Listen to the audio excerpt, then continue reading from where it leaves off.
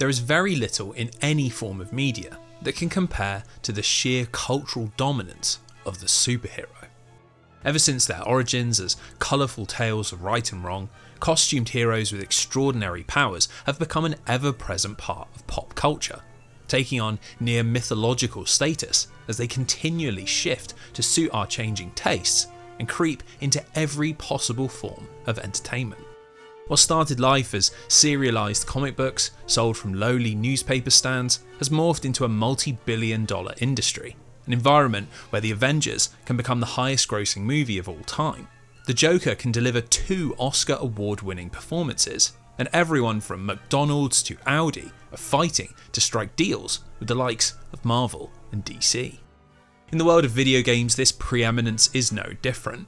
And as the industry has grown from humble 2D into sprawling HD, superheroes have always been there. A willing partner for developers and publishers keen to capitalise on their towering popularity. Despite these cynical motivations, the results can often be incredible. And thanks to some visionary teams, characters like Spiderman and Batman have become genuine video game icons, setting new standards for open world design and cinematic action adventure, all while selling millions upon millions of copies. But if the rewards are huge, so too are the risks. For every Marvel vs. Capcom and Hulk Ultimate Destruction, there is a Superman 64 or Batman Dark Tomorrow.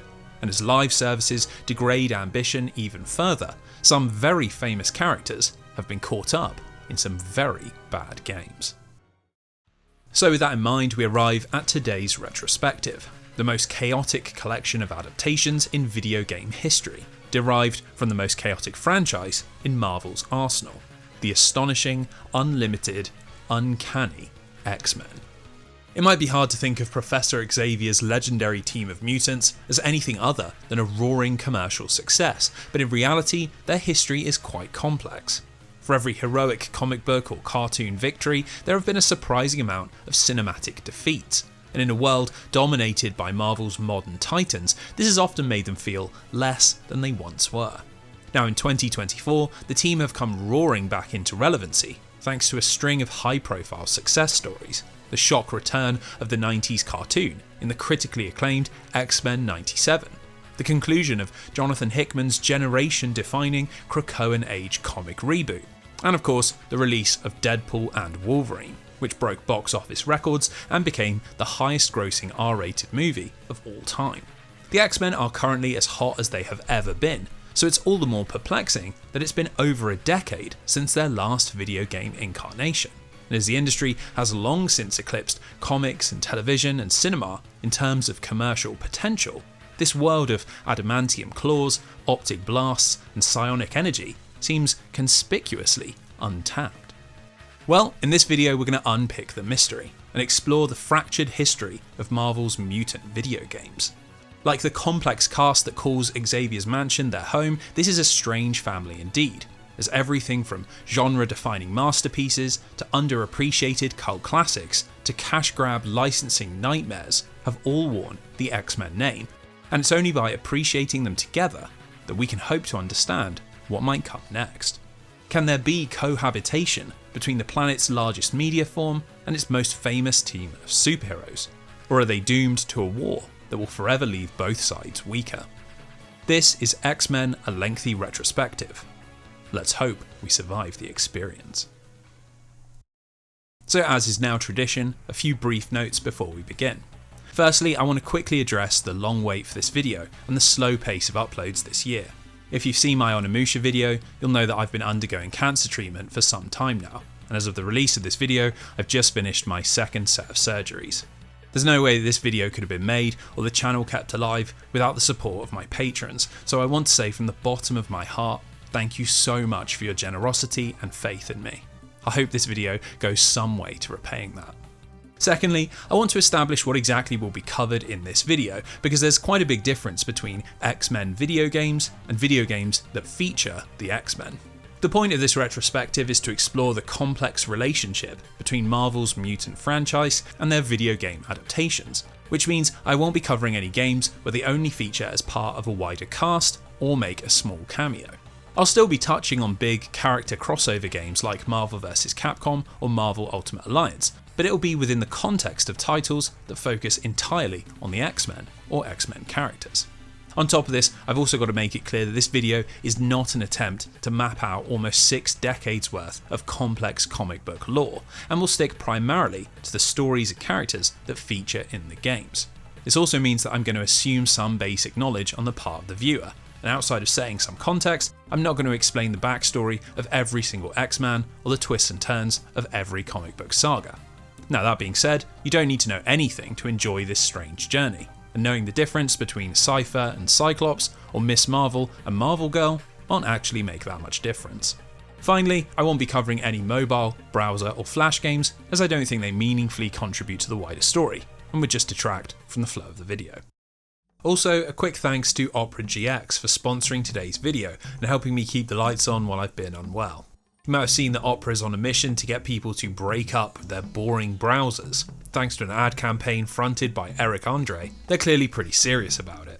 Now, my ad guidance wants to focus on its more flashy features, like its built-in GX mod store, which lets you add custom themes that bring everything from unique keyboard sounds to animated wallpapers, or the fact that Opera GX now has integrated AI tools, which you can use to summarize articles or quickly answer questions. That makes sense as it's all pretty eye-catching stuff, but unsurprisingly it's the simple things that I think make the browser stand out. It's got a built-in resource manager, so you can limit how much RAM it's using, which is particularly useful while editing and rendering videos. It's got a built-in ad blocker and VPN, which is great for those more private moments of browsing. And to top it all off, it's got a built-in pop-out video player, which lets you watch YouTube videos while you're working, or without the need for a second screen. As it's completely free and will import all of your bookmarks and cookies from Google Chrome, it's well worth a look if you want to try out something different. The download link is in the description below, and thanks once again to Opera. So with that out of the way, let's assemble this motley crew of genetic misfits and dive into the chaotic world of X-Men licensed games.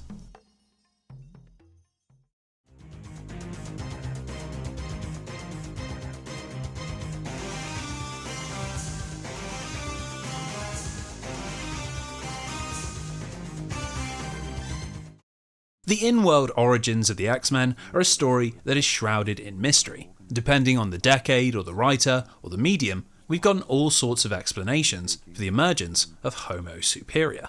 In some stories it's ancient alien experimentation, and in others it's the natural process of human evolution. But considering that the origin story is a fundamental part of almost every superhero's design, it's pretty strange that the X-Men don't have an iconic spider bite moment, or parents tragically lost in a darkened alley. This is because when they were first created, all the way back in 1963, the whole point was to try and make a different kind of superhero team. You see, at the time, Marvel Comics were having unbelievable success with series like The Fantastic Four, Spiderman, and The Incredible Hulk. And so in order to keep up with demand, chief editor and lead writer Stan Lee decided to add a new series, one that would bring a fresh dimension to the company's roster. Rather than gamma-radiated scientists or cosmically blessed astronauts, he devised a group that was simply born different. Cyclops, Iceman, Beast, Angel, and Marvel Girl. A gang of outcast teenagers taken in by Professor Xavier, a powerful paraplegic telepath who acted as their leader and mentor. Originally, Lee had wanted to call the series The Mutants, but after this was vetoed by his publisher, they settled on X-Men. An allusion not only to Xavier's name, but to the extraordinary abilities caused by their unique genetics. Amazingly, even from the very first comic, Uncanny X-Men had a very distinct identity. While most issues involved the team heading out to fight various monsters and villains, there was a lot more depth than you'd expect from a typical 1960s comic. There was a big focus on personal growth and dealing with prejudice, on coming to terms with being different and living in a hostile world. And most importantly, thanks to the inspired creation of Magneto, all these subjects were dealt with from both a heroic and villainous perspective. For a comic that was conceived in a single afternoon, it was all very impressive stuff. But unfortunately, American audiences weren't quite as enamoured, and the series struggled to find a consistent audience. After just 66 issues, Marvel stopped printing new stories and began to rerun older entries, which of course only further hurt circulation and led to its cancellation in 1970. Despite the creative concept and clear potential, the mixture hadn't been quite right, and the X-Men fell into the shadows of Marvel's big hitters, having failed to make much of an impact. So let's jump forward 5 years to 1975. Marvel's continued success had prompted a takeover by a large American corporation called Cadence Industries, which meant instead of Stan Lee's creative whims, the company was now driven by a need to produce constant growth and shareholder value. The fastest way to do this was to expand into new markets, and so Marvel writers Len Wein and Chris Claremont were tasked with creating a new superhero team that could appeal to non-American readers. Fortunately for Marvel, Wein and Claremont had long been looking for a reason to resurrect the X-Men, and so along with artist Dave Cockrum, the three produced Giant-Sized X-Men, a double-length special that ditched the old teenage team and rebooted the series with an entirely new international cast and a much more serious tone. Now starring iconic characters from all around the world, like the Canadian Wolverine, Russian Colossus, German Nightcrawler and Kenyan Storm, Giant-Sized X-Men was originally intended to be a quarterly publication, but it was so popular that Marvel immediately transformed the series into an ongoing monthly release. Claremont and Cockrum were let loose, and the results were incredible. The team went into outer space, went forwards in time, crossed over with every Marvel character under the sun, and even permanently lost friends in shocking stories that broke away from the cycle of safety that most heroes were locked into. By the mid-1980s, Uncanny X-Men had become the most important series in Marvel's catalogue, and was outselling every other comic to such an enormous degree that it often wasn't even included in magazine sales reports, simply because it was a given that the Mutants would be the top seller. Now this perfect storm of success makes it all the more surprising that Marvel were relatively uninterested in leveraging that popularity outside of comic books, action figures and trading cards. As the world of cinema and television increasingly became the dominant forces in pop culture, and video game consoles had begun to creep out of Japan and spread across the world, Marvel appeared happy to license out their characters with very little interest in the quality of the product, or what this could do for their own bottom line. This hands-off approach resulted in the first ever Marvel licensed video game, 1982's Spiderman for the Atari 2600, which was produced by a single developer, Laura Nikolic, who worked for the toy manufacturer Parker Brothers. You see, Parker Brothers were having a lot of success on the Atari producing Star Wars games, and looking to repeat this, they approached Marvel about using the legendary web-slinger. A deal was struck, and Nikolic was given 6 months to produce a game. But for some reason, Marvel didn't offer a single piece of feedback during development and seemed content to take the licensing money with no other involvement. Spider-Man actually ended up being quite a big hit, and even got a TV advert to help boost sales, but this lack of interest meant Marvel never pushed for a sequel, and when the American console market crashed in 1983, so too did any desire for further console adaptations. In fact, it would take until 1989 for another company to approach them with a potential deal. A publisher that specialised in licensed movie and sports games and wanted to make the jump into the world of comic books. The infamous LJN.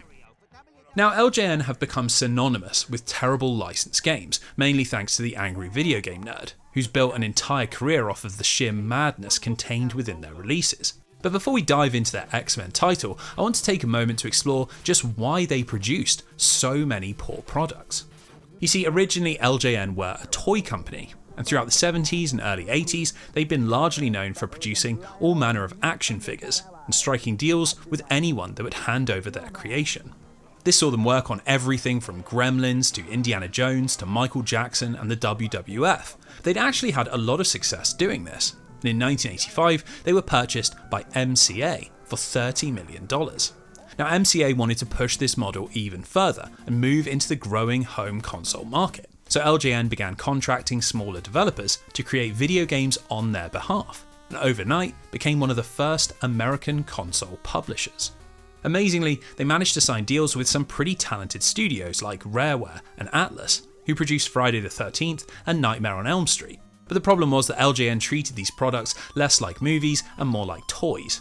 So studios were given virtually no development time and even smaller budgets. Obviously this produced some very shoddy games, but the margins were such that this was actually profitable, and meant that LJN managed to ship a whopping 27 NES games between 1987 and 1994.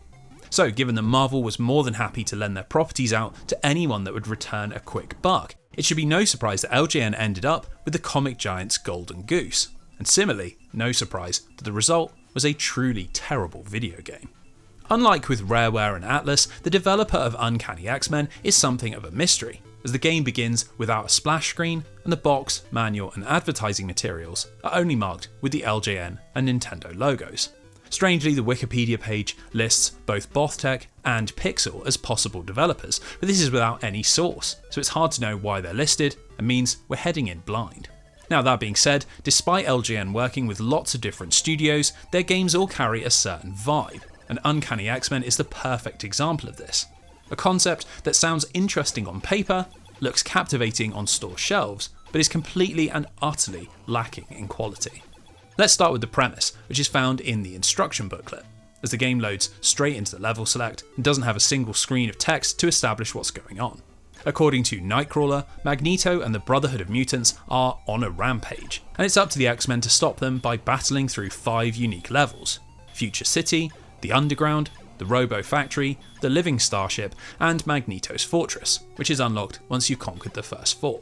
The idea is that you pick 2 X-Men from a cast of Cyclops, Wolverine, Storm, Colossus, Nightcrawler and Iceman, and then head into one of the maze-like levels where you fight against endlessly respawning enemies while trying to hunt down the boss.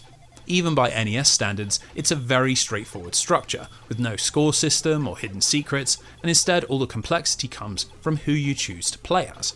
You see, each of the characters has unique abilities and distinct stats, the idea being that you can mix and match your team as per the demands of the levels or your personal playstyle. For example, Nightcrawler can teleport through walls, which makes it a lot easier to get around levels, while Colossus moves very slowly but has a ton of health. Similarly, while Wolverine does a lot of damage, he can only attack in melee range, which is a big disadvantage compared to Storm, Cyclops and Iceman, who can battle from distance. It's a system that sounds interesting, especially in the context of the game's 2-player mode, which encourages you and a friend to pick complementary heroes, but the problem is that this fun is extremely theoretical, and in reality Uncanny X-Men is kind of a mess. For starters, the levels themselves have virtually nothing to do with the X-Men. Rather than adapting classic locations like the Savage Lands or the Shi'ar Empire or even Xavier's school, we get random jumbles of tiles that hardly even look like a cohesive environment, and enemies like skeletons, tanks and spiders that really could be from any 8-bit video game. The only time we get to see anything that remotely looks like something from the comics is in the game's end-level fights, where we take on Boomerang, Juggernaut, Sabretooth and the White Queen, but these moments highlight another issue. Simply put, the game controls dreadfully, with extremely stiff movement and hit detection that would try the patience of a saint. When you're playing the melee characters, this is particularly bad as there isn't even a distinct animation to indicate that you're attacking, and instead your character bumps in the direction you're facing, which makes it pretty much impossible to tell if you've actually connected your hit. Now, even if you're using the strongest character and know exactly where to go in each level, it still feels like a chore to play, as the levels are full of instant death traps, dead ends, power-ups that freeze you in place, and a brutal lack of invincibility frames, which means it's very easy to become caught between 2 enemies and immediately die. You might be thinking, well, with 2 players, surely all that won't matter. And sure, played with a buddy, all this terrible design can make for a pretty funny experience, but there is a knock-on effect to the single player. You see, when playing alone, you still have to take a second character, who you can switch to by pressing the select button. Although there's really no reason to do this, as the characters don't have situational powers or any distinct ways to interact with the levels. Unfortunately, the problem goes further than a lack of interesting design, as the companion's AI is completely broken, and while they're alive, they'll wander in random directions, attack nothing but thin air, and prevent the screen from scrolling forwards. In fact, it's usually better to just let them die, which of course removes all the sense of a team adventure, something that's fundamental to the very identity of Marvel's X-Men. The cherry on top of the whole horrible pie is that the 5th mission, Magneto's Fortress, is hidden behind a set of requirements so absurd that I genuinely think the developer must have hidden it in embarrassment. When you beat each of the initial 4 levels, you'll see a text screen congratulating you on your efforts, but then nothing happens. What you're supposed to do is notice a unique enemy in each of the levels and then kill them 30 times before you defeat the boss. By doing this, the text screen will then highlight certain words in red, which when all put together spell out the last mission can be reached from the mission screen by pushing select and seek the advice of the label to make it to the final mission. Somehow, you're meant to realise that on the label of the physical game cartridge, hidden in the copyright information is a tiny code, +B +up together with start, which when combined with the instructions in the hidden message forms a code that takes you to the final level. Considering that there isn't a single hint in the instruction booklet or at any point in the game, I have no idea how anyone would ever think to follow this process, or why the developer would want to hide away a fifth of the entire game. The only thing we know for sure is that thanks to Marvel's disinterest in the market and LJN's sheer lack of ambition and quality control, the X-Men's adventure in the growing world of home consoles had gotten off to a very shaky start indeed.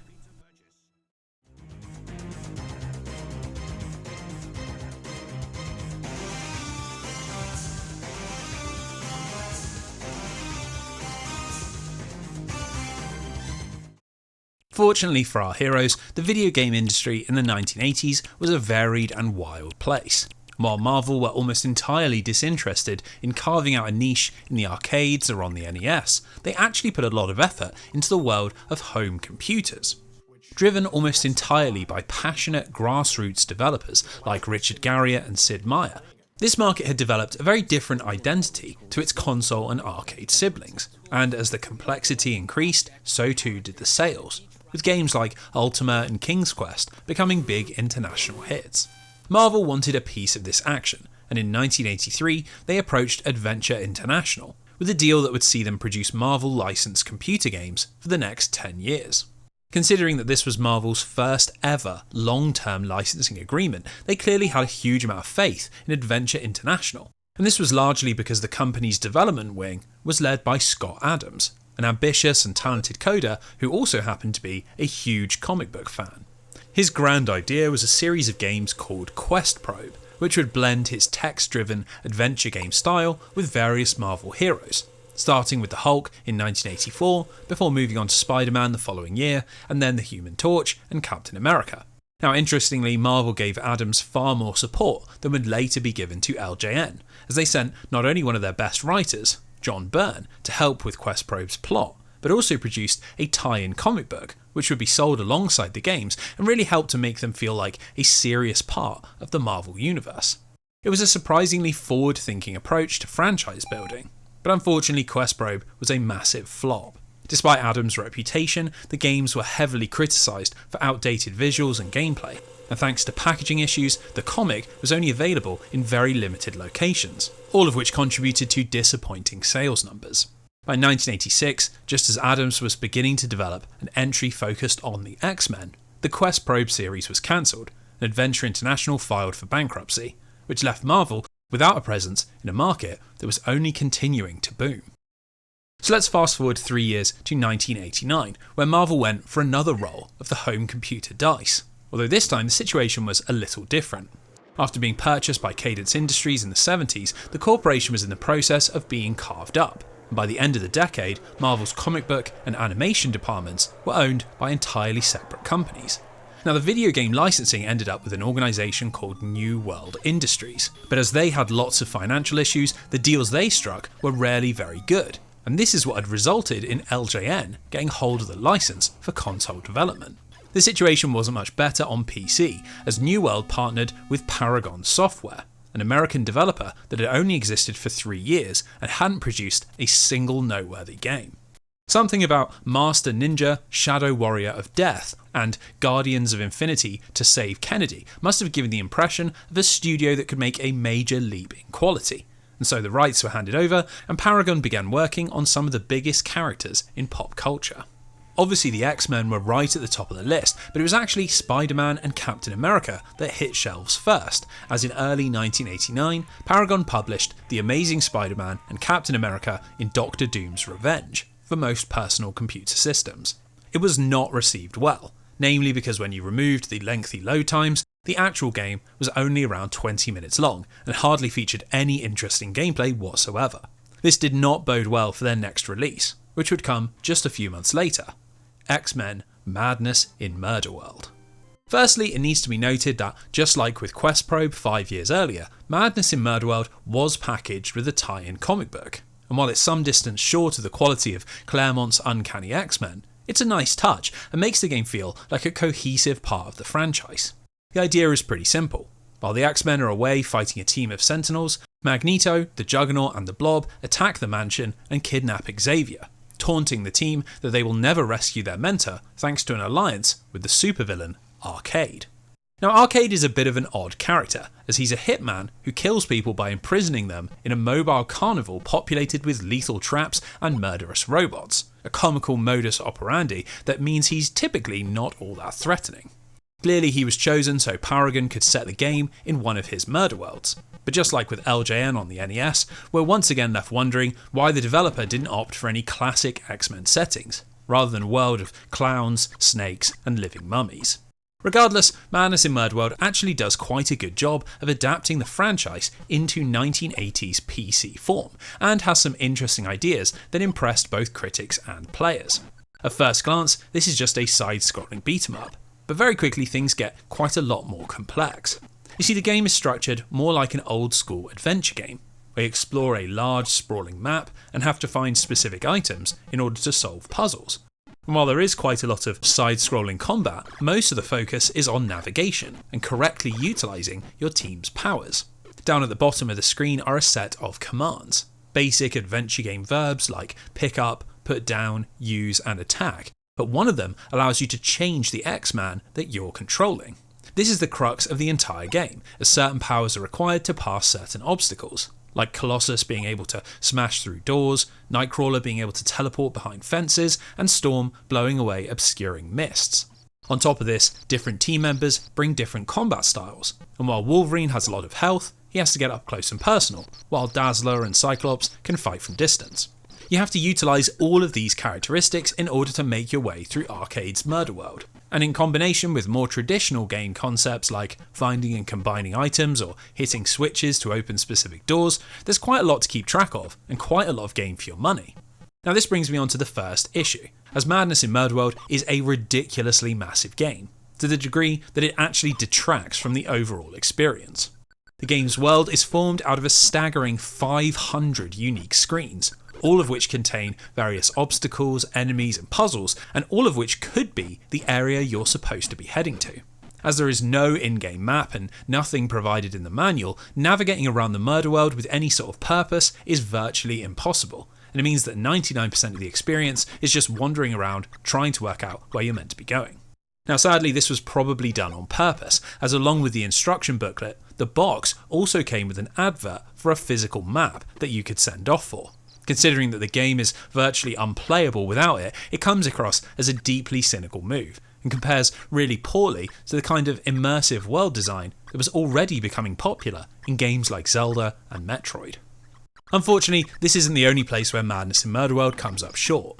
Combat is brutally simple, and really boils down to nothing more than hammering the attack button and choosing between a ranged or melee X-Man. Now there's nothing intrinsically wrong with this, but there are some serious issues, like weak visual feedback, poor hit detection, and the absurd decision to make recovering health impossible. To balance this out, we can save at any time, but as you need to have every X-Man alive in order to finish the game, it forces you into this absurd cycle of non-stop save scumming in order to make it through every single screen, which of course takes out any of the skill and slows down an already glacially paced game. Simply put, while the idea of switching between the X-Men and giving their powers unique applications in a large world is all well and good, it's just not executed to a high enough level, and compared with other PC games of the era, it's a largely tedious experience that fails to reward all your effort. Nowhere is this better exemplified than in the game's closing moments. If you somehow manage to assemble the Demagnetizer and defeat Magneto with every member of your team alive, the game tells you that you're victorious and then cuts over to a still image of what looks like the gang beating up Nightcrawler. Now I'm sure this wasn't the developer's intention, but it looks absolutely hilarious and perfectly sums up the game. Madness in Murderworld might look like the X-Men on the surface, but things are clearly not quite right. And once again, fans were left waiting for a game that would do the series justice. Now, despite my criticisms, somehow the game actually reviewed quite well. While we have no developer or publisher testimony, we know that Marvel were happy with the product, as just 12 months later, Paragon Software got another bite of the superpowered cherry.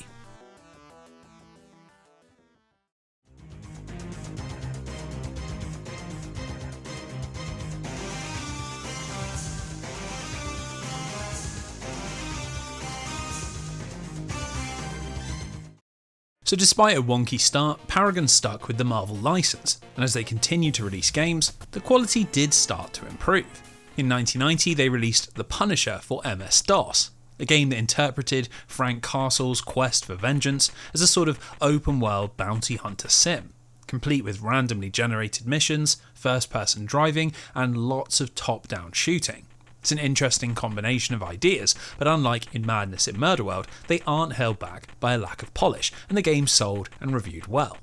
The same was true of The Amazing Spider-Man, which released later that year, and took the wall-crawling and web-swinging of Peter Parker and transformed it into a sprawling, abstract puzzle game.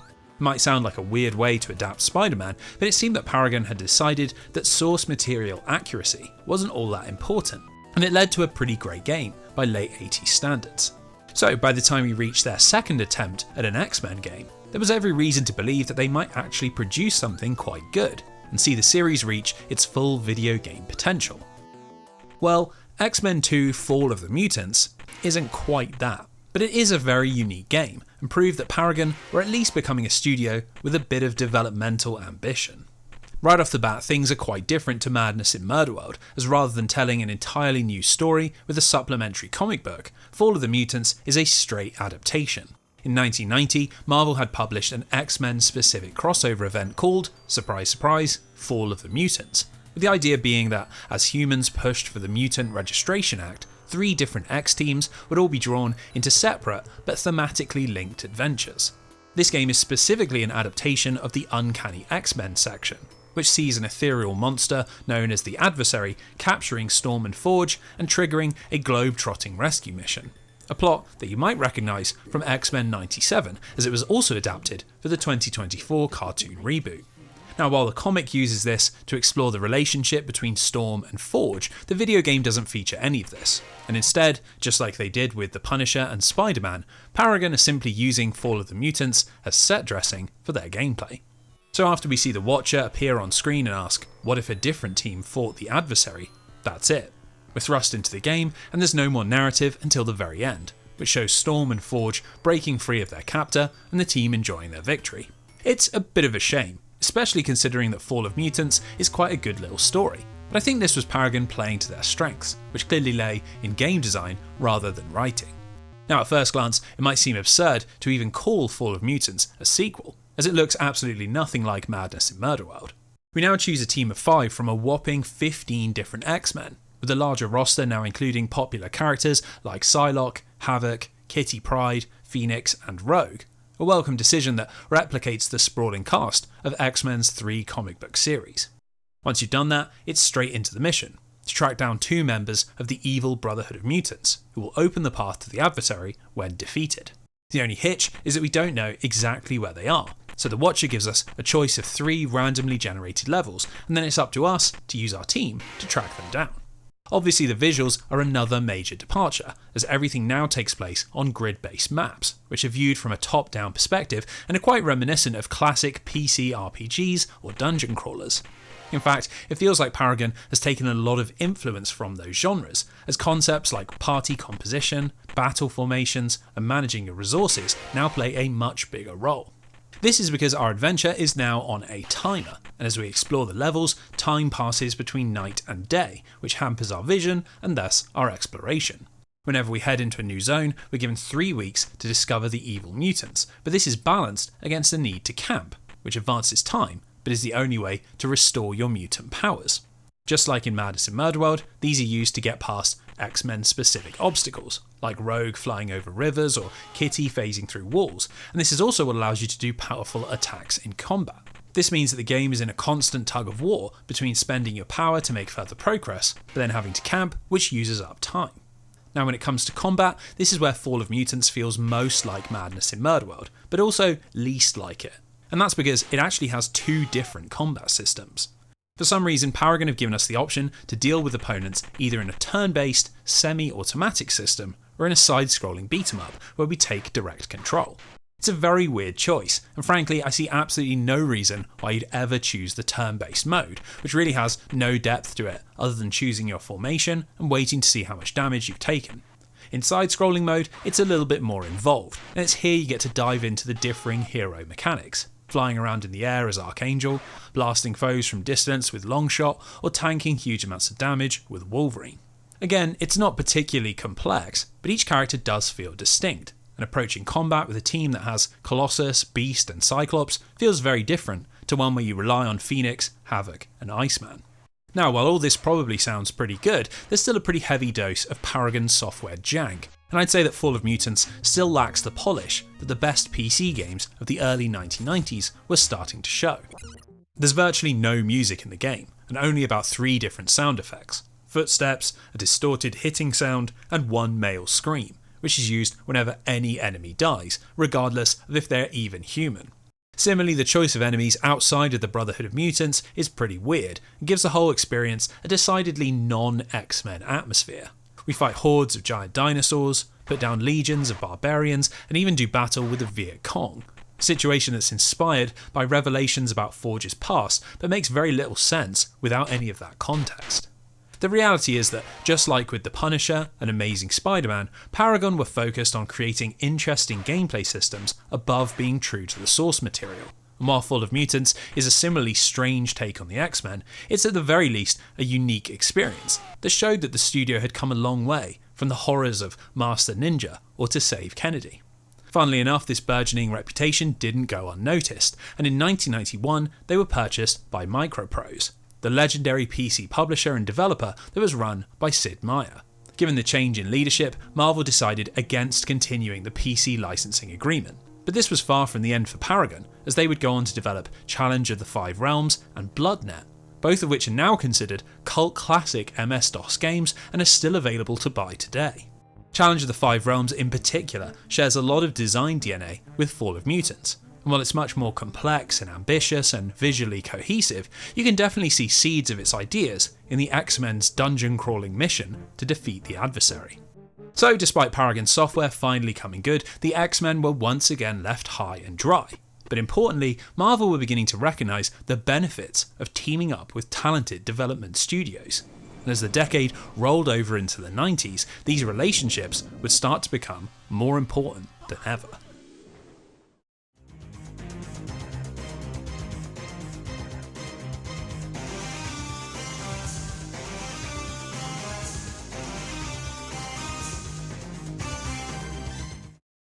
At this point, I think it's appropriate that we head off on a little side quest and talk about the most famous mutant of them all.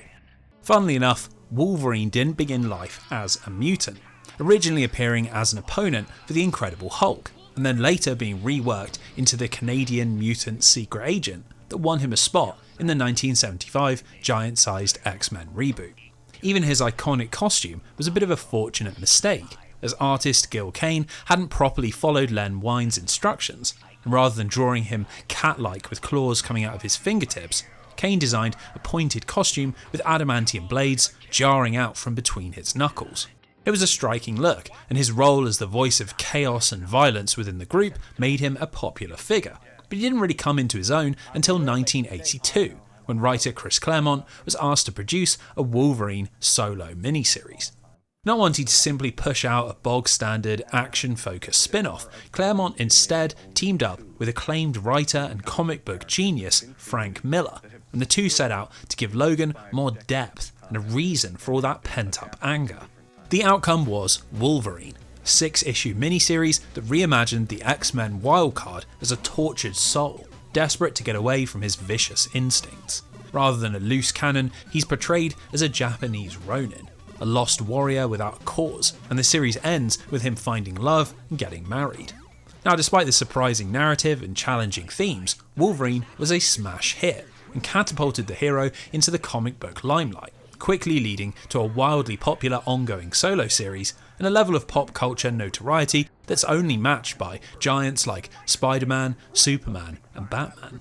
Given he was such a recognisable character, it was an inevitability that LJN would try to squeeze more juice out of their console license, with a standalone Wolverine game. Now, unsurprisingly, it enjoys a similar reputation to its uncanny cousin. It's often described as another low-quality LJN cash grab. But my friends, the story behind this strange little game is rather more interesting than you might initially think. You see, once again, LJN were only publishing, But instead of simply shipping the game out to the cheapest option, they went to a specialist, a video game studio run by the visionary developer and businessman Richard Kay. Kay had been a passionate independent PC developer in the early 80s, and after seeing how much potential the industry held, he formed his own company, Software Creations, which developed home computer games out of his in-laws' spare bedroom. Very quickly, business began to boom, and thanks to some accomplished Commodore 64 ports, the team soon had their own office and were striking deals with some of the biggest publishers in the world. Now, this would have been enough for most people, but Kay had bigger ambitions, and after seeing a Famicom during a publishing meeting, he managed to win a contract with Nintendo after his team reverse engineered the machine and programmed effects that even Shigeru Miyamoto thought were impossible. Under this new partnership, the team created Solstice, a completely unique title that used an isometric perspective and blended RPG-style storytelling with creative puzzle design, and ended up being a critical and commercial success. This brought Software Creations to the attention of big international publishers, one of which was LJN, who quickly signed a deal to have the British company produce their Marvel licensed console games. Now, the first of these you probably already know, Silver Surfer for the NES, an 8-bit shooter that has been rather unfairly remembered as a terrible game, thanks to the influence of the angry video game nerd, who tore it to shreds in one of his first ever videos. In reality, the game is a pretty creative take on the shoot-'em-up genre, blending top-down and side-scrolling perspectives, an open-ended Mega Man-like structure, and one of the best soundtracks in early console history, a masterclass in 8-bit composition by the legendary Tim Follins. While it certainly is very difficult, it's no more so than something like Capcom's Ghosts and Goblins or Konami's Gradius. And I think it's a shame that it's been lumped in with the worst of the NES, as along with Solstice, it showed that Software Creations was a team with a lot of talent. So this brings us on to their next title, 1991's Wolverine for the Nintendo Entertainment System. Like most NES games, the motivation for our adventure is found in the instruction booklet, where we have a big double-page piece of art that depicts Wolverine waking up on a desert island. The only sign of life is a monstrous fortress that looms over the beach, and so without a better option, our hero heads towards its gates and the game begins. Very quickly, it becomes apparent that this is a situation that's been orchestrated by Wolverine's animalistic nemesis, Sabretooth, and the game is structured as a set of 9 trials, which all begin with a taunt from our villain.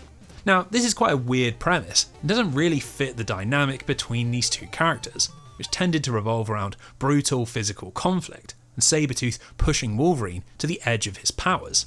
So, while it might not be a good fit for the license, the structure does at the very least work from a video game perspective, and it means we get 9 distinct action platformer levels, each with their own unique mechanics that aim to test Wolverine's skills in the field.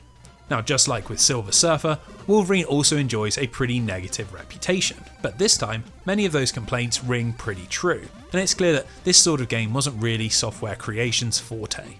At its core, Wolverine is a basic action platformer. You leap between platforms with the A button and punch and kick with the B button. It's a formula so simple that you can hardly believe anyone could get it wrong, but in their pursuit of attempting to be more inventive, Software Creations have ended up making some pretty brutal mistakes.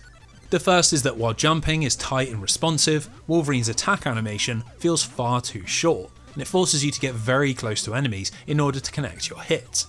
Most other NES action platformers either have you jumping on enemies to kill them, or revolve around ranged attacks, and I think this is a great example of why melee combat often doesn't work in side-scrolling 8-bit form. Now, you'd have probably noticed that Wolverine isn't attacking with his claws, and that's because to use them, you have to press the select button, which draws them out. This gives you a little more range and a stronger attack, but for some reason it comes at the cost of your life, which means you're discouraged from using them at all. Perplexing choice, considering that's half of the appeal of even playing as Wolverine. Along with the decision to have Wolverine heal by collecting burgers rather than using his built-in healing factor, it certainly feels like a confused adaptation of the character. Rather than rushing into the jaws of Sabretooth's traps, you end up having to play very cautiously, carefully positioning to hit enemies, and generally avoiding combat as much as possible. Not really what you think of when you imagine a Wolverine solo adventure.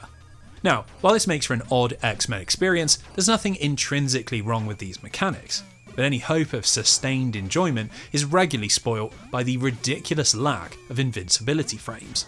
You see, unlike in classic platformers like Super Mario, Castlevania and Mega Man, when Wolverine takes damage, he does not gain invincibility. And this means just a slight mistake in your positioning or movement can drain away huge amounts of health, even killing you in seconds if you land in a particularly bad spot.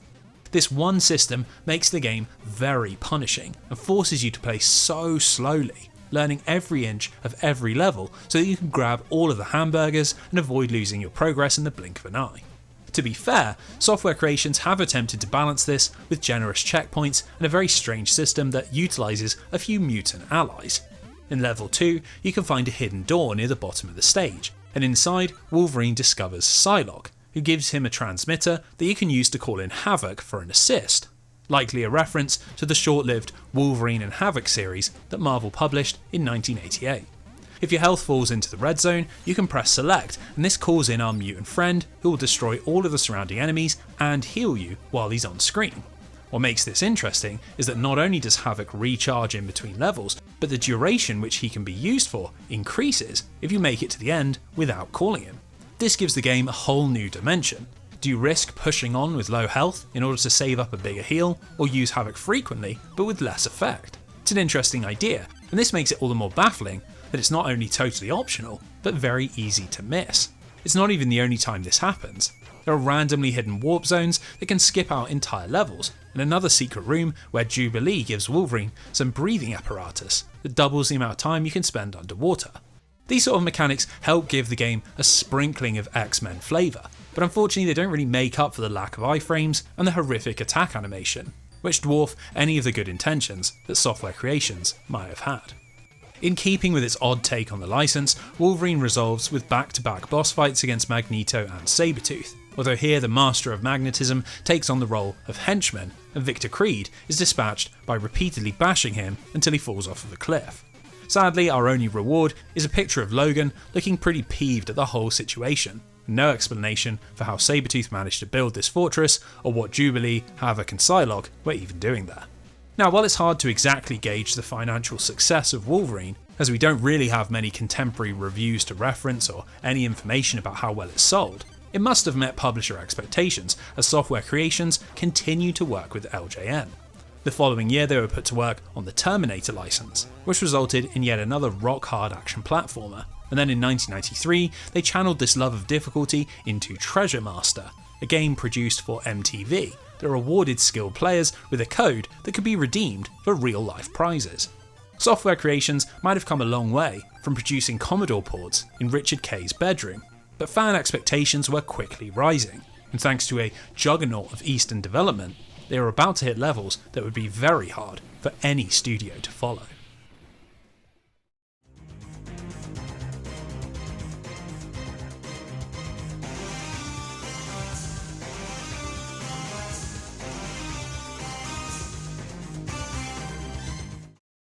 In the late 1980s and early 1990s, there was one video game company that dominated the licensed game space like no other. A titan of Japanese development, the mighty Konami.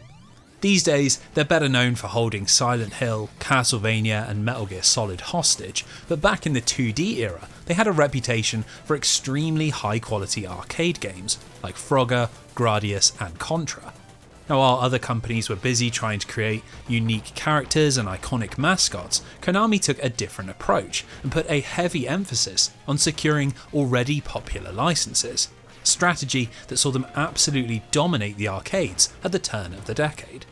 In 1989, as Turtle Mania was sweeping the world, they put out Teenage Mutant Ninja Turtles, a highly acclaimed 4-player beat-em-up cabinet that led to enormous manufacturing demand and absolutely raked in money for any establishment that could get hold of one.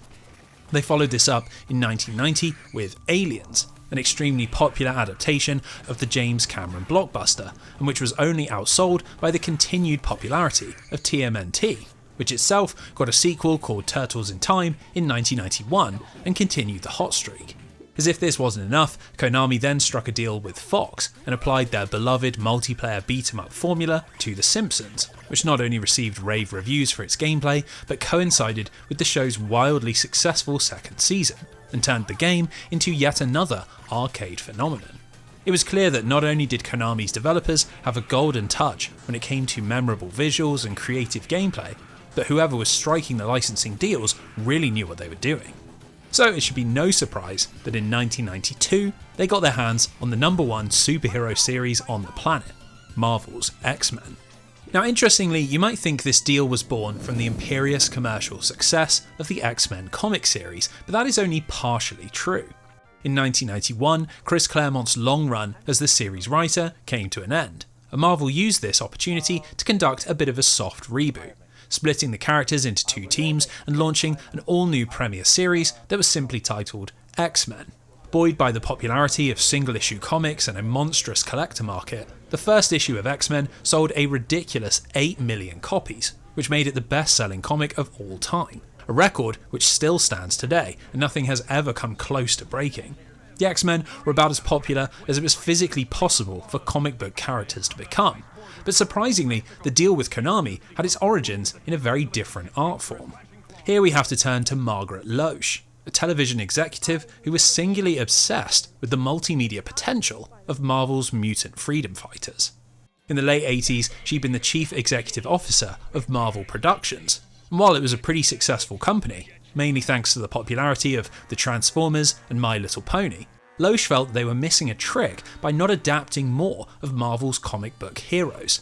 In particular, she felt the X-Men's diverse and varied cast would perfectly convert into cartoon form. But amazingly, the rest of Marvel Productions' executive team did not agree, and wouldn't give the go-ahead for a new show.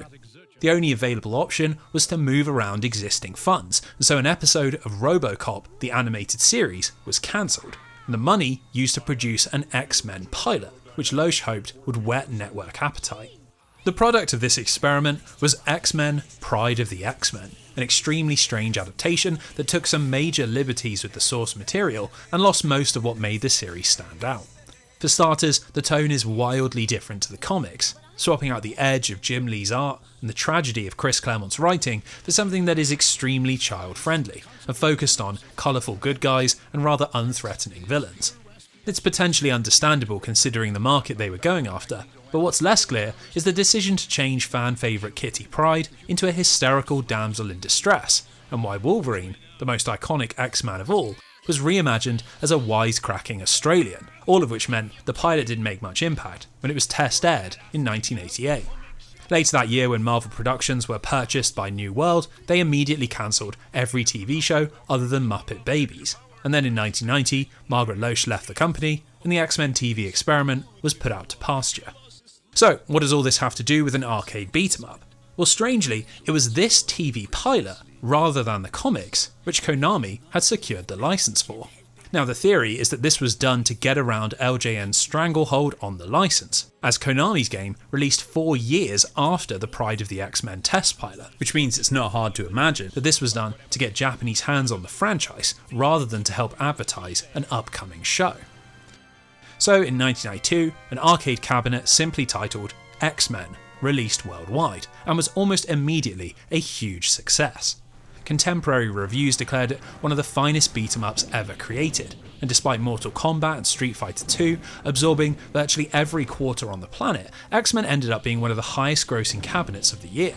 Clearly Konami had struck gold again, but what exactly made this partnership so very potent? Well, from the looping intro screen, it's immediately obvious that this was a high quality adaptation. Before you've even put a coin in the machine, you're treated to really cinematic shots of the Brotherhood of Mutants and X-Men, all rendered in a level of detail that was leagues beyond the NES and Commodore games of the past. Now, you would expect an early 90s arcade cabinet to be much more advanced, but even by Konami's own high standards, X-Men is genuinely a gorgeous game. Backgrounds are highly detailed and often have pieces of unique animation. Foregrounds shift and break apart as you battle through levels, and everything is presented in a vibrant, multicoloured style that really draws from the golden age of comic books.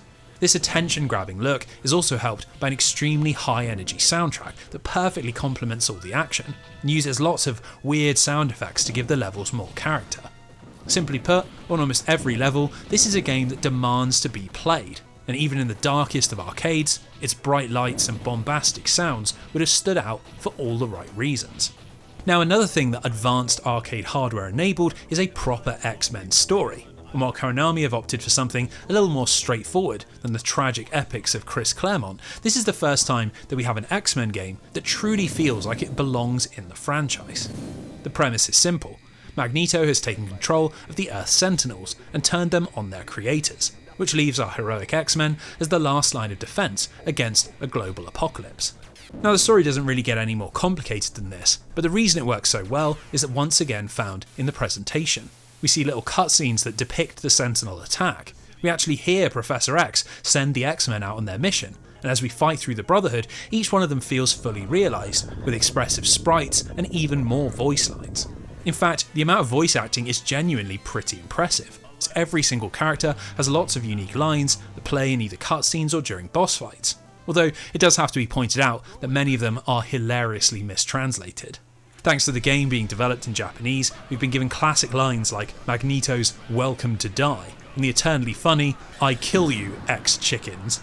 In any other game, this would be a huge flaw, but the lines are just so hilarious that it actually adds something to the experience and balances out all the edgy self-seriousness that 90s video games could often fall prey to.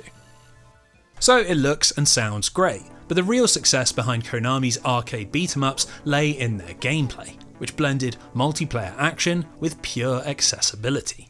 When you start a game, you're given a choice between 6 different X-Men: Cyclops, Colossus, Wolverine, Storm, Nightcrawler and Dazzler, who are the team that starred in Pride of X-Men.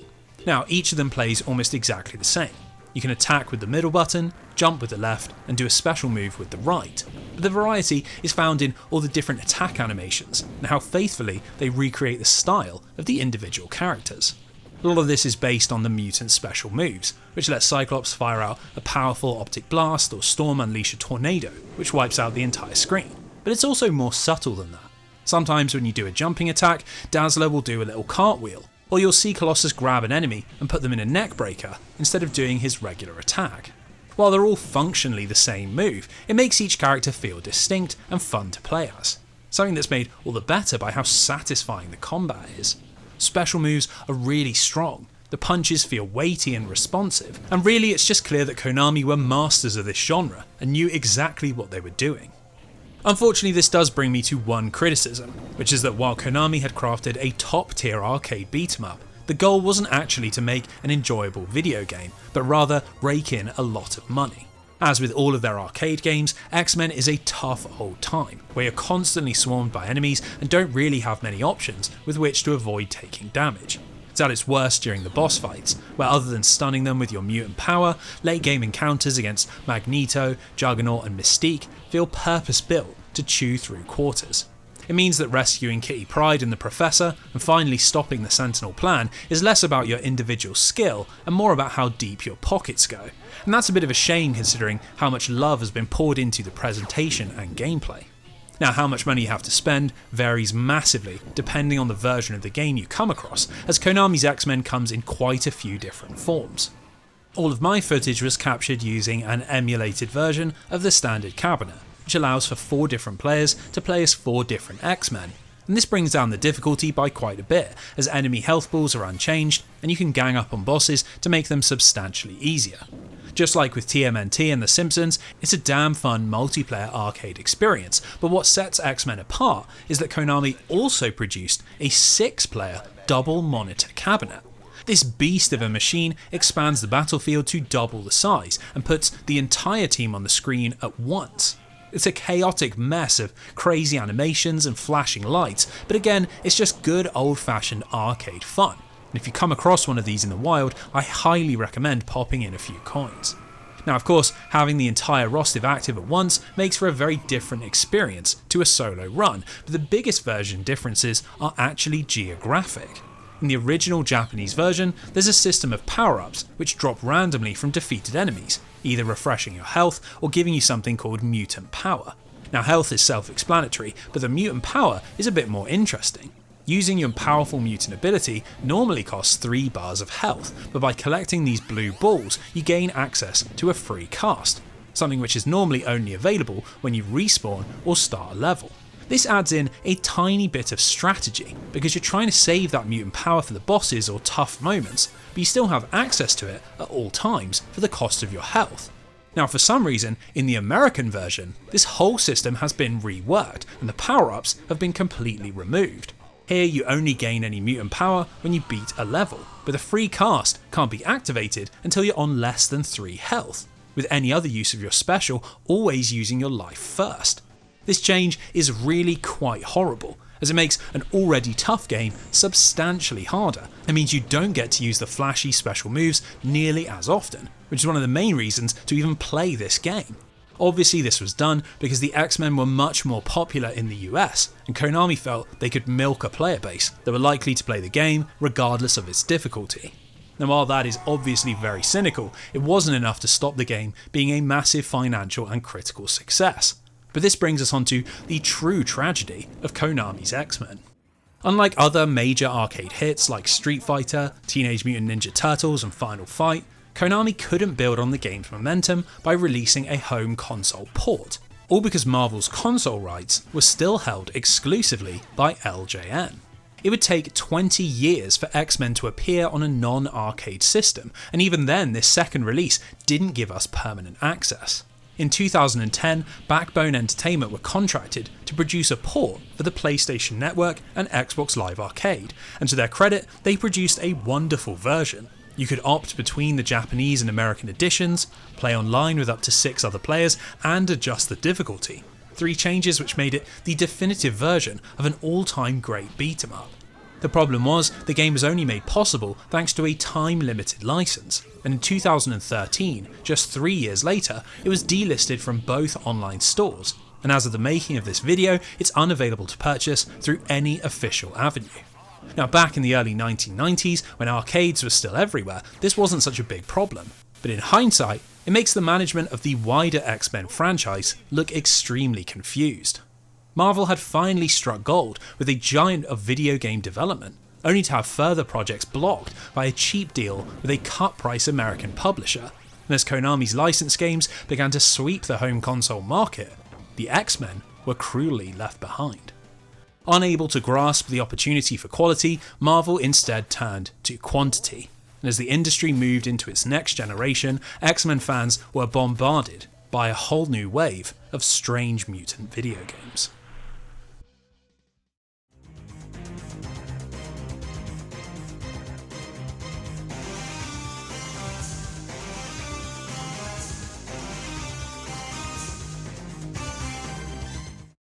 So despite Konami clearly having produced the best X-Men game to date, LJN were still in the driver's seat when it came to the home console market. This was a big deal, as by the early 90s, the NES had become a thing of the past, and powerful 16-bit consoles were now battling for consumers' cash. LJN's deal was specifically for Nintendo systems, so with the release of the SNES in America in 1991, the publisher had a whole new market with which to peddle its unique brand of license-focused games. And just months after its launch, they pushed out 3 sports games and an all-new Marvel title from Software Creations. Now, this was no mere cash grab, as the idea was to take multiple elements of the Marvel license and blend them into a high-profile crossover, a game that capitalised not only on the fame of the X-Men, but of the eternally popular Spider-Man. The result was 1992's Spider-Man and the X-Men in Arcade's Revenge, a game that, by all rights, should have been a monster hit, but once again fell victim to Software Creations' uniquely confusing way of designing games. Now, before we get into the juicy nonsense, we need to talk about how Arcade's Revenge opens, because at first it seems like quite a promising experience. Along with this, the console's improved visuals mean we get a proper comic book style intro. We see Spidey swinging through New York, investigating the sudden disappearance of the X-Men, and after seeing Gambit sucked into a garbage truck, he sets off in pursuit and we're thrown into the first level.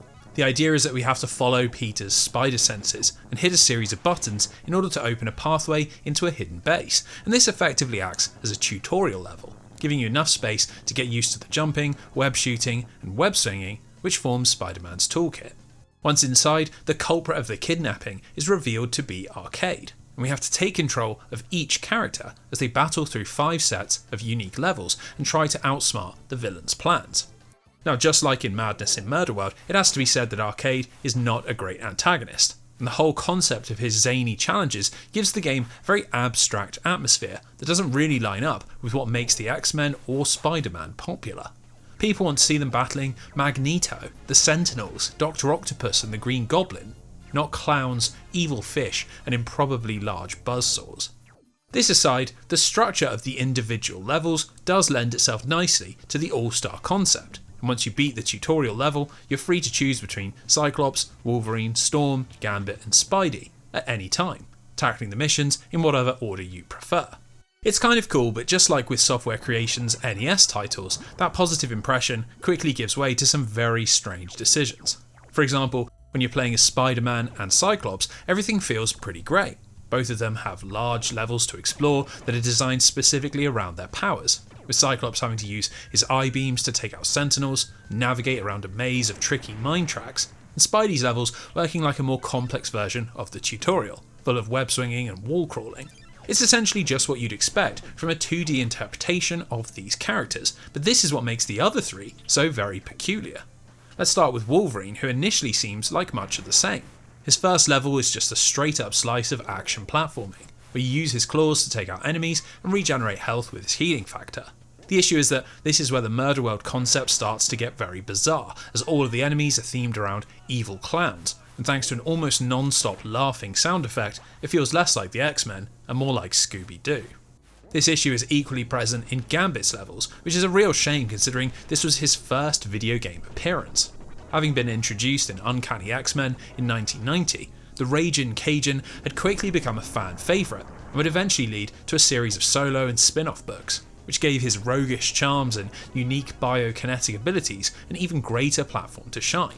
His inclusion in Arcade's Revenge was a real coup for Software Creations, as Marvel could often be quite protective of their new characters, but he's completely wasted as his levels are easily the least interesting in the entire game.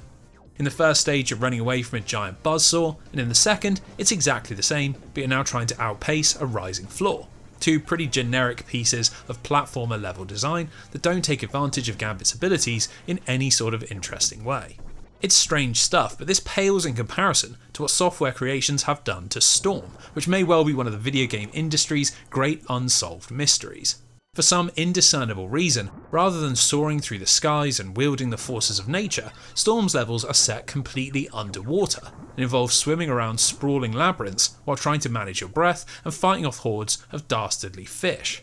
Now, all this could be excused if the gameplay was tight and the levels well designed, but this brings us onto the biggest issue with Arcade's Revenge, and that is that it takes Software Creations' love of hardcore difficulty and goes one step further. Every level is packed with a huge amount of instant death pits, multiple blind jumps, enemies that are virtually impossible to avoid, and worst of all, entire mechanics that are completely obtuse. In Wolverine's second stage, you're running away from the Juggernaut, and the only way to beat the level is to wait until he passes under these hanging weights, and then slash them so that they fall and damage him. If you hit every single one, and get in a couple of hits of your own, he'll eventually die. But how you're meant to know this, when every other level simply wants you to run away, is anyone's guess. What makes this all the worse is that there are absolutely no mid-level checkpoints, and you only have 3 lives which need to be shared between all 5 characters. Considering that you also need to repeat the Spidey tutorial level on every single game over, it quickly devolves into a tedious process of trial and error, and I'd wager that very few people have seen the credits without a Game Genie or the use of save states. Now, despite all this, LJN must have had real faith that Spider-Man and X-Men would be a big hit, as it was ported to almost every major platform available. In 1993 it appeared on the Sega Genesis, and then the following year we got Game Boy and Game Gear adaptations. Oddly enough, the Game Boy version is probably the most playable, as while its music and visuals have been dramatically downgraded, the levels are now much more straightforward, and it actually gives you a chance to beat them without a month's worth of practice. So the jump to the 16-bit generation hadn't really improved things for the X-Men, who were still searching for that big home console hit. But funnily enough, Software Creations would go on to have a pretty good run on the Super Nintendo. They followed up Arcade's Revenge with a sequel to Solstice called Equinox, which blended their isometric puzzle gameplay with massively improved visuals and a far greater focus on narrative. In tandem with another masterpiece soundtrack from Tim Follins, Equinox won a lot of critical acclaim. And despite, once again, being comically hard, it showed that in the right situations, this studio could put together something interesting. This talent finally connected with Marvel's license in 1994 when they released Spiderman and Venom Maximum Carnage, a great effort that took some of the core ideas from Arcade's Revenge, namely the pixelated comic book storytelling and multiple playable characters, and reworked it into a complex and varied beat-em-up that's now considered one of the best 2D Spider-Man games. Sadly, this golden age quickly came to an end as they never really reached these heights again, and while they were invited to be part of the Nintendo 64 Dream Team, they worked exclusively on ports or low-quality licensed titles. In 2002 they were purchased by Acclaim, who invested a lot of money into the company and put them to work on Gladiator Sword of Revenge, a historical 3D hack and slash, but without key team members like Richard Key and Tim Follins, who had both long since left the company. The outcome was very underwhelming, and Acclaim shut them down just 2 years later. Despite having a very mixed record, Software Creations' Marvel licensed games would end up defining the studio's legacy. While they might be brutally difficult and sometimes not even fun, the fact that we're still talking about them to this day is more than can be said for most studios formed in a Manchester bedroom back in the 1980s.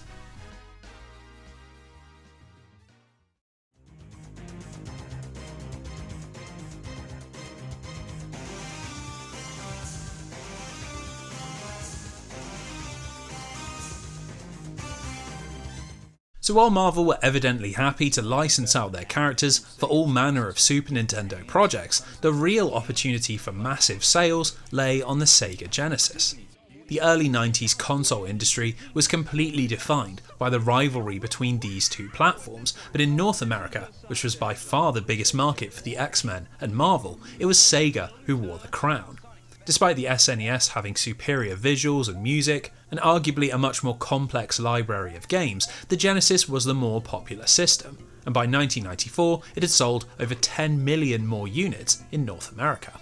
Now this was in no small part thanks to the insane popularity of Sonic the Hedgehog, and Sega's far more lax approach to video game violence, but licensed games also played a very important role, and Sega of America aggressively went after popular American properties. This led to lucrative deals with the NBA and NFL, and some highly acclaimed adaptations like Disney's Aladdin, Jurassic Park, and Mighty Morphin Power Rangers, which all sold for a combined 8 million units. Given this strategy, it should be no surprise that in 1992 an agreement was struck between Sega and Marvel, which meant over the next few years the console giant would publish a series of high-profile X-Men license games. Now, despite Sega's pedigree in this area, responsibility for their first Marvel game was handed over to a largely unknown studio, Los Angeles-based Western Technology Incorporated. Back in the early 80s, they'd been quite an influential player, thanks to the creation of the Vectrex all-in-one game system. But as technology improved and consumers moved onto home consoles, the studio faded into the background. And by the early 90s, they were nothing more than a very small Sega developer who mainly worked on audio programming tools. This track record did not bode well for their upcoming X-Men game, but incredibly Western Technology had chanced onto a team of very talented developers who had much higher ambitions than a cheaply produced cash-in. The most high profile was Sega producer Ed Annunziata, who was asked to manage the X-Men project and brought with him an extremely forward-thinking approach to development. In 1992 he'd spearheaded the creation of Echo the Dolphin, a game that was unlike anything else on the market, combining beautiful graphics, a captivating soundtrack, and uncommonly non-violent gameplay into a package that was a surprise hit and managed to sell 500,000 copies worldwide. While Annunziata immediately began work on a Sega CD follow-up called Echo the Tides of Time, he was also asked to oversee a slew of more straightforward projects, one of which was Western Technology's upcoming X-Men game. Now, working under Annunziata would be a very passionate team of developers, many of whom would go on to bigger and better things, but the most notable was Bruce Straley, who would go on to join Crystal Dynamics and later Naughty Dog, becoming a key part of that studio before eventually directing Uncharted 2, The Last of Us, and Uncharted 4. For a studio that had never produced a proper Genesis game, this was some serious design firepower, and it's clear from just the opening moments that X-Men was going to be more than just a typical action platformer. Everything opens with a Star Wars-style text crawl that establishes the game's premise. Mutants have emerged and the world is in chaos, torn apart by the competing forces of humans under threat, good mutants battling for coexistence and those mutants who would seek domination. It's as traditionally X-Men as you could ever write, but it's a classic setup because it works. And as we see a beautiful pixel art image of Magneto and a mysterious code beaming down to Earth, we're left to wonder what form this eternal conflict will take. The scene then switches to the Danger Room, the X-Men's iconic training facility, which serves as the central location in this game. Now what's cool about this is that unlike in previous games, X-Men on the Genesis tries to present itself with a little more cinematic flair. From the central console we're prompted to select one of 4 X-Men, with the options being Wolverine, Cyclops, Nightcrawler and Gambit. But when we've made our choice, we aren't just thrust into the next level. Instead we take control of our character in the Danger Room, and have to activate the program ourselves. A little moment that is only a few seconds long, but really adds to the sense of role-playing. This is found all throughout the game, and while on the surface it's just another basic action platformer, it's actually hiding all sorts of clever little mechanics and interesting ideas that contribute to a really rich X-Men experience. The first thing we should discuss is how the different characters work. Western technologies have opted to return to the one at a time, but also we're controlling a group system, which means that while we only ever play as a single hero, you can hit select and change between them at any time. Now there are quite a few reasons to do this. The first is that all heroes have different abilities, and this gives you lots of options that can either complement your playstyle or deal with specific kinds of obstacles. For example, Nightcrawler is the only character whose jump can be repositioned in mid-air, and along with his teleportation ability, it makes the more platforming focused levels substantially easier. On the other hand, if you're struggling with combat, you might want to use Cyclops, who can safely attack from long range, or Wolverine, who has a great melee moveset and is the only character who regenerates health. With Gambit as a middle ground between mobility and offense, the 4 feel nicely balanced, and you're encouraged to use every single one, not only because they have unique health bars, but because swapping is the only way to regenerate mutant power, which funds all the special moves that really set the characters apart and fuel the character fantasy. Paired with tight and responsive controls, this system alone would be enough to make X-Men an interesting game. But there is even more depth and even more X-Men involved. You see, when you press select, you can also call in support heroes. Rogue, Iceman, Storm and Archangel, all of which have their own mutant power meter and add another dimension to the gameplay. With Rogue and Archangel it's a single attack which does heavy targeted damage, while Storm can wipe out an entire screen of enemies with a gust attack, and Iceman offers utility, creating ice paths that can be used to skip entire parts of the game. Funnily enough, that's not even the entire cast. When you fall into a pit, Jean Grey will appear on screen and return you to safety. We get updates about our mission from Professor Xavier in between levels. We answer a distress call from Lilandra aboard a Shi'ar cruiser, and of course we do battle against a host of iconic evil mutants, everyone from Juggernaut to Apocalypse to Sabretooth and of course Magneto. It's just a non-stop parade of iconic X-Men imagery, and while previous games could often be criticised for not even feeling like the source material, this is bursting with mutant characters, and even more impressively, actually uses the license as a platform for interesting game design. Now another area that distinguishes X-Men from past games is that the narrative is well worth paying attention to, and really tries to take advantage of your expectations of this medium. While we saw Magneto looking menacing and beaming some sort of code in the opening cinematic, his goal is not initially apparent, and level 1 is framed as a training exercise, just a normal day of superhero practice in the Danger Room. Unfortunately, it becomes clear that something is wrong with the simulations, and this leads to your chosen character deciding that the professor should be informed. Once you reach the end of level 3, this suspicion becomes undeniable, as the Danger Room begins to warp into a sickly green colour, and all the enemies are transformed into twisted depictions of our allies, all capped off with a deadly hologram of Apocalypse.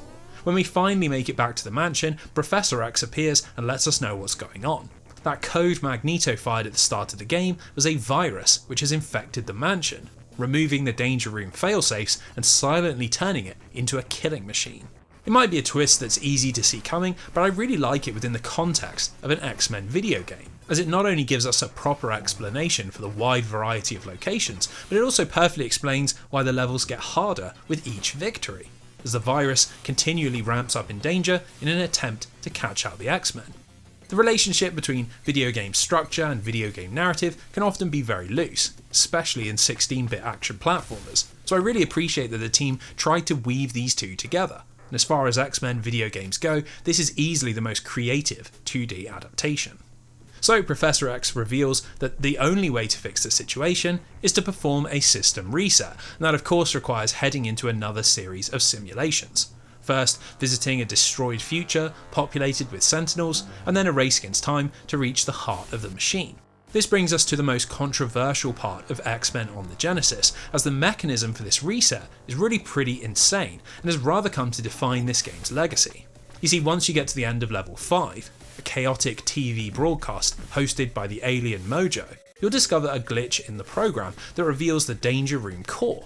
But when you destroy it, the game switches over to a strange DOS-style screen that asks you to reactivate the system. Now, pressing buttons on the controller won't do anything, and neither will waiting, and that's because the only way to progress is to physically reset your Sega Genesis. That's right, in order to get to the final level, you have to press the reset button on your console. And thanks to the game being loaded into the RAM on the cartridge, it then immediately pulls all the data back down and pushes you into the finale. Unsurprisingly, this wasn't a popular move, not only because it's pretty unclear what the game wants you to do, but because even in the most fourth wall breaking of video games, the power button is usually considered off limits. In interviews since, Bruce Straley has said that they wanted to do something that would really surprise players, make them think about their actions within the context of this game world, but I have to say that for all the things the team got right, this is a touch too experimental, and a simple hidden code or password would have been perfectly fine. So with the system reset and the virus purged, we're flung towards the end of the game, which is a full-blown X-Men assault on Magneto's Asteroid M fortress. It's a hardcore challenge to cap off a pretty hardcore game, but with proper use of all 4 X-Men and your team of support heroes, taking out the Master of Magnetism is something that feels genuinely satisfying. Everything ends with a very philosophical confrontation between Xavier and his old friend, with the two debating the issue at the very centre of the franchise. Can humans ever really accept coexistence with beings who are inarguably superior? A question with no obvious answer. Now, what is obvious is that X-Men on the Sega Genesis was the first truly great X-Men console game, and was put together by a team that not only wanted to do right by the license, but use it as a springboard to make a supremely interesting game. Yes, it can be pretty damn punishing, and yes, that reset near the end is extremely avant-garde, but these aren't insurmountable problems, and if you're looking for a high-quality 16-bit superhero adventure game, well, there aren't many better than X-Men. Now, despite only releasing in North America and Europe, X-Men sold extremely well, shipping over 1 million units and outselling well-established Sega franchises like Shinobi, Phantasy Star, and even Streets of Rage. In fact, by the time the Genesis was discontinued in 1997, X-Men had become the 16th best-selling title on the platform. An incredible achievement considering Sega published over 1,000 Genesis games, and this was Western Technology's first proper release. It had taken well over a decade, but the X-Men had finally arrived in the world of home consoles. Now the question was how Sega would build on that success, and the answer was a hell of a lot more games.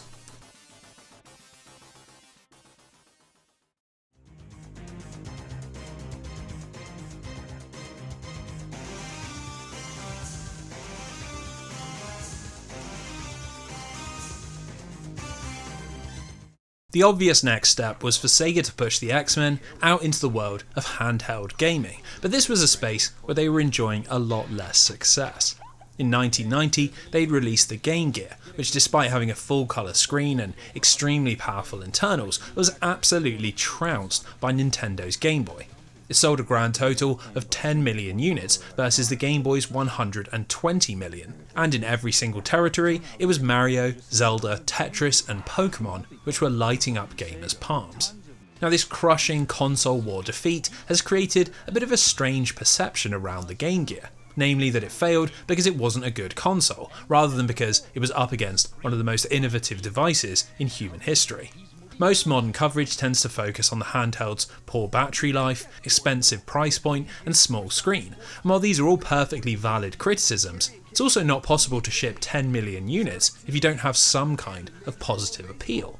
It might seem obvious, but for the Game Gear, this was in its library of games, as Sega poured huge effort into their first-party titles, all in the hope of tempting customers away from their competition.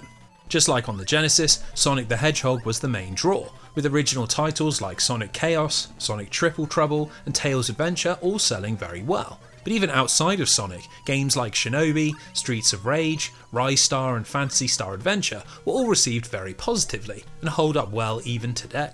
So given that X-Men had not only been a big seller, but had also been published by Sega, there was absolutely no way that it would be skipping the Game Gear. But amazingly, the industry giant had legitimate issues finding a developer. You see, Western Technologies worked exclusively on the Genesis, and thanks to the low install base of the Game Gear, Sega didn't have a raft of outside teams that they could turn to, as almost everyone worldwide was developing for the Game Boy. Luckily, Sega had an ace in the hole, a lone ranger who specialised in Game Gear development, a man named Paul Hutchinson. Now, Hutchinson is a deeply impressive man, as unlike most developers in the 1990s, he wasn't affiliated with any particular studio, and created video games entirely on his own.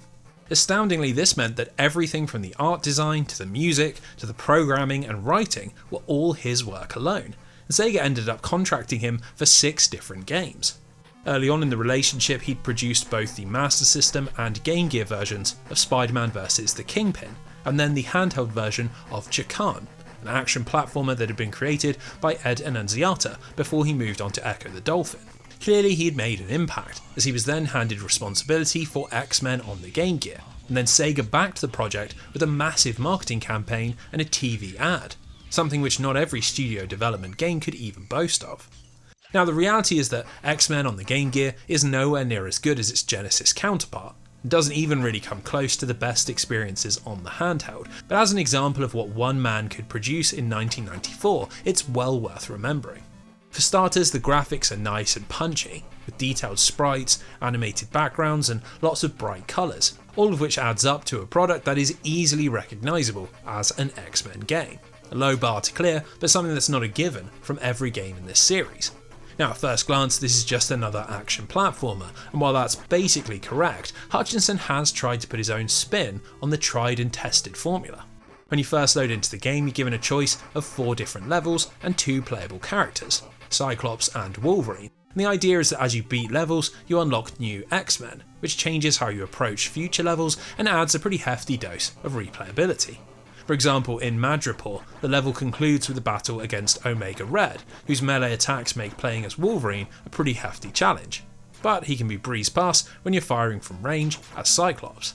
This dynamic has been present in plenty of previous X-Men games, but the differences feel pretty stark here, as once you unlock Rogue and Storm, you can literally fly over certain levels. It's totally game breaking, but to be fair, these characters should be able to do this, and it actually contributes to the feeling of playing as a super powerful mutant.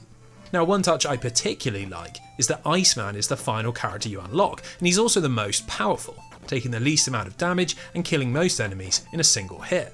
I've always felt like Iceman was a really cool character that never got a huge amount of love from X-Men writers, and despite being an Omega level mutant, which puts him on the same power level as Magneto and Storm, he's always felt like a bit of a background character. He's had a few limited series over the years, like 1984's 4-issue Iceman, and X-Men Origins Iceman in 2001, but he's never been given the same platform as Wolverine or Cyclops, which is a real shame considering his powers are extremely cool and can be used in lots of creative ways. Now, that being said, all he does in X-Men on the Game Gear is jump around and shoot icicles, but it's still cool to see a different face saving the day. As I said earlier, compared to the best the Game Gear had to offer, triumphant experiences like Defenders of Oasis or Shining Force, X-Men really isn't anything all that special. When you view it through the lens of Paul Hutchinson's hard work, it is far more worthy. This is the blood, sweat and tears of a single man who programmed every second of gameplay, composed every second of music, drew every pixel of artwork, and delivered something that is far better than most dedicated handheld studios were managing to put out. Now, what makes this story all the more heartwarming is that when it was released in January of 1994, it actually sold pretty well, and shot straight to the top of the Game Gear sales charts. Sega's use of the license was clearly working, and a sequel was all but guaranteed. But while the X-Men had begun to find its feet in the world of video games, big changes were on the horizon, and that risked throwing everything into chaos.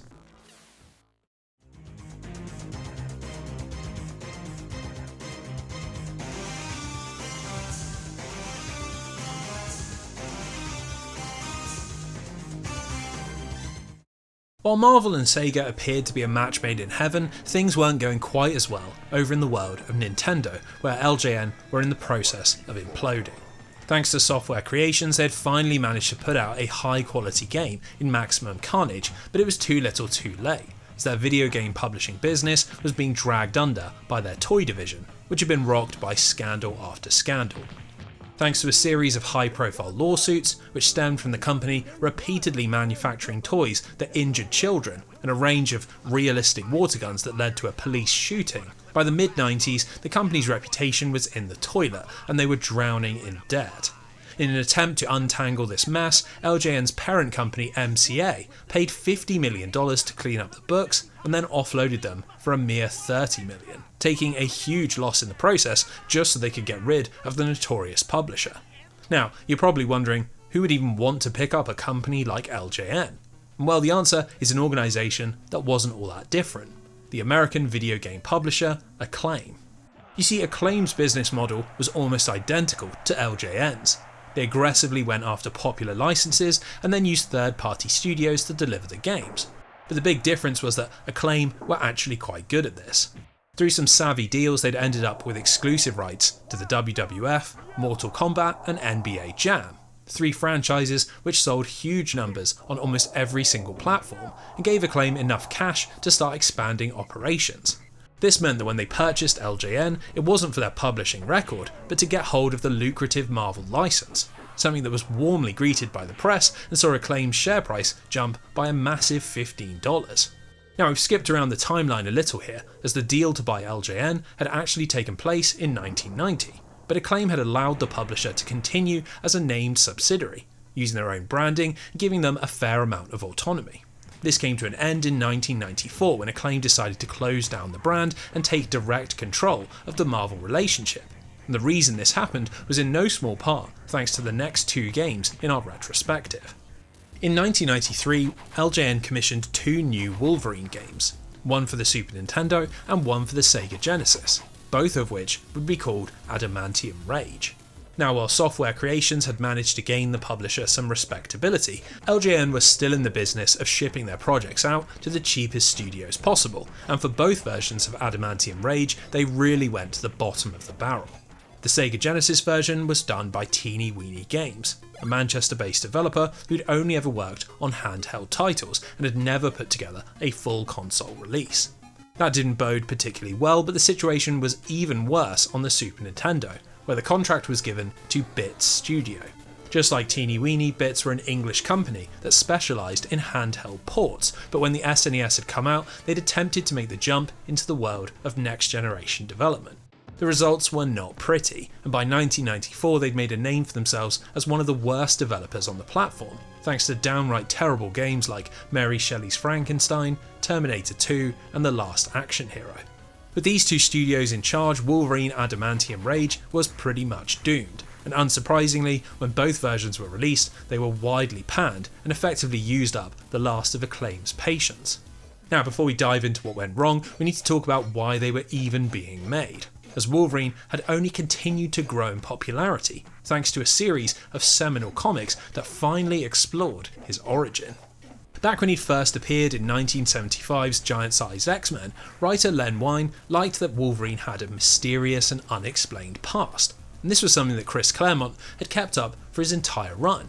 Readers knew about Wolverine's powers, they knew that he was called Logan, and that he had a surly attitude, but really, that was it.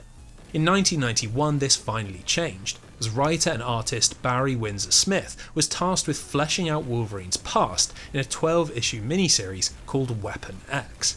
Now, just like when Claremont and Miller had launched his solo series, Windsor Smith didn't want to put together some generic story of military betrayal and love lost, so instead he crafted one of the most intense comic books of all time. A horrifying nightmare of torture that sees faceless scientists utterly dehumanize Logan as they forcibly transform him into a monster. While he does manage to escape, it's at the cost of his sanity, and what follows is a brutal slaughter that reimagines Wolverine not as a hero, but as an unstoppable force of death, a hidden darkness grafted onto the character like adamantium to his bones. The comic was a huge deal to X-Men readers, and just like Claremont and Miller had done in the 1982 miniseries, it transformed Wolverine into so much more than just the sarcastic badass that many casual fans still viewed him as. Now, the reason we've gone through all this is to contextualise just how disappointing both versions of Adamantium Rage are, as they are obviously trying to capitalise on this newfound interest in the character's past, but in the most generic and uninteresting way possible. In both games, we begin with Wolverine at Xavier's mansion, pondering on what he went through at the hands of the Weapon X program, and then setting out to revisit his past and see if he can discover any new information. It's an intriguing prospect, but it goes nowhere, cynically using the events of the comics as window dressing for a series of disconnected and random levels that really have nothing to do with one another. By this point, video games were increasingly telling ambitious stories and starting to use the language of cinema to move beyond the arcade structures of the past, so to have such a promising premise be thrown away when there is such potential in the subject matter, well, it's really disappointing. So without a solid story to suck us into, both versions are relying on gameplay to be their primary draw, but unfortunately things are even worse in this department. The Genesis is the slightly better option, as the levels are straight point A to point B affairs. You battle enemies with your claws, leap between platforms, and do away with a host of Wolverine's villains. It's a basic structure that's pretty hard to get wrong, but amazingly teeny-weeny have still managed to mess things up. The biggest issue is that it just feels terrible to play, with very poor hit detection, imprecise movement, and animations that make navigating the game's obstacles feel far harder than need to be. Now, you might be able to slog through this with enough patience, but for some reason they've placed every stage under a very strict time limit, which is found in the bottom right of the screen. Not only is it hard to see exactly how much time you're left with, but if it ever runs out, you get a game over and are sent right back to the start of the game. With no checkpoints and broadly horrible gameplay, it's a shadow of the quality of its X-Men Genesis cousin, but somehow the Super Nintendo version is even worse. On the surface, they might look pretty similar, but there is a key difference in the game's structure. You see, rather than just looking for the exit, our progress is now gated by a requirement to defeat a certain number of enemies per level, which reduces the percentage up in the top left of the screen. Bafflingly, not every single enemy you encounter reduces the numbers, and some enemies that do reduce the number can also respawn. So while you have a clear objective, every level boils down to running around aimlessly, fighting everything you can, and hoping that you'll magically reach the next stage.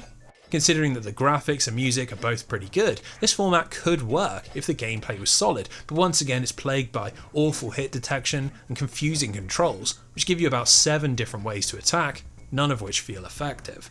It's a profoundly frustrating game to play, but in a shocking turn of events, Adamantium Rage on the SNES has actually become quite notorious in recent years.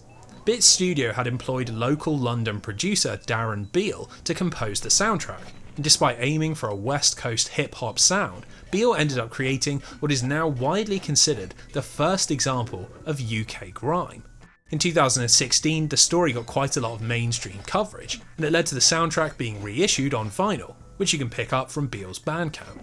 In interviews, he's been pretty open about how the style emerged accidentally from a lack of storage, but there's an undeniable underground London vibe. And when people have remixed the tracks with vocals, it's hard not to imagine you're listening to a hidden Boy Better Know single.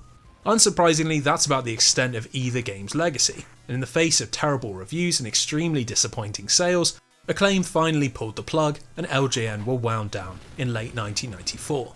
Their publishing strategy might have worked during the NES era, when standards were lower, and even a few times on the SNES, when they got lucky with a particular studio, but the simple fact is that they had long been left behind. It was no longer enough to snap up a license and slap the artwork all over a cheaply produced game, as every year studios were getting more and more ambitious, and against the likes of Donkey Kong Country, Super Metroid, Sonic 3 and Final Fantasy VI, the medium was beginning to develop artistic qualities that rivaled anything you could see on TV or read in a comic book. If Acclaim and Marvel wanted to remain a serious player in the industry, they needed to dramatically improve their output and strike some partnerships with companies that would do these characters and stories justice.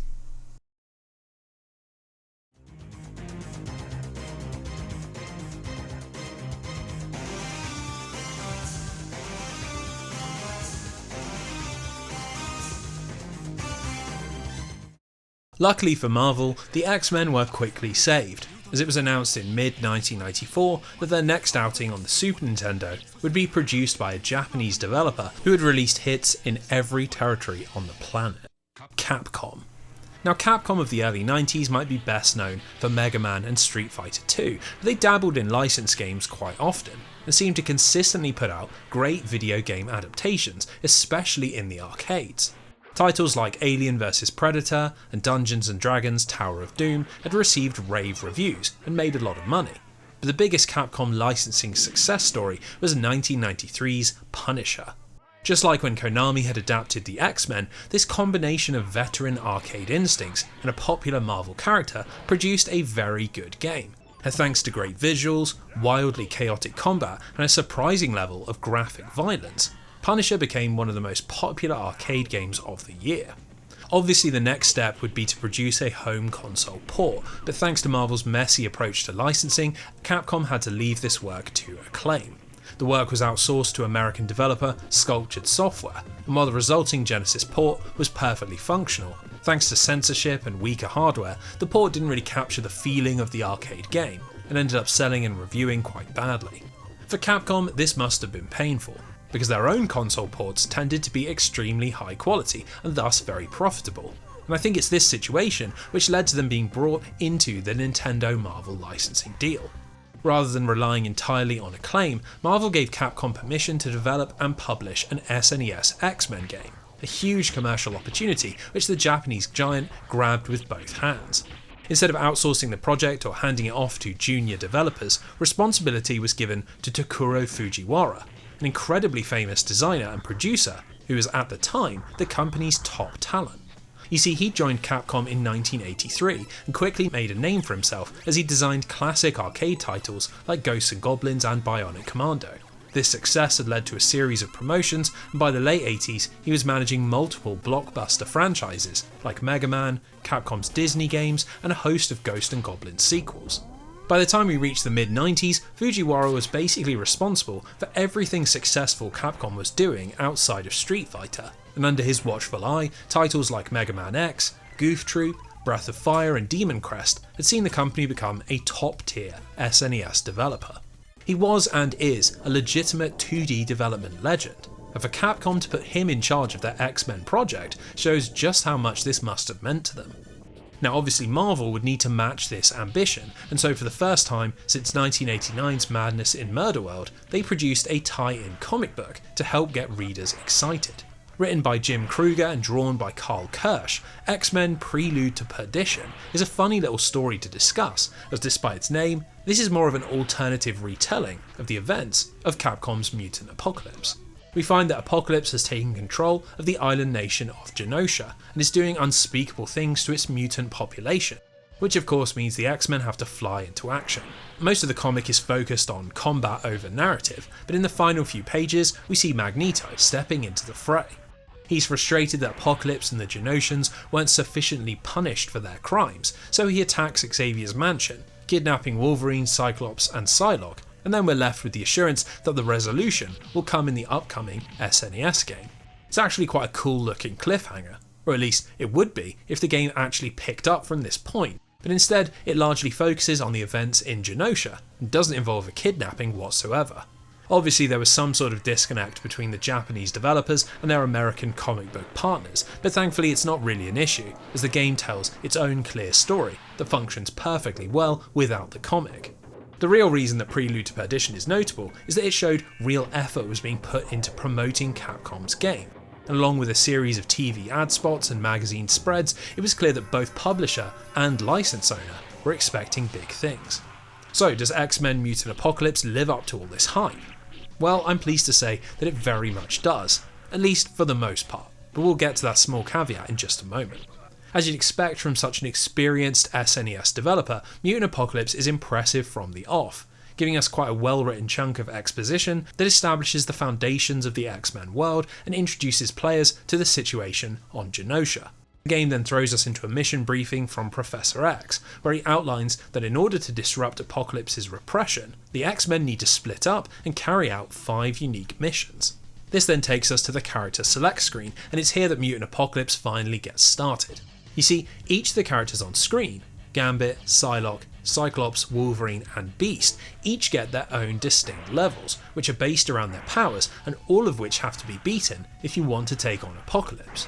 It's actually a pretty cool system, as if you're having trouble with a certain level, you can just back out and take control of someone else, and it also helps create an atmosphere of teamwork, as each X-Man takes on a separate part of the plan, like Wolverine destroying the island's sentinels, Psylocke creating a distraction at the main base, or Beast deactivating the central computer. Structurally, it's clearly taking influence from Fujiwara's work on the Mega Man series, but the influence doesn't end there, as Mutant Apocalypse is also full of little nods to other famous Capcom series. For example, the gameplay is broadly a classic beat-em-up, and with its chunky sprites, satisfying multi-frame animations, and hordes of enemies to dispatch, it's very reminiscent of Final Fight. But the gameplay equation also has a pretty massive dose of Street Fighter. You see, Capcom have wisely done away with the idea of mutant power as a resource, and instead each of the characters operate more like Ken or Ryu, with special moves that are triggered by inputting classic Street Fighter button combinations. A quarter circle forwards and attack will make Cyclops fire his eye beams, or Gambit unleash a hail of charged cards, while the Shoryuken input will make Wolverine do a huge uppercut, and Psylocke whip out a guile-like flash kick. What's really impressive is that you can even chain special moves into basic attacks and vice versa, which effectively creates a combo system. And when you're fighting one of Mutant Apocalypse's bosses, with health bars across the top of the screen and gameplay based around careful spacing, you'd be forgiven for thinking this was an SNES X-Men fighting game. Now, what prevents all this from feeling derivative is that it's executed with so much flair, and almost every second is dripping with X-Men character. We get little animations that play as the individual levels begin, set pieces that are based around characters' powers, bosses that fill up entire screens, and really what is probably the best adaptation of Xavier's Mutants that had been released up until this point. Now on its own, this would be an extremely enjoyable 5-level action platformer, but with Tokuro Fujiwara in charge, there would clearly be more creativity hidden under the surface. You see, when you finally beat the 5 initial levels, the game doesn't just throw you into a confrontation with Apocalypse, and instead, the structure begins to shift. With the Genoshan headquarters now vulnerable, the character selection process flips on its head, and we have to pick a certain character to lead the charge. Now, rather than always having the correct tools for the job, we've got to work out who's best suited for the journey through the mines and then the climb up into Apocalypse's fortress, and it adds a little dose of strategy that was missing in the first section. Do you go with Wolverine, who has more health and can attack quickly in order to get through hordes of brood soldiers, or do you go with Cyclops in order to blast away at the Queen from long range? Compared to something like Breath of Fire, these are very minor decisions to make, but they are fun nonetheless, and they add a heavy dose of replayability, as the characters feel distinct enough that you would want to run the same levels again to see how they play. Now, if you cast your mind back to the start of this review, you'll remember that I alluded to a potential issue with Mutant Apocalypse, and it's at this point where it starts to bubble to the surface. Once you've beaten back the Brood and defeated Tusk, who's guarding the Genoshan central compound, we're thrust into a final confrontation with Apocalypse, and it's here that we get an almost comical explosion in difficulty. First, we have to escape an advancing wall of lava by blasting through a series of barriers, but if you're playing as anyone other than Cyclops or Gambit, you physically can't break through them in enough time, and the lava will always catch you. This is then followed up by a short section of combat and then another lava chase sequence, where yet again a single moment's hesitation or mistake will send you straight into the fire. Now, if you do manage to outrun the lava and don't lose too much health in the process, you'll come face to face with Apocalypse, but holy macaroni, this guy is difficult in the extreme. He has 3 attacks, a drill strike which will take off half of your health, a fireball that has to be jumped over, and then a spike attack, which he does if you get too close. The big problem is that he teleports all over the screen, appearing in random places, and if you overcommit with an attack or jump, you'll almost always be punished. Considering the sheer damage he does and how little damage you can do in return, it requires pinpoint movement and absolutely zero mistakes. Something that any normal skilled player is going to need many attempts to be able to pull off.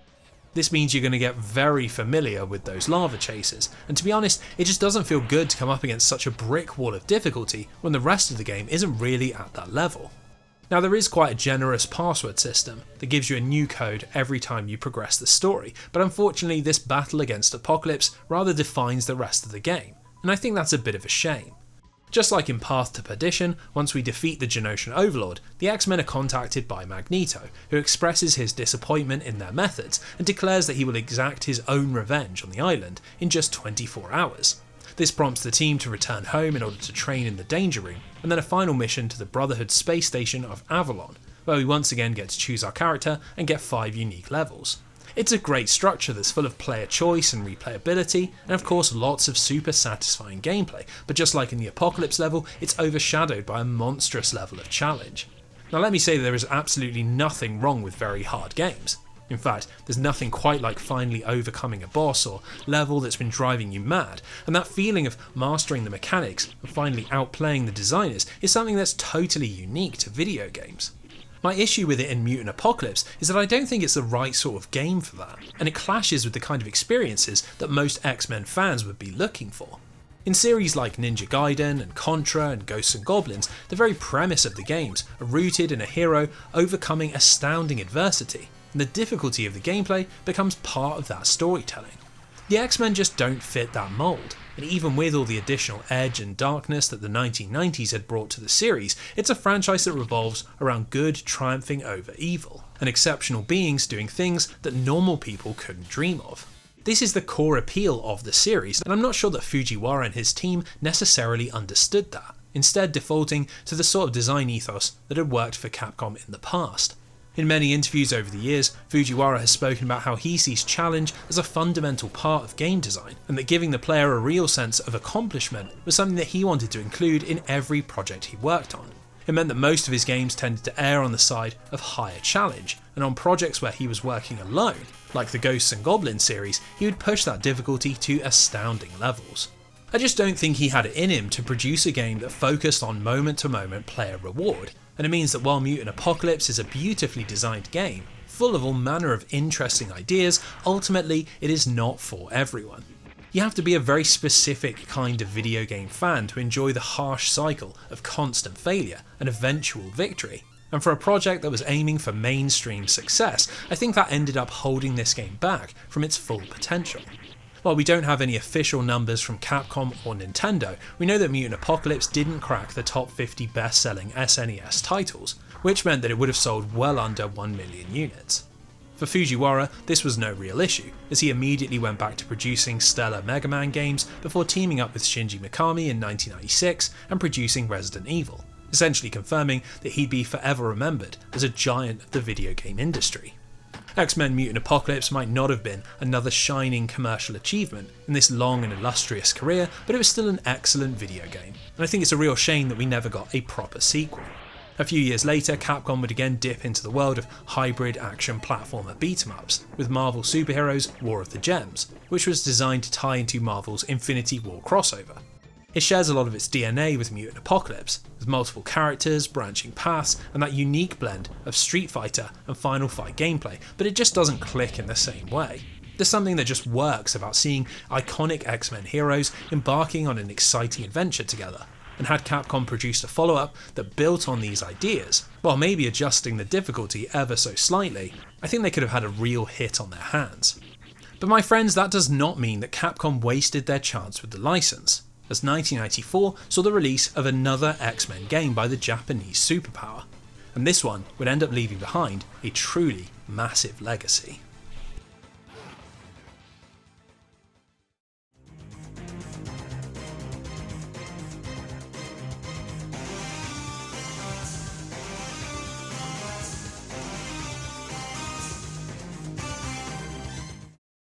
Now before we get onto the subject of Capcom's other 1994 X-Men game, we need to talk about the enormous animated elephant in the room, and the reason that so many companies were desperate to strike deals with Marvel. You see, while Pride of the X-Men had never amounted to anything, and Margaret Loesch had left Marvel in 1989, her dream of an X-Men cartoon had not faded, and when she became president of Fox Kids in 1991, she once again set out to make this a reality.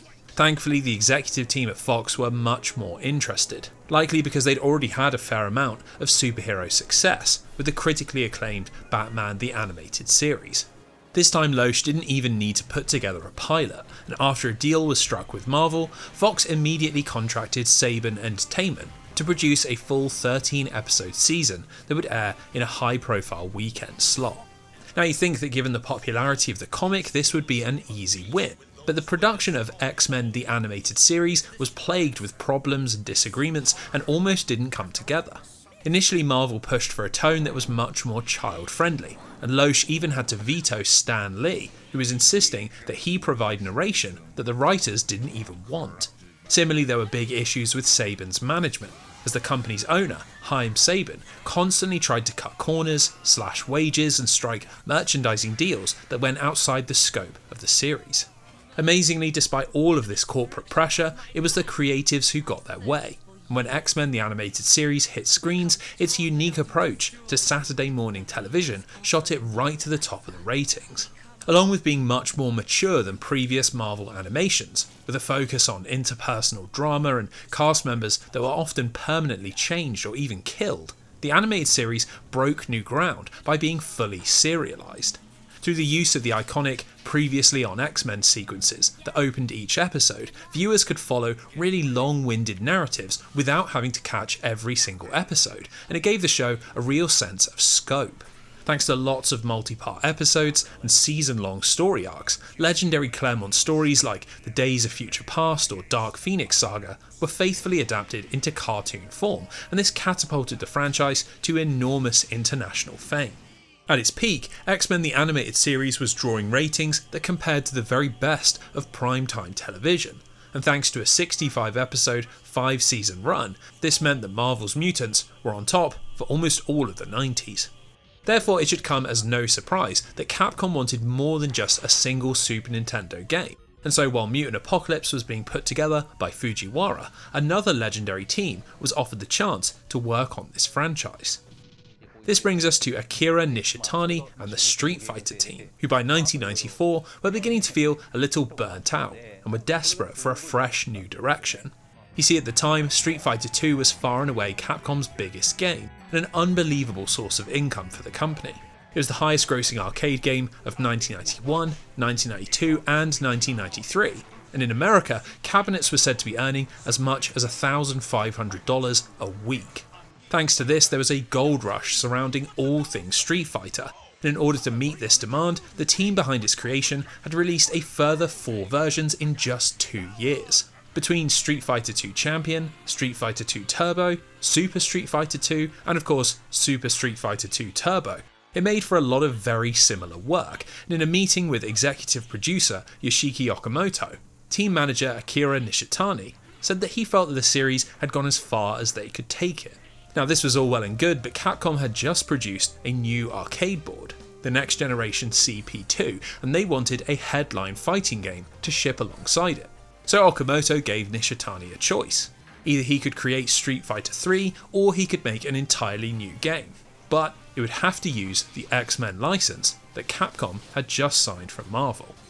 Nishitani, of course, chose the X-Men. Very quickly the project built momentum as developers felt liberated, and armed with boxes of comics that Akimoto translated by hand, X-Men Children of the Atom came together in less than a year. The idea behind it was simple. The team wanted to use the X-Men license as a way to break all the rules that had underpinned Street Fighter, and in the words of Akitomo, create a fighting game based on controlled madness. The first hint of this madness is found in Children of the Atom's roster, which is formed from an extremely eclectic mixture of 6 X-Men and 4 villains.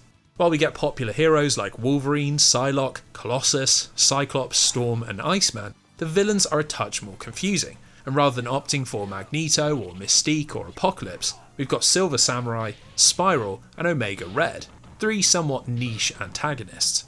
Luckily the villains are rounded out by an amazingly animated Sentinel, but this does raise a pretty big question about what exactly is going on in the plot of Children of the Atom, and why this seemingly disconnected cast has come together. Well, the truth is there isn't really a lot to discuss here. It's clear that Nishitani's team weren't particularly interested in telling a story, so there isn't any interstage dialogue or cutscenes, and the only snippets of narrative come when you defeat a non-playable Magneto, right at the very end of the arcade mode. These little sequences hint that Children of the Atom might be a very loose adaptation of the Fatal Attraction crossover, but given there's no real explanation for the presence of characters like Omega Red and Silver Samurai, and that most of the endings are pretty tongue-in-cheek. Like Iceman trying to impress girls at the beach or the Sentinel successfully destroying the X-Men, I think we can assume that the characters were chosen because they'd look good in a one-on-one fighter. In fact, we know that accurate adaptation wasn't a priority, as despite the characters being drawn to look like their comic book incarnations, a last-minute call between Marvel and the development team led to the voice actors of the animated series recording lines for their respective characters. So that brings us on to the all-important gameplay, and it's here that things start to get very interesting, because that central philosophy of controlled madness makes for an extremely fun fighting game.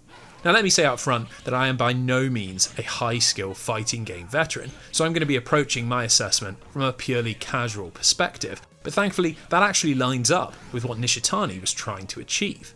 You see, with each new iteration of Street Fighter II, the game had only become more complex and more fast-paced, and by extension, narrowed down its potential audience. So with Children of the Atom, the idea was to try and introduce a lot of new concepts, while also dramatically lowering the barrier to entry.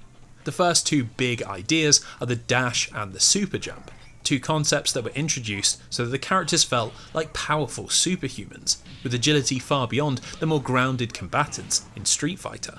The dash is pretty self-explanatory, giving players a way to get in and out of combat quickly while also opening up potential new combos, and the super jump adds a huge amount of verticality to the battlefield and creates all these cinematic moments as combatants fight while falling through the air.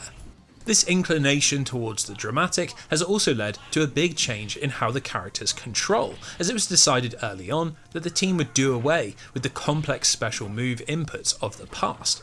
There isn't a Z move or full circle rotation or charge attack to be found, and instead every single special move is triggered by a simple quarter circle input. This is something that I personally love, as it makes it a lot easier to jump into a character that you're not familiar with, and it allows casual players to get a feel for playing as anyone without having to pore over the instruction manual.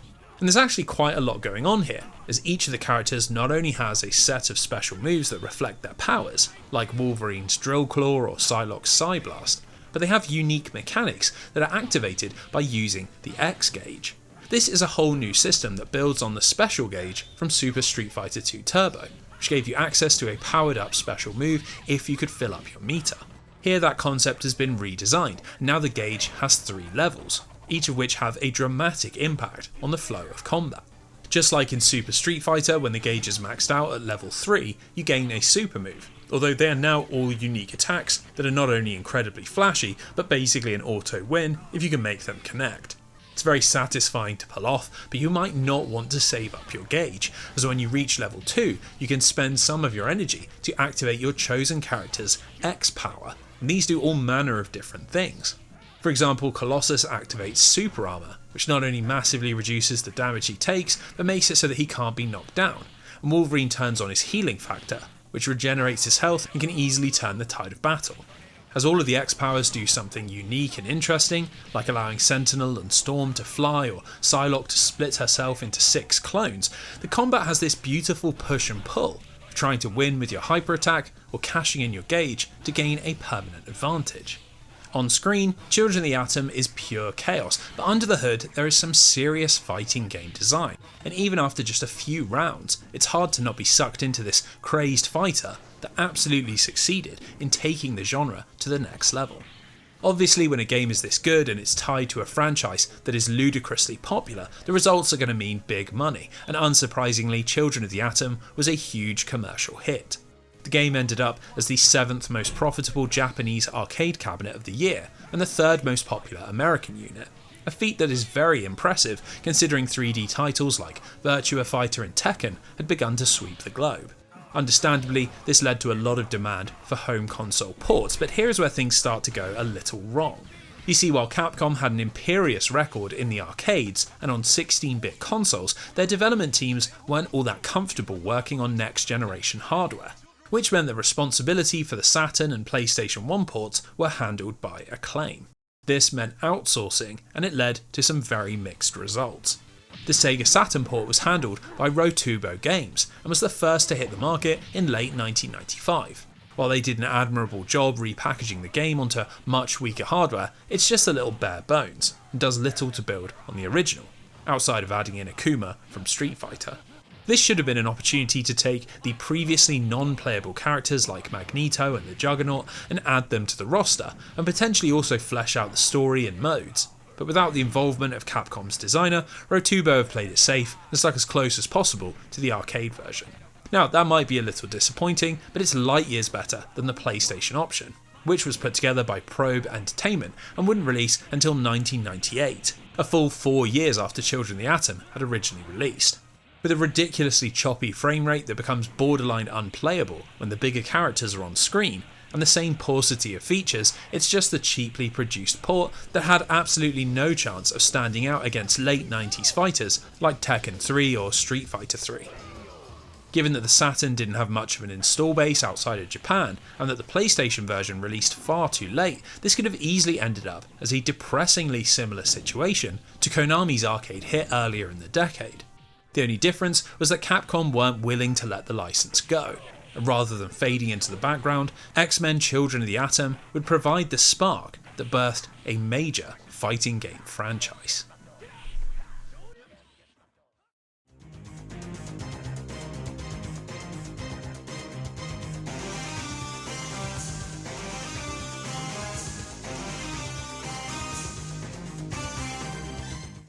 We didn't have to wait long for the next superhero arcade machine, and in October of 1995, less than 12 months after the release of Children of the Atom, the world was gifted yet another high-quality 2D Capcom fighter.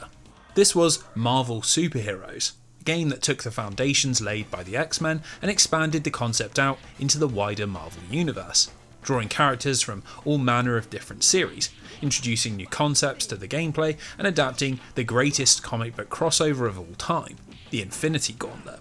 Now in our modern world there's barely a person alive who isn't familiar with the story thanks to the monstrous success of Avengers Infinity War and Avengers Endgame, but you might be surprised to hear that back in the early 90s it was already a huge deal.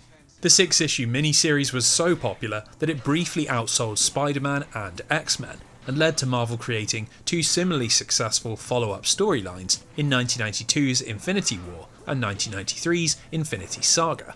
In the early 90s, this was Marvel's big cash cow crossover, which made it ripe for a bombastic Capcom fighter, stuffed full of characters and special moves. Unsurprisingly, given just how dominant Capcom were in the 2D arcade fighter space, Marvel Superheroes proved to be another financial success, and while it didn't quite match up to the massive profits of Children of the Atom, it was more than enough to confirm that this comic book relationship wasn't just a one-time deal. Capcom were now in charge of the most profitable Marvel video game franchise on the planet, and with their next entry, they intended to deliver something that would break the fighting game genre wide open. Apparently inspired by a clause in the licensing deal that had allowed Capcom to include Akuma in the home console versions of X-Men Children of the Atom, in 1996 arcades around the world were lit up by the wildest crossover you have never dreamt: X-Men vs Street Fighter. The concept was simple. You take X-Men Children of the Atom and Street Fighter Alpha and combine the two into a single game. A crossover of two massive franchises that blew the minds of anyone remotely interested in either. You need to remember that this was 3 years before Nintendo pitted their characters against each other in Super Smash Bros. 2 years before Cloud and Sephiroth showed up in Urgai's Bless the Ring, and almost a decade before Soul Calibur made guest characters a huge part of its marketing. Nothing like this had ever been seen before, and with both Street Fighter and X-Men at the top of their respective mediums, the premise guaranteed that arcade cabinets would sell, let alone the fact that this was also an incredible fighting game. You see, while sprites for the 8 X-Men and 9 Street Fighters were lifted from Children of the Atom and Street Fighter Alpha respectively, the gameplay was nothing like either, as the development team had gone into the project attempting to make the most over-the-top fighter ever produced. Now, the first challenge had been what to do with the Street Fighter roster, as according to producer Seth Killian, there was a bit of a power mismatch, as characters like Ryu and Ken were meant to be skilled martial artists and could hardly go toe-to-toe with the godlike powers of Magneto or Storm. The solution was to just crank everybody up to 11, transforming Ryu's Hadouken into a screen-wide Kamehameha, Chun-Li's Kikoken into a massive spirit bomb, and Zangief's throws into an explosion of physics-defying spine busters. With its frenetic pace and hyper-flashy visuals, this was a cabinet that demanded your attention. But don't let that fool you into thinking that Capcom had opted for style over substance, as X-Men vs Street Fighter also gave birth to one of the most important innovations in fighting game history. Rather than the game revolving around one-on-one combat, you now chose two fighters in the character select screen, both of which do battle at the same time thanks to a real-time tagging system. By pressing heavy attack and heavy kick together, you'll trigger a variable attack, which calls in your partner for an assist and then switches over control, a mechanic that has huge implications on almost every single moment of gameplay. Obviously the biggest is on the matchups, as you can now balance out a fighter's weakness by picking a complementary partner, but it actually goes much deeper than that, and introduces a host of new concepts that you have to consider in the heat of battle. For starters, when you switch fighters, the character that is now held in reserve can regenerate a small amount of life, which is represented by the red portion of their health bar. This creates a lot of dynamism, as you're constantly swapping in and out, trying to give characters a chance to rest or protect someone who's close to death, but as each character always does a little taunt when they're swapped in, you have to be careful as it can be heavily punished if used at the wrong time. Considering just how often all four characters are on screen at once, and that individual matches are much longer thanks to having two health bars, everything can get very dramatic as tension builds during a round, and really, for the first ever ground up designed tag team fighter, it is seriously impressive how well Capcom have executed the idea. Now it does have to be said that with all the characters and mechanics and on-screen insanity, balancing proved to be a bit of a challenge, and X-Men vs Street Fighter quickly became notorious for just how broken it could be. Almost every single character has one if not two infinite combos, and in the hands of someone who knows what they're doing, it's perfectly possible to lose after being hit just a single time. Funnily enough, rather than putting people off, this actually became a beloved aspect, with players taking on the challenge of learning all the infinite combos and viewing the lack of polish as something that added depth rather than frustration. All in all, it was an incredible leap forward for Capcom's Marvel games, finally stepping out of Street Fighter's shadow and establishing its own creative identity. In Japan, that was absolutely the case, as X-Men vs Street Fighter was the 7th highest grossing cabinet of 1996. But over in America, the story was a little different. The arcade scene that had once delivered massive profits for companies like Capcom had begun to wilt, and of the top 10 most successful machines in North America, only Tekken 2 represented fighters, with the rest being made up of driving sims and light gun games that used big gimmicky setups. Increasingly, the world of fighting games was moving onto home consoles. So in order for X-Men vs Street Fighter to make good on its commercial potential, Capcom needed to get it into people's hands. But once again, this proved harder than you'd think. In November of 1996, Capcom announced that X-Men vs Street Fighter would be releasing exclusively on the Sega Saturn, a decision driven primarily by the hardware, which thanks to Sega creating a 4MB memory expansion cartridge, could actually support an arcade-perfect port.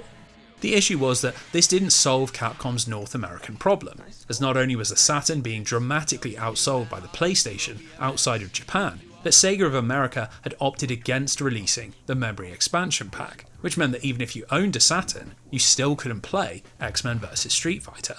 Facing a situation where an amazing game was potentially going to financially underperform, Capcom eventually had to concede ground and create a port for the PlayStation, which released in America and Europe in 1998, and was called X-Men vs Street Fighter EX Edition. Thanks to the system's weaker hardware, this version had major technical drawbacks, and not only were frames of animation missing from every single character, but the game was rife with slowdown that was particularly egregious during its more flashy moments, or when larger characters took to the field. This was obviously pretty disappointing, but it paled in comparison to the loss of the tag team system, which the PlayStation simply couldn't support, and transformed X-Men vs Street Fighter back into a traditional 1 vs 1 fighter. Now the trade-off was that Capcom turned the tag move into an assist, and thanks to the special meter charging at double speed in the EX edition, you do still get to see your partner quite often. And while it's lacking in the group dynamic of its arcade cousin, there are people who genuinely enjoy this version of the game. Unfortunately, most of them weren't working at video game magazines and websites in 1998, as X-Men vs Street Fighter on the PlayStation was caught up in a raft of negative reviews, with high-profile outlets heavily criticising the removal of key features. This inability to replicate the series' financial success outside of Japan would eventually prove to be the undoing of the Capcom and Marvel relationship. But in the meantime, the fighting game juggernaut ploughed on, immediately producing a follow-up cabinet in 1997, Marvel Superheroes vs. Street Fighter. Obviously, the big appeal here was that the Marvel side of the crossover had been greatly expanded, bringing back many of the sprites from the original Marvel superheroes, giving players access to favourites like Doctor Doom, Spiderman, the Incredible Hulk and Captain America. Now, beyond simple fan service, the philosophy underpinning Marvel vs. Street Fighter was to try and iron out some of the insanity found in the previous game, as the developers actually viewed all the infinite combos and glitches as mistakes, and wanted to try and bring the crossover series more in line with the competitive polish of the mainline Street Fighter games. This makes for a bit of a black sheep in the Marvel vs. Capcom family, as while it's a perfectly good game in its own right, and even brings some innovation to the table by allowing you to use your partner for an assist without tagging them in, it lacked the crazy over-the-top atmosphere of Xmen vs. Street Fighter, which had made the series so popular in the first place. Unsurprisingly, this led to Marvel vs. Street Fighter being the first Capcom arcade fighter in almost a decade that didn't feature in the top 10 most profitable Japanese arcade machines of the year. And thanks to home console ports that suffered from all the same issues as their predecessors, it was obvious that the series needed a rethink. Well, according to producer Seth Killian, the message was received loud and clear, as the following year Capcom released Marvel vs. Capcom Clash of Superheroes, a game that went back to the series' bombastic roots and then some. Much like how Marvel vs. Street Fighter had expanded the comic book half of the roster, Marvel vs. Capcom did the same for the video game half, and now alongside a set of classic Street Fighter characters, you could also play as Mega Man, Morrigan, Captain Commando and Strider Hiryu. Now, that being said, there were also new Marvel characters, with the most high profile being Venom, who was at the apex of its popularity in the late 90s, and is presented in full shape-shifting symbiotic glory. Along with a great roster, the infinite combos are back, the fast pace was back, and to cap it all off, Capcom took the assist system from Marvel vs. Street Fighter and used this to inject a ridiculous amount of variety. You see, before each fight, you are now randomly assigned a third guest character out of a group of 22, and depending on who you got, these did everything from powerful anti-airs to screen-wide projectile attacks, but as they only had a limited use, you had to be very careful about when and how you used them. Marvel vs. Capcom really recaptured that spark that X-Men vs. Street Fighter had originally found and catapulted the series back to relevancy. The game ended 1999 as the third most profitable Japanese arcade machine of the year, and over in America, where 2D fighters were almost entirely out of fashion, it was the top-selling cabinet and even managed to shift more units than Street Fighter 3. Even in the home console world, there was a big upturn in the series' fortunes, as thanks to the release of the Sega Dreamcast, Capcom finally had access to a home console that could support their arcade ambitions. Marvel vs. Capcom felt like the culmination of the series' potential, both as a celebration of the two companies' various mascots, but also as an alternative to the hyper-competitive focus of most other fighting games, a visual feast that could be enjoyed by casual and hardcore alike. It would have been the perfect place to stop, but Capcom wanted to take things even further, and so to much surprise, in August of 1999, they announced that a sequel was in development for their all-new Naomi arcade board. Now, this was exciting because the Naomi and Dreamcast used exactly the same architecture, and this meant that the next Marvel vs. Capcom game could release in both arcades and homes at the exact same time, a move which would hopefully help offset the dwindling revenues that were beginning to blight stand-up machines. Well, as it turned out, player hype was well founded, as on March 23rd of the year 2000, Capcom released the phenomenon that was Marvel vs. Capcom 2 New Age of Heroes, one of the greatest fighting games ever put to disc. It's a game that enjoys an absolutely legendary reputation, and a lot of this comes from the frankly ridiculous roster, which took the 21 fighters from Marvel vs. Capcom 1 and more than doubled it, delivering a staggering 56 unique fighters. The idea was to max out the capacity of the Dreamcast GD-ROM, cramming in every single sprite that had ever featured in a Marvel Capcom crossover, and even creating a host of new faces to help keep things fresh. It was a frankly overwhelming amount of characters, but this was done with purpose, as Capcom designed their arcade cabinets to slowly unlock new characters as the quarters piled up inside, and this created a really exciting communal element, where you'd never know when a new fighter would turn up or if they would ever stop unlocking. Now, as we've already said so many times, this glut of fighters from two legendary companies would have been enough on its own. But in a very bold move, the development team also threw out the combat system from Marvel vs. Capcom 1 and totally redesigned it.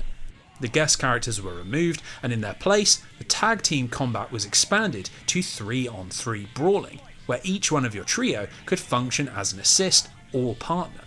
When you select your characters, each one now comes with a choice of 3 different assists, which are divided into 13 categories, offering things like anti-air attacks, heals, buffs, combo extenders, air launchers, and all manner of in-between. It's a lot to learn, especially considering every single one of the 168 different assist attacks has a unique animation, but this adds a massive amount of depth, as different characters combo well with different assists, and you can use it to paper over a team's weaknesses or exploit those of your opponent. It all made for a truly massive fighting game and an equally large reputation in the genre, as Marvel vs. Capcom 2 quickly became a competitive favourite. It was the first non-Street Fighter game to be included at EVO and headlined the event multiple times, sticking around for an incredible 9 years before the organisers eventually put it into retirement. It's rightly considered a classic of the genre and is often referred to as one of the greatest games of all time. But interestingly, this isn't an opinion that was shared outside of the fighting game community. And for all of its bombast and ambition, Marvel vs. Capcom 2 was actually considered something of a disappointment when it initially released. You see, while critics couldn't get enough of the roster and mechanics, there was almost universal criticism for its more out there aesthetic decisions. The Marvel and Capcom themed backgrounds were removed in favour of strange 3D environments that had nothing to do with either, and particular hatred was reserved for the decision to go with an upbeat, contemporary jazz soundtrack. Now, both the music and environments have since become beloved parts of the game's irreverent identity, but this criticism was enough to put a blemish on Marvel vs. Capcom 2's early 2000s reputation and helped contribute to surprisingly poor sales. Unfortunately, in the 2 years since Marvel vs. Capcom 1, the arcade scene in Japan had finally started to collapse. The issue was that while this was happening, the Dreamcast had also effectively bombed worldwide, and while Marvel vs. Capcom 2 was eventually ported to the PlayStation 2 and Microsoft Xbox, the install base of those consoles wasn't particularly interested in hyper-complex 2D fighters. In fact, as of today, Marvel vs. Capcom 2 is only Capcom's 89th best-selling game of all time, with just 1.4 million units sold, but as 1.1 of those came when the game was relisted on the Xbox Live Arcade and PlayStation Network in 2009, it certainly looks like its Dreamcast and arcade releases were about as big of a flop as the company had ever put out. The reality was that the Marvel crossover series had really only been popular in Japan for most of its existence. And while certain titles became a big deal in the American fighting game community, that audience was nowhere near big enough to compete with casual interest in games like Super Smash Bros, Tekken, and Mortal Kombat. For both Marvel and Capcom, this was a situation that neither could tolerate. Marvel, who were utterly uninterested in critical acclaim or competitive popularity, wanted much more from their financial partnerships, and as we'll discover later on, opted against renewing their contract with Capcom and went in search of new partners who could deliver success in their core markets of America and Europe. As for Capcom, well, the failure of Marvel vs. Capcom 2 was accompanied by the massive financial disappointment that was Street Fighter 3. And despite forming the backbone of their 1990s success, the company decided to pull back from the world of fighting games and focus their efforts on newer titles like Onimusha, Devil May Cry, and Resident Evil. Thankfully, this breakup has recently been rectified. Later this year, we'll be getting the Marvel vs. Capcom Fighting Collection on the PlayStation and Switch, which will bring together arcade-perfect ports of every single game in this franchise, complete with online play and rollback netcode. It's a wonderful way to celebrate one of the most ambitious and inventive crossovers in video game history, and to know that future generations will be able to enjoy the thrill of battling against Akuma with Wolverine, or striking down Zangief as Cyclops. Well, it shows that there is still plenty to be optimistic about in this often cynical industry.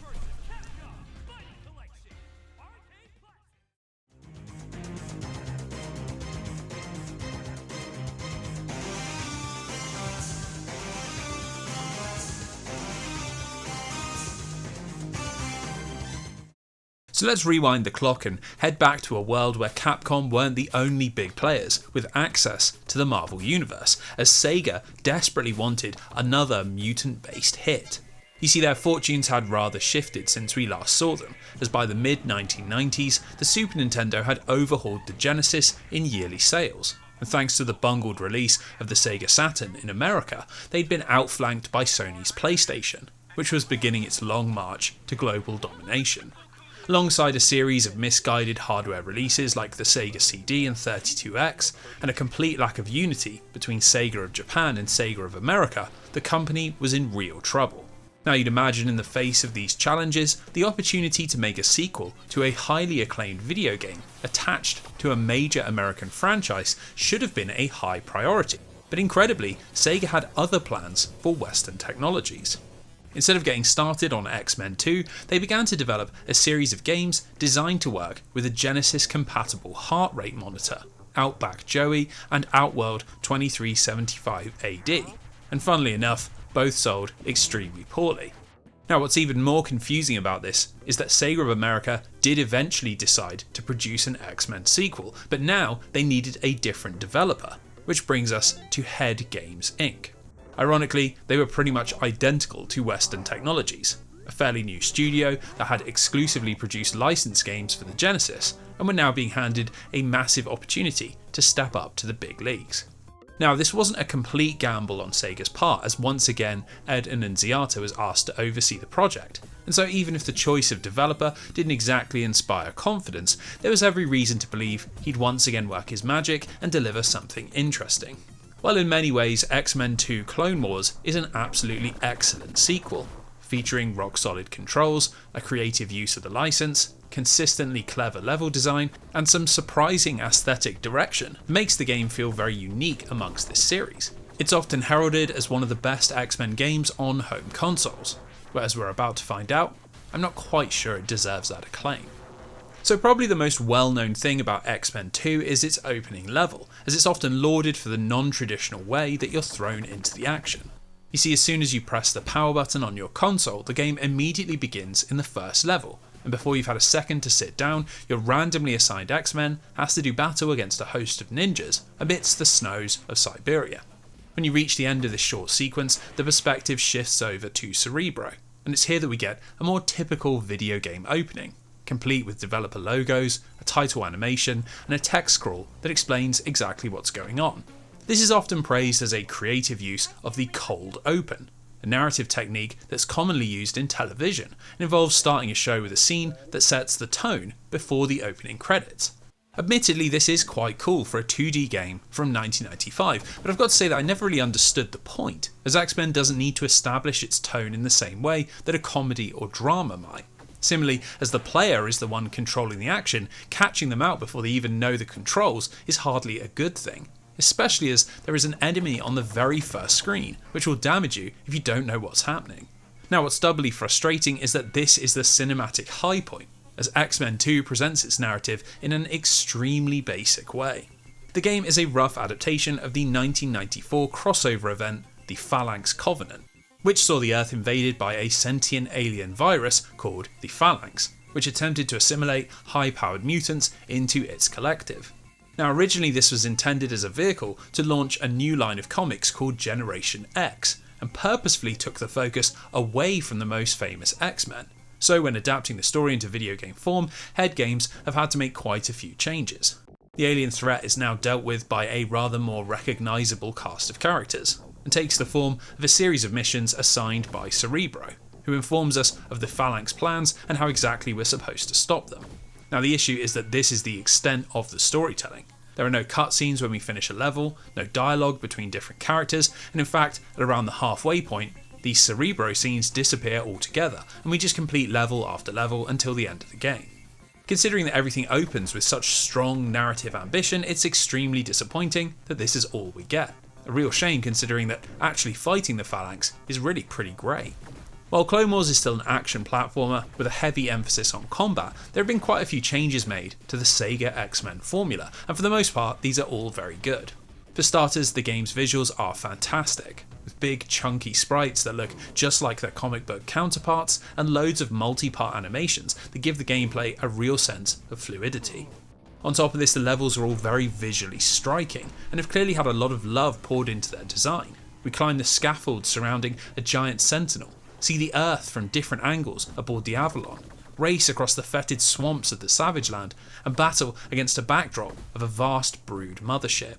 Now, what's really cool about all this is that the creative design goes beyond Clone Wars aesthetics, as Head Games have twisted the gameplay into all manner of dramatic levels that help tell the story of a frantic X-Men adventure. We have timed escape sequences where you race out of the heart of a self-destructing Sentinel factory, small stages that replicate lifts and tie together the larger levels, making it feel like you're exploring sprawling environments. And coolest of all, there is some clever use of pseudo 3D, which gives boss fights a sense of scale that you don't typically see in 2D games. Now, my personal favourite element is that as you progress deeper into the game and begin to strike at the heart of the Phalanx threat, Clone Wars begins to get quite dark, and that gives it a unique atmosphere we don't typically see from the X-Men. Later levels peel away the colourful comic book style and dive into a much more sinister aesthetic, with environments influenced by the work of H.R. Geiger and disturbing faceless enemies that steal the forms of our closest allies. This darkness is something that's always been present in the X-Men comic books, especially when the team stepped into outer space, but it's been conspicuously absent from their video game outings. With all its blood and gore and teenage boy-focused marketing, the Sega Genesis was the perfect place to bring this to life, and Clone Wars' intense tone is the perfect antidote to the cheery atmosphere of most 2D superhero games. Now, while that's all good and well, there are other changes to the game that are a little less successful. The biggest, and something that is usually universally praised, is the removal of mutant power. That's right, you can now use your abilities to your heart's content, and considering that being able to shoot beams with Cyclops or teleport with Nightcrawler are the main reasons to even play an X-Men game, certainly looks like a good move on paper. My problem is that in exchange, we've lost the character resource management and switching mechanics from the first game. And while this means you can focus on the action, it entirely removes the sense of a team adventure. Now, what I will say is that this is balanced by a much larger roster, which of course naturally creates replayability as different X-Men approach levels in different ways. And there are some very cool additions that make multiple playthroughs worthwhile. The biggest is that for the first time in a single player X-Men game, we can actually play as Magneto, as after the team purges the Phalanx infection from Asteroid M, he agrees to put aside his differences and join the war effort. Much like with Wolverine, he's just an eternally cool character. Perfect storm of creative superpowers, striking character design, and a tragic backstory, all of which adds up to a villain that you not only love to hate, but often just flat out love. So on balance, while Clone Wars is very fondly remembered, I do think it's ever so slightly less interesting than the previous Sega X-Men game. And without the team-based mechanics and a cohesive story tying everything together, it's just a very good looking action platformer. While it's never been confirmed in interviews, my theory is that while Ed Nunziata was overseeing the project, he simply had too much on his plate during 1995. As Clone Wars was being developed, he was also working on a third Echo game called Echo Jr., and was also overseeing the creation of Colibri, an esoteric animal-themed shooter on 32X. The man was a creative genius in 2D, but everyone has their limits. And considering Echo and Colibri were his own personal franchises, I wouldn't be surprised if he was happy to let Head Games get on with things relatively oversight-free. Now, unfortunately for Sega, while the game reviewed quite well in American magazines, it didn't come close to replicating the sales of its predecessor, and would end up being the last X-Men game that released exclusively on a Sega platform. There were a few efforts to produce a sequel, notably a pseudo 3D brawler for the 32X called X-Men Mind Games, which never made it beyond a playable prototype, and X-Woman, another action platformer for the Genesis, which was supposed to focus on the series' heroines. Despite making it all the way to the show floor of E3 1996, X-Women was also cancelled. And while we don't have any information as to why, I think Sega's increasing financial woes and the conflict between their American and Japanese wings likely offers us a few clues. With the company in an existential fight for its life, they had to focus on projects that would reliably produce sales on both sides of the Pacific, and preferably without requiring external licensing deals, two requirements that made any more Sega X-Men games rather unlikely. They had managed to produce two pretty great console games, arguably the best the franchise had seen up until this point, but the future of the industry lay with other companies and on other platforms, and Marvel would always follow the money.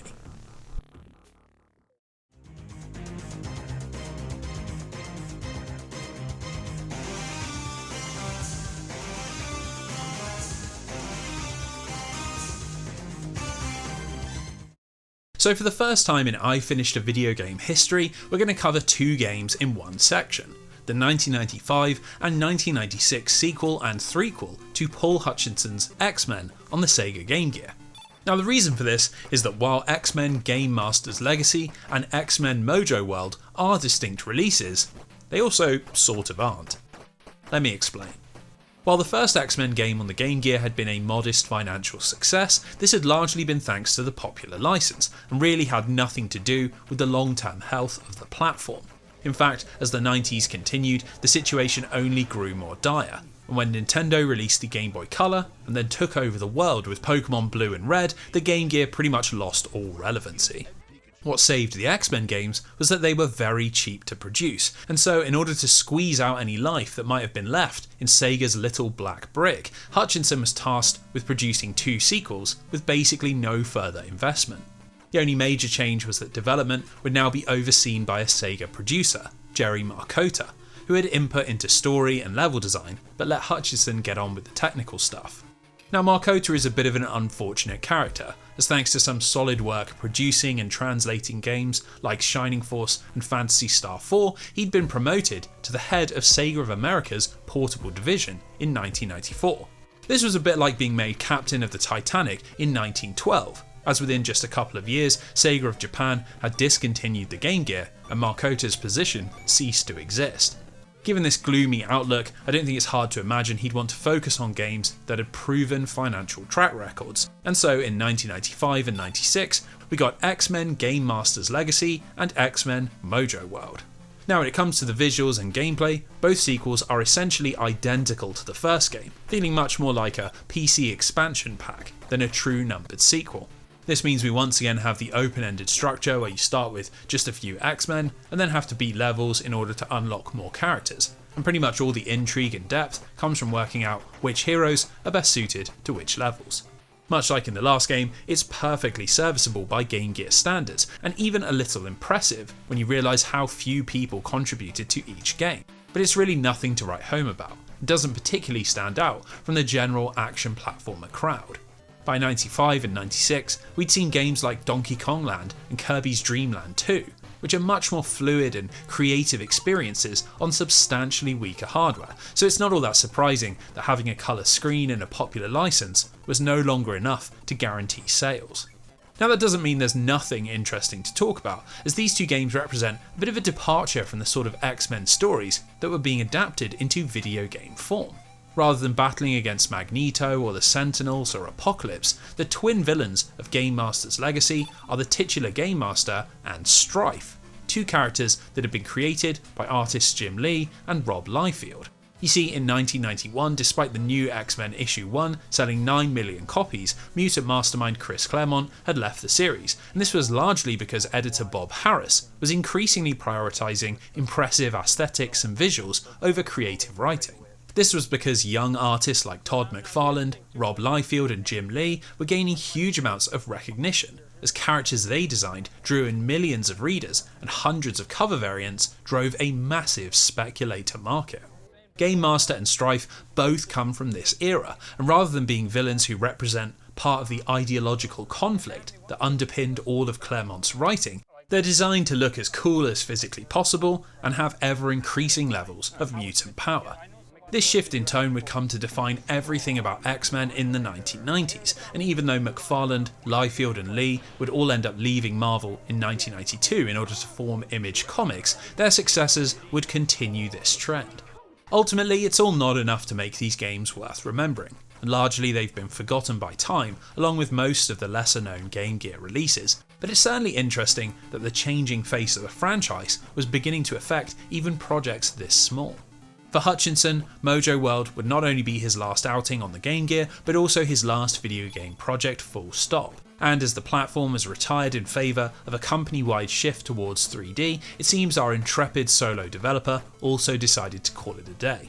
He might not have made exceptional video games or made a particularly big mark on the industry, but he is the only living man who has made 3 X-Men video games. And as we'll discover in the rest of this video, that is an achievement that deserves some credit.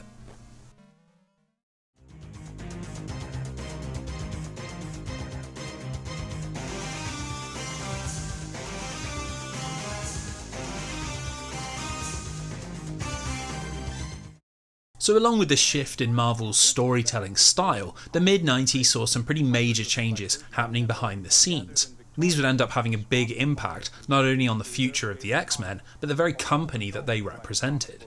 You see, while the early 90s had been a very fruitful time for Marvel, the foundations of its success were built on pretty shaky grounds. Record profits were being driven by a massive speculator market, and in an infamous speech at a trade event in 1993, Neil Gaiman compared the comic book industry to the Dutch tulip craze. A vast economic bubble that was bound to pop when people realised that their purchases were never going to gain any value. Unfortunately, with Marvel's share price at an all-time high, the executive team, led by majority shareholder Ron Perelman, were utterly unfazed by Gaiman's warning and continued to lean into the collector mania, printing endless cover variants, constantly releasing new series, giving artists total creative control, and pushing prices as high as they could physically get away with. Well, in 1995, the bubble did finally burst. Comic book sales plummeted by around 70%, and hundreds of American stores went out of business, which of course caused a panic amongst investors. For companies like DC, Dark Horse and Image, this was obviously pretty unwelcome news and meant that they'd have to get creative in order to weather the storm. But unlike their more agile competition, Marvel had almost no leeway to work with. You see, throughout the boom years, Perelman had loaded Marvel with more than $500 million of debt as he went on an acquisition spree, all in a bid to make the company the world leader in all things collectible. They bought sticker companies, trading card companies, comic book distributors, comic book producers, toy companies, you name it, Marvel had absorbed it in the early 90s. The company was ridiculously over-leveraged, and so when Gaiman's predictions came true, the impact was absolutely brutal. In 1995, Marvel posted its first ever annual loss, and this triggered a share price collapse, dropping down from $35 per share to just above $4. In response to this crisis, Perelman proposed selling Marvel to another company that he had a stake in, Toy Biz, but investors rejected the plan as it was predicted to take the share value all the way down to 80 cents. This led to an almighty legal battle between the two parties, during which Perelman had Marvel file for Chapter 11 bankruptcy in order to prevent a hostile takeover and retain control.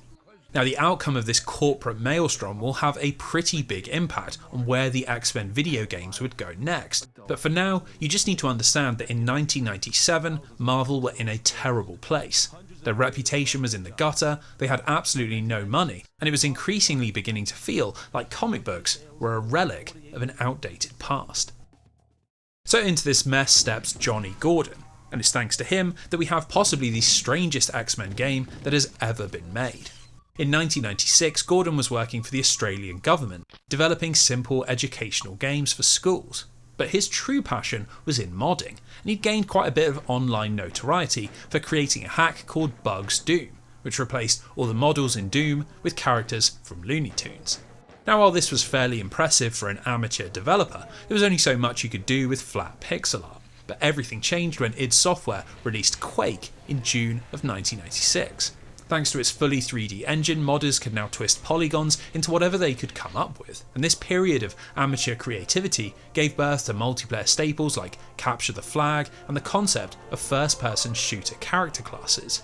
Gordon was enthralled by all this, and after seeing a friend playing Tomb Raider, he was inspired to attempt some 3D modelling of his own. He sat down at his computer and reworked a Quake model into Storm, apparently because she was his favourite female character.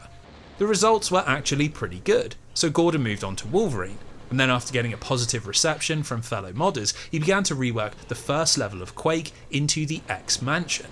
where players would have to fight against a team of mutant all-stars. Now typically this would have resulted in a letter from a team of angry lawyers, but instead Gordon was contacted by Kyle Busquet, who had experience working with licensed video games and had an interesting proposal.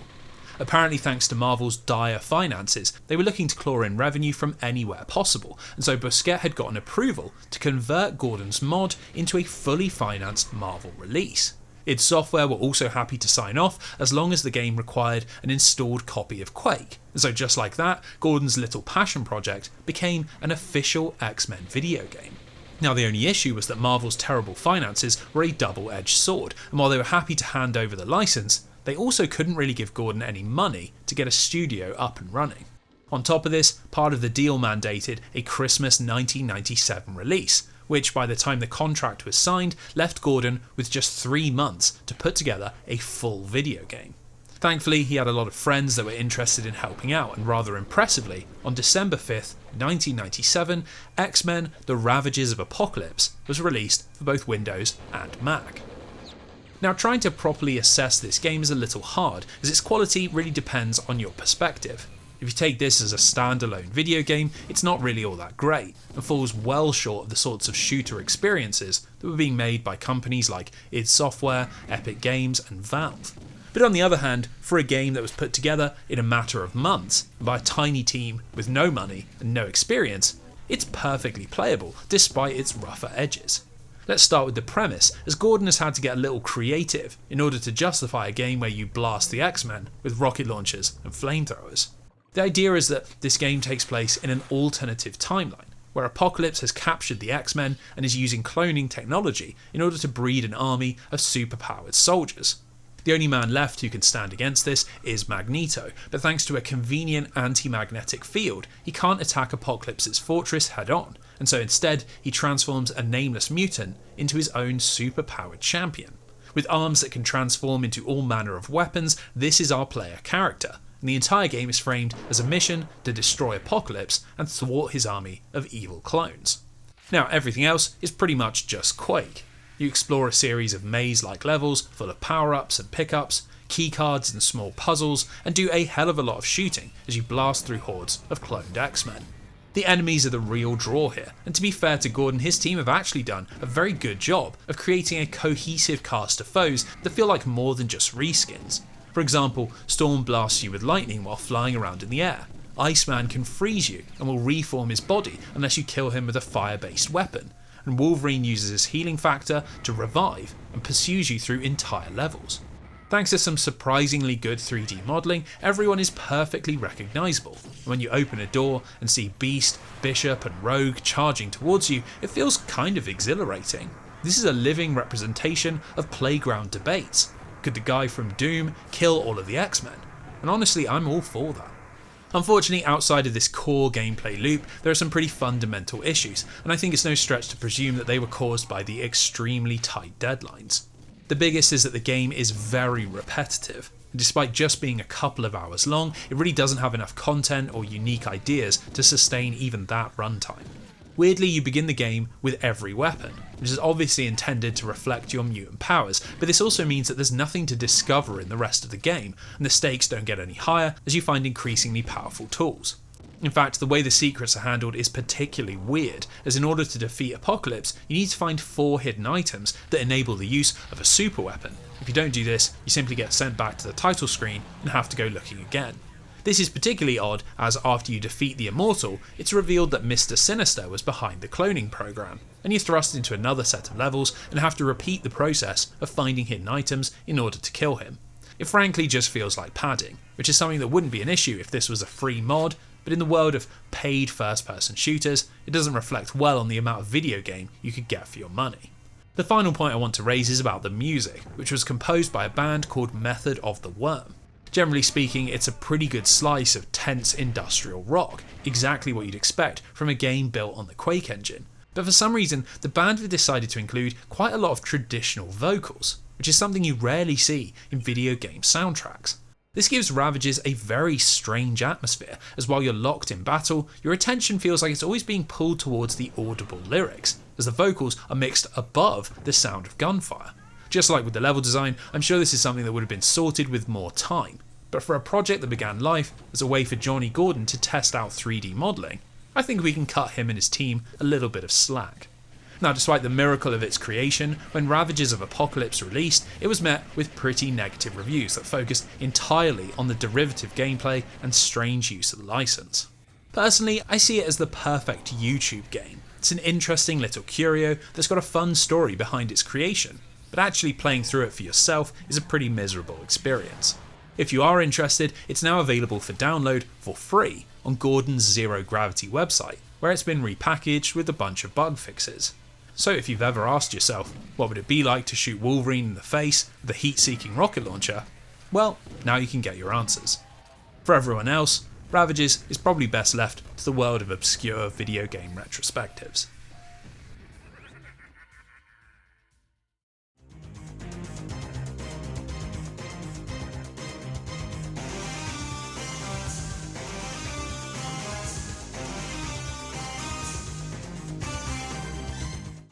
In 1998, Marvel's financial and legal woes finally came to an end, as the company emerged from its corporate civil war with new leaders and a clear direction.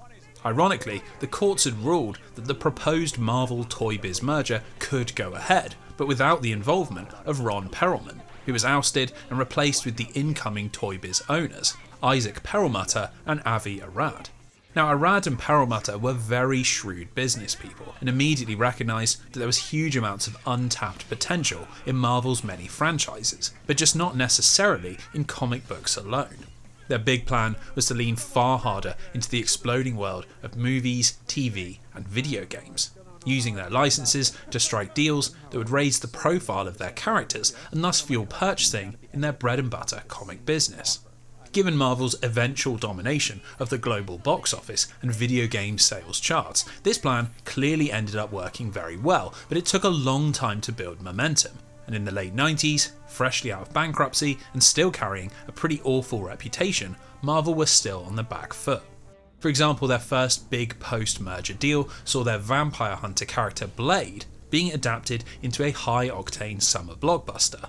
Thanks to a great performance by Wesley Snipes as the titular character and an almost non-stop parade of eye-popping action, the movie was a surprise hit, making $130 million against a budget of just $45.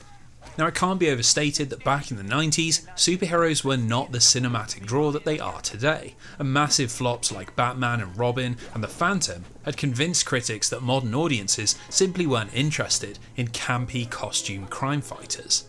Blade, however, proved that this was not the case, and so deals were quickly struck with Sony Entertainment for Spiderman and 20th Century Fox for the X-Men, two movies that would totally turn around the fortunes of the Marvel brand. Now, before we talk about the X-Men movie and its effects on the video games, it does need to be stated that these licensing deals were still pretty bad for Marvel. Despite Blade making $130 million, the comic book giant only received a flat licensing fee of $25,000. And while Spiderman and X-Men made a combined $1.1 billion, Marvel only saw $10 million of this. This is going to be pretty important later on in the retrospective when we talk about the future of the X-Men, so file it away as we'll be coming back to it. So anyway, with the company striking lots of licensing deals and trying to be more adventurous with their properties, there were of course big changes in the world of Marvel video games. Their agreements with Acclaim and Capcom were not renewed, and instead a deal was struck with Activision, who were at the time dramatically expanding the scope of their business and looking to become a major video game publisher. Now, given Activision's modern reputation, this might seem like a horrible move, especially considering the insane quality of Capcom's 2D fighters, but back in the 90s, this deal actually made quite a lot of sense.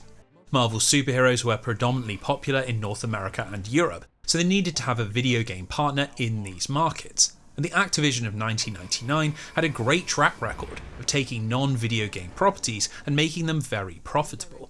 This was long before Call of Duty, and at the time Activision's biggest moneymaker was Tony Hawk's Pro Skater, a game that was essentially the most licensed of all licensed games, stuffed full of punk rock tracks and famous skaters and popular clothing brands, all of which embodied the atmosphere of the late 90s and led to rave reviews. I'm sure Marvel thought, if Activision can do this with a guy that rides around on a skateboard, what could they possibly do with Spiderman and the X-Men? And so a deal was struck, and Activision became the new guardians of the Marvel console license, and wasted no time in making good on it. The very next year they published Spiderman and X-Men Mutant Academy for the PlayStation 1, both of which received very positive reviews and both of which sold very well, seemingly starting the Activision era off on a very strong footing. Now there exists a bit of a misconception that Mutant Academy was created to tie in with the release of 20th Century Fox's X-Men movie, and considering that they both released on the very same day, August 20th, you'd be forgiven for making that assumption.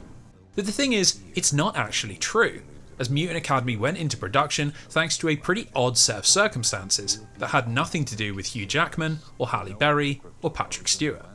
You see, the story starts with an odd little game called Thrill Kill, which was being made by Paradox Development, a small Californian studio that was trying to break into the industry.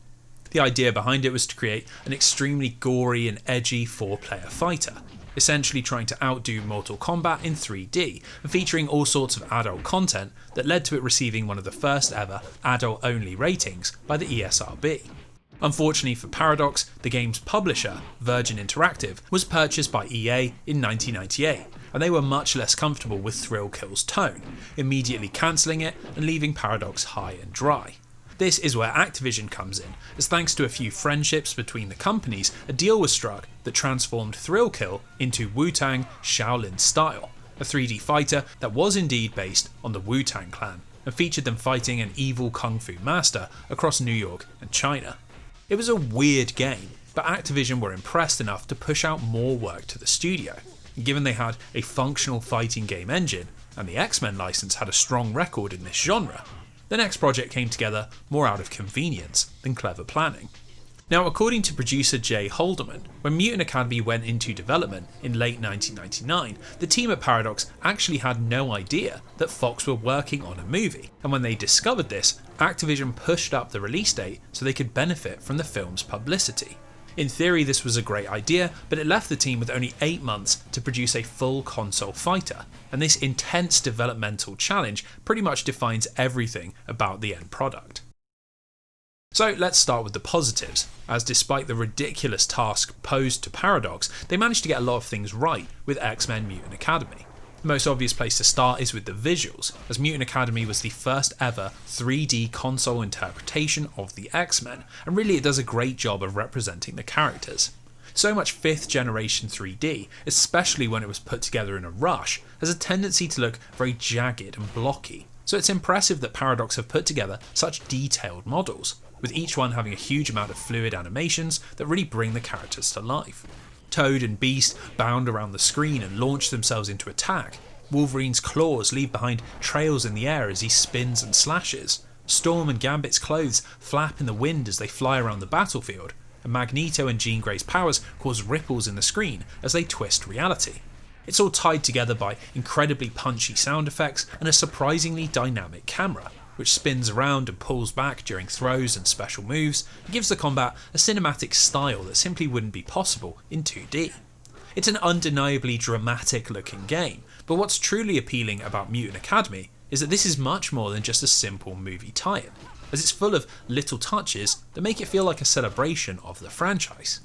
You see, eventually Fox and Activision got in touch, and the movie studio was happy to send over pre-production artwork and even have the dev team visit the set. But rather than simply copying what they saw, Paradox wanted to draw on the entire history of the series. For example, the character models are clearly influenced by the traditional 70s and 80s X-Men designs, and this is why we get things like a short and stocky Wolverine in his iconic yellow suit, Mystique in her comic book white dress rather than a blue bodysuit, and we get to play as popular characters like Gambit and Beast who weren't even in the movie. This comic book influence is probably most clear in the game's FMVs, which play in a montage at the very start of the game and in full when you beat the arcade mode. We see Jean Grey being pursued by a Brood soldier, Storm and Cyclops doing battle with Sentinels, and all manner of imagery that doesn't remotely line up with the grounded story being told in the cinemas. Now, along with all this, the cartoon is also represented with a host of voice lines recorded by the original cast. And while there's only a couple per character, They really help to add legitimacy to what you're seeing on screen. The only problem with this is that while most of the cast is represented, Activision weren't able to get Cedric Smith, who played Xavier, or Norm Spencer, who voiced Cyclops, and it's a little jarring to hear new voices coming out of such familiar faces. Really, outside of a set of alternative costumes that put the characters in all black leather, and a few unlockable behind the scenes photos, Mutant Academy doesn't actually have all that much to do with the movie. It really feels like the association was more thanks to marketing and the release schedule, rather than the intentions of the developers. So clearly it was made with love for the source material, but what about its credentials as a fighting game? Well, these are a little less solid, as while Mutant Academy doesn't do anything particularly wrong, it suffers a little from a lack of ambition. You see, rather than embracing the more open-ended 3D fighting of Thrill Kill and Wu-Tang, Paradox have played things safe and given us something that plays like a rather traditional 2D fighter. Everything about Mutant Academy, from the controls to the way the characters move and even the inputs for special attacks, are all cribbed directly from Street Fighter 2, and this creates a bit of a double-edged sword. The negative is obviously that it's just derivative. It doesn't bring anything to the fighting game genre that we haven't already seen multiple times many years ago. To get an X-Men game that looks this good, but is really no different mechanically to an SNES port from 1992, well, that's a little disappointing. While there is a smidge of fresh ideas like health recovery if you can avoid damage, or having 3 super attacks instead of just 1, it should be unsurprising to hear that Mutant Academy didn't develop a major competitive scene. Now that might all sound pretty harsh, but there is a flip side to this argument, and this is that the audience which bought Mutant Academy weren't actually looking for something groundbreaking or super complex. The target audience was primarily people who were interested because of the characters on the cover. And for many of them, as long as they could play as their favourite X-Men, battle with their friends or siblings, well, that was more than enough to make the game enjoyable. Not every game has to reinvent the wheel or aim for competitive immortality, and by pitching their release far below the level of something like Children of the Atom or Marvel vs. Capcom 2, Paradox ended up creating a game with far broader appeal that is still remembered very fondly to this day. So with great visuals, a healthy respect for the license and supremely playable mechanics, you could be fooled into thinking that the 8-month schedule hadn't really impacted development, but once you step outside of the core gameplay it's really pretty obvious. The biggest criticism of X-Men Mutant Academy is the extreme lack of features, and outside of battling your friends in versus mode, there's almost nothing to do. We've got just 4 modes to choose from: arcade, versus, survival and training, and while the training mode is quite charmingly framed as Xavier educating you in the danger room, the other 3 leave a lot to be desired. In versus mode there's no way to change any of the rules or set up tournaments, and survival might as well not be here because it's just a series of battles against the CPU with a single health bar. The biggest offender is easily the arcade mode, which despite Paradox cooking up these lovely little FMVs has absolutely no story, and is just a set sequence of battles that plays out in the same order no matter who you've chosen to play as. Your only reward for repeatedly beating the mode is that you unlock the 4 Brotherhood mutants: Toad, Mystique, Sabretooth and Magneto, but as they're always available in versus mode, the only reason to do this is if you want to use them in arcade mode, which isn't really much of a reward at all. Considering that Mutant Academy was built for consoles and wasn't a port of a bare-bones arcade game, you've got to say that this is very underwhelming. It means if you're not battling against someone sat next to you, there's very little reason to keep the disc in the system. Now ultimately, most of this was irrelevant, as the most important thing was that Mutant Academy hit shelves alongside the movie, and while that might sound cynical, Activision were quickly vindicated. X-Men was a big hit at the box office, making $300 million against a budget of just $75, and winning huge amounts of acclaim for its grounded take on a comic book franchise. Directed by Bryan Singer, who was coming off the back of the gripping crime thriller The Usual Suspects, his X-Men film wasn't just full of mutant-powered spectacle, but believable human drama that dropped any sense of campy entertainment and took the idea of genetic mutation deadly seriously. Fueled by acting heavyweights like Patrick Stewart, Ian McKellen, Halle Berry, and a breakout performance by Hugh Jackman, who was only starring in his 3rd ever movie, the film instantly changed the landscape of cinema, and along with Sam Raimi's Spiderman, which managed to be an even bigger hit, it began an era of superhero domination that would last for 25 years. Riding on its coattails, Mutant Academy sold very well, despite only releasing in America and Europe. and within a year it had been re-released as part of Sony's Greatest Hits line, which only fueled sales further. For Activision, everything had worked out perfectly. They'd scooped up a license that had suddenly become hotter than ever, and thanks to their army of small developers, they were perfectly poised to take advantage.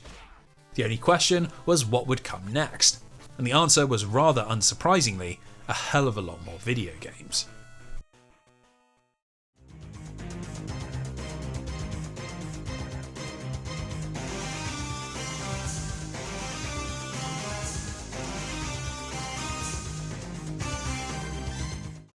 So the first game in this new movie-dominated era was X-Men Mutant Wars for the Game Boy Color, which was released in November of 2000.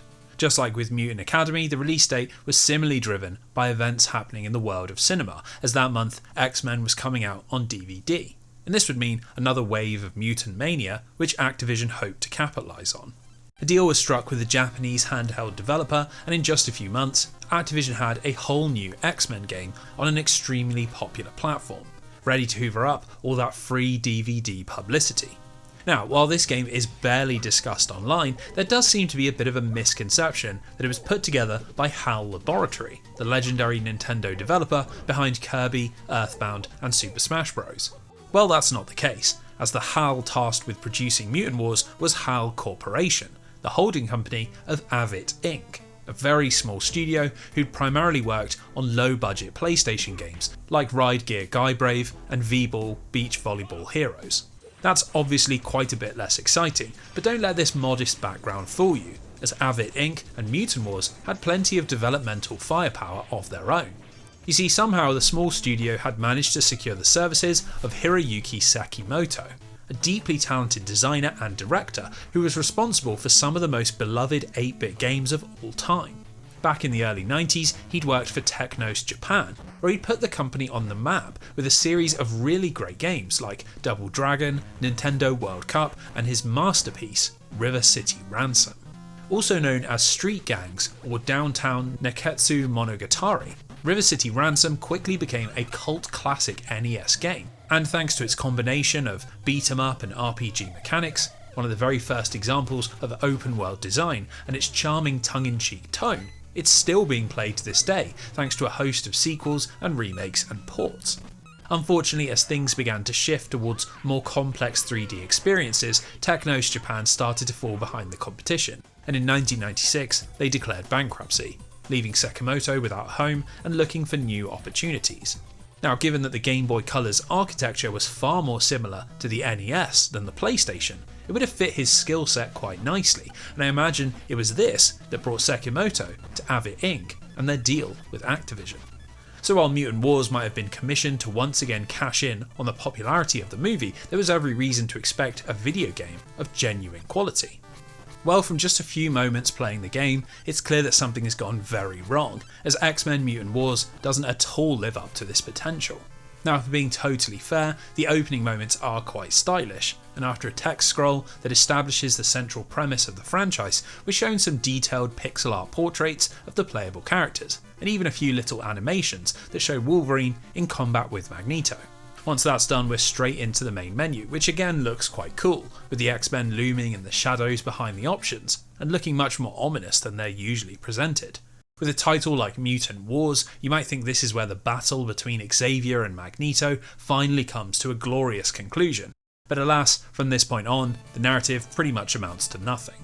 The game is structured as 9 levels that take us all around the globe, and the central idea is that the X-Men are trying to track down the origins of a set of Sentinel-like robots, which as it turns out are being produced by a rogue clone of Apocalypse. There's a bit of dialogue in between each level and when you confront a boss, but really Mutant Wars isn't telling a cohesive story, and none of the lines really contribute much beyond justifying the art design of the next level. Now, there's nothing actually wrong with this, especially on the Game Boy Color, where compelling narratives were somewhat rare outside of RPGs, but what really hurts Mutant Wars is that the gameplay is nowhere near strong enough to be the central focus. At first glance, this is a simple side-scrolling beat-em-up, where the aim in every level is to fight your way to the boss and take them out. But the central issue is that almost everything that you would expect from a game of this kind is conspicuously absent. Levels are essentially just flat hallways with absolutely no character or variety, and combat is nothing more than spamming the same few attacks against one or two different enemies and slowly creeping towards the right. It's brutally repetitive, and while Avit have tried to incorporate some systems to mix up the gameplay, none of them are functional enough to save the experience. For example, if you press select and a direction, you can switch out from Wolverine to one of 4 other X-Men: Cyclops, Storm, Iceman and Gambit, but there's absolutely no reason to ever do this, as all 4 are substantially weaker. They all have far less health and all rely exclusively on ranged attacks, which are completely pointless considering the small size of the screen. It means that they effectively exist as nothing more than a backup life, but as almost every single enemy drops health upon defeat, and they continually spawn until you reach the boss, it's actually pretty hard to die. The only reason you might find yourself on low health is from opting against picking up the health drops, as for some reason, whenever you touch one, the music pauses and the game freezes for a few seconds. It's an extremely off-putting effect, which makes the game feel like it's not working, and I really cannot work out why Avit chose to leave this in the finished product. Now thankfully Mutant Wars isn't particularly long, with its 9 levels adding up to just 40 minutes, but there is a knack to progressing through this game that could cause an unsuspecting player to get stuck for hours and hours. You see, in order to reach the next level after you've defeated a boss, you have to find a red key, and these are typically hidden in secret rooms, and there's no way to know that they exist beyond pressing up or down at a specific location. Once you're in, it's the exact same left to right combat, with the same enemies and the same backgrounds, and as there's no way to check your items or map, you're almost guaranteed to spend a lot of time aimlessly wandering back and forth. To be blunt, it's just not a good game, and so the question becomes, what happened? How did someone as talented and inventive as Hiroyuki Sekimoto deliver such a subpar product? Well, the obvious explanation is that he simply didn't have enough time. If we presume that Mutant Wars was commissioned once it had become clear that the X-Men was a box office hit, that would leave just 4 months to work with, and considering this was Sekimoto's first Game Boy Color project, that would make for a pretty challenging timescale. Now, while that might sound plausible, we don't actually have any sources to confirm that it was the case, but what we do know is that Sekimoto wasn't just working on Mutant Wars in late 2000. Just a few months later, Activision and Avit released Blade, which was also for the Game Boy Color, and was also directed and designed by Hiroyuki Sekimoto. It is a substantially better game than Mutant Wars, featuring a really fun blend of 2D combat and light gun style shooting sections, but it's impossible to think that Blade would have come together after Sekimoto's X-Men game, so they must have been in production side by side. I'm sure this impacted the quality of both, and combined with a pressing need from Activision for Mutant Wars to launch alongside the DVD, it made for a situation that no amount of design genius could fix. Even more tragically, this would end up being Sekimoto's last hurrah in the video game industry, as shortly after the release of Mutant Wars and Blade, he opted to retire, clearly having no love for this new publisher-dominated world. Thankfully, his legacy was already long secured, but the way that the licensed game conveyor belt had chewed out such a talented developer did not bode well for the future.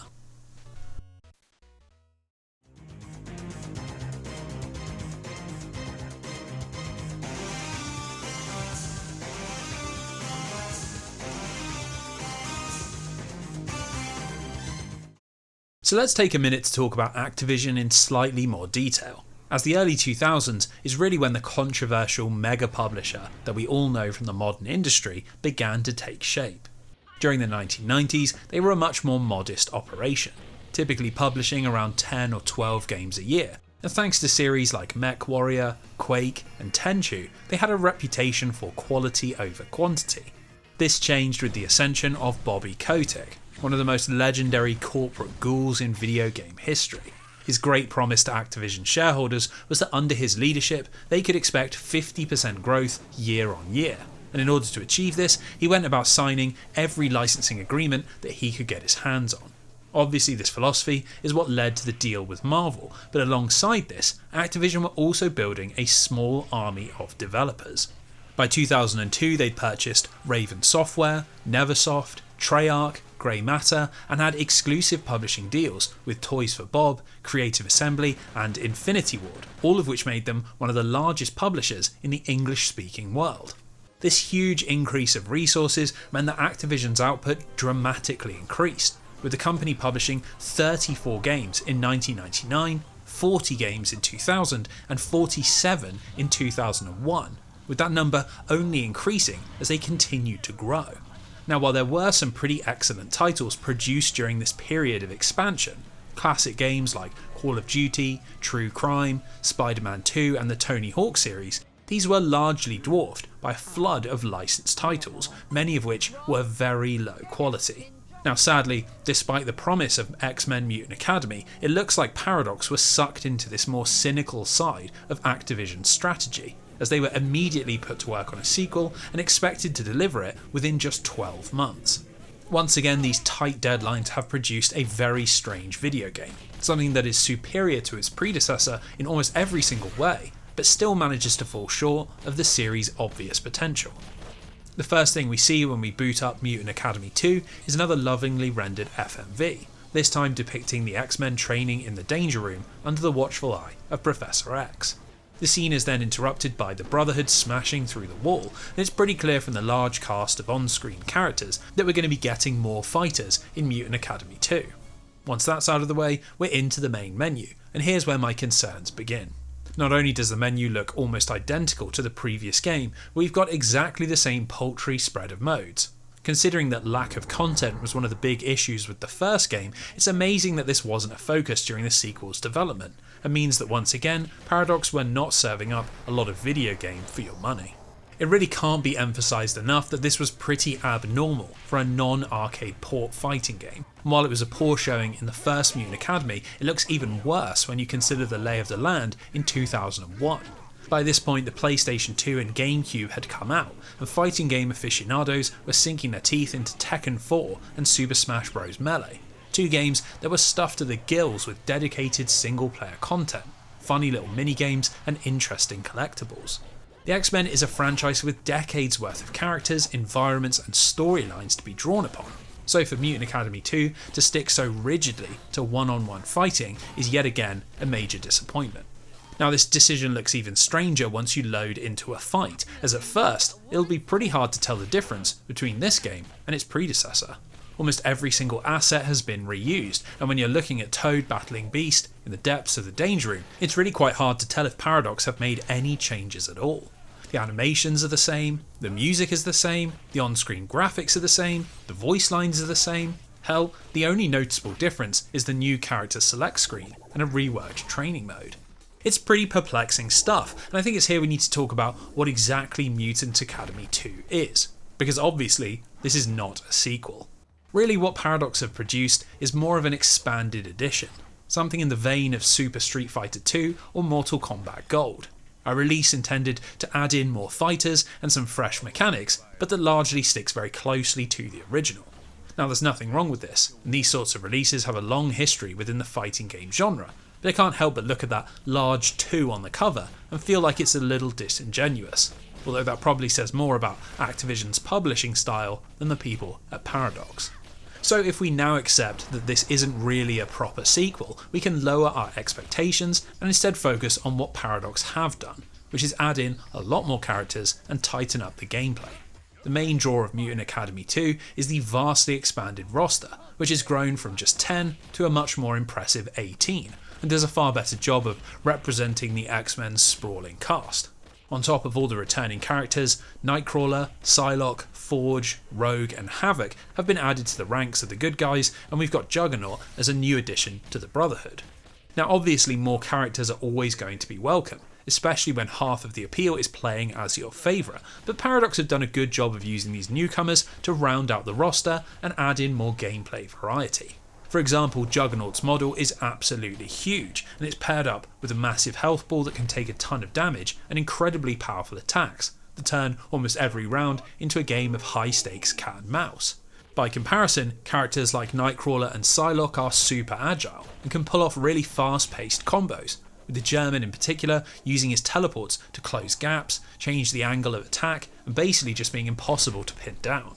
Now while these are all great, special mention has to go to the two secret characters, Professor X and Spiderman, who are not only great additions but show that Paradox was happy to poke a bit of fun at the license. Spiderman is simply just a lot of fun to play, thanks to very fluid moves that chain attacks really naturally, which suits the character down to a T, and frankly it's good to see the video game relationship between Peter Parker and the Mutants repaired after the travesty that was Arcade's revenge. Professor X, however, well, he brings something very different to the table. For some wild reason, Paradox has chosen to put Charles onto the battlefield in his wheelchair, and totally committed to the bit by making him unable to jump. This is balanced out by a slew of crazy looking moves where Xavier shoots across the stage or pivots on his wheels and even uses his telepathic abilities to make opponents hurt themselves instead of a more traditional grab. Frankly, it's hilarious and exactly the sort of thing that makes playing video games with your friends so enjoyable, which makes it a perfect fit for a game that is targeting that experience almost exclusively. Now oddly, this isn't the only funny moment in the game, as Paradox have also reworked the FMVs that you see when you beat arcade mode, and these are now much more tongue-in-cheek. We see Gambit trying to trick Rogue into a kiss, Beast making himself a margarita in the mansion's laboratory, Havoc ruining Cyclops' training sessions, and my personal favourite, Toad eating a fly that's bothering Magneto, and then getting a pat on the head for his good work. If you're not going to do a proper story, you might as well have a bit of fun with the characters, and considering how dark and grounded the movie interpretation was, Mutant Academy 2 feels like a welcome counterbalance. So while the lack of new modes or visuals or any sort of meaningful single player content might make it seem like Paradox weren't doing all that much during the game's development, they had clearly been hard at work. The expanded roster adds in some great characters with interesting new mechanics, and this alone makes Mutant Academy 2 feel worthwhile. And considering that the team had less than 20 members and just 12 months to work with, the expectations of a full fast sequel might be a little unfair. If games like Street Fighter 2 can get away with having 5 revisions, I think we can allow Mutant Academy the 1. And to be honest, when you're breaking an X-Man in half with the Juggernaut or compelling them to do it themselves with Xavier, it's not hard to work out why the series was such a success. The reality was, while Activision were pushing their studios to pump out games on an almost annual basis, it didn't seem to be having that much of an impact on their quality. And Mutant Academy 2 actually reviewed substantially better than the first game, with critics seemingly happy to accept this as a new fighting game franchise. The only potential problem was that the PlayStation was now a little long in the tooth, and with players now getting stuck into the PlayStation 2, GameCube and Xbox, Paradox would need to make the jump into the next generation if they were going to keep up with Activision's insatiable need for more games.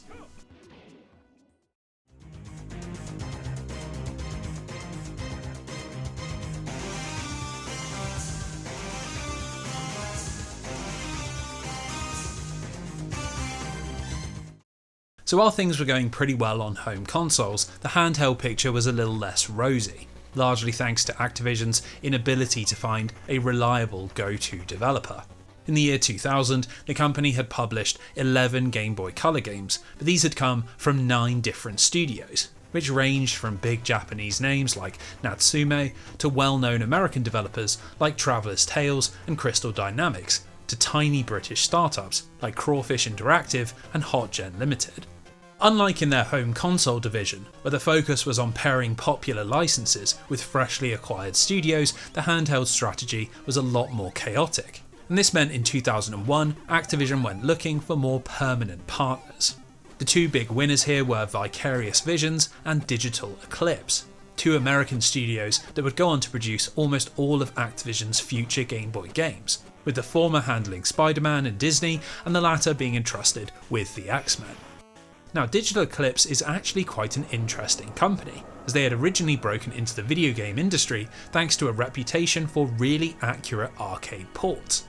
Throughout the early 90s, they'd largely stuck to this model, and while games like Miss Pac-Man on the Super Nintendo or Joust on the PlayStation were never mega financial hits, the studio occupied a comfortable little niche.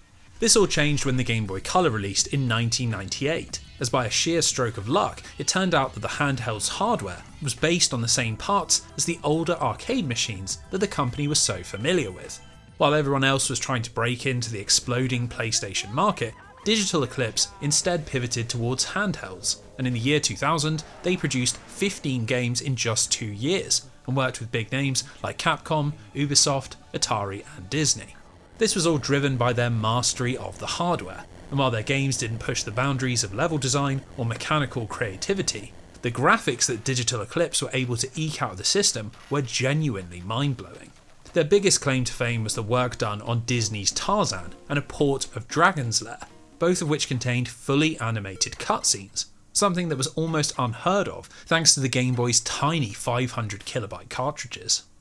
So they might not have been a household name, but they certainly knew what they were doing.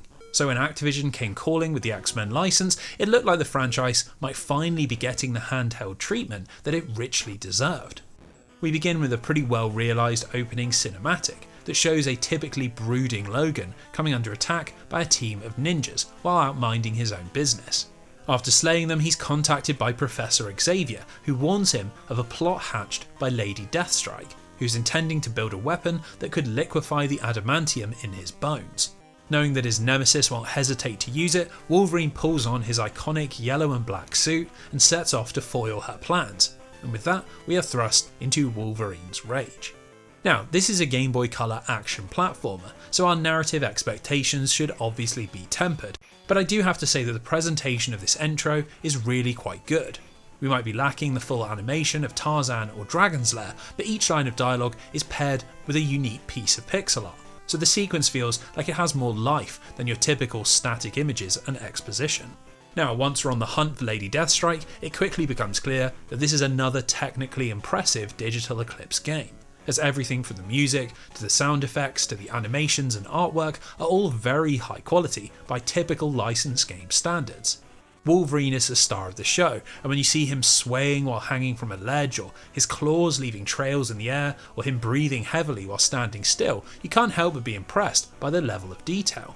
The animation is just so fluid for a Game Boy Color game, and if you compare this to the movement in Mutant Wars, which had come out just 12 months earlier, it shows just how comfortable Digital Eclipse felt with the system.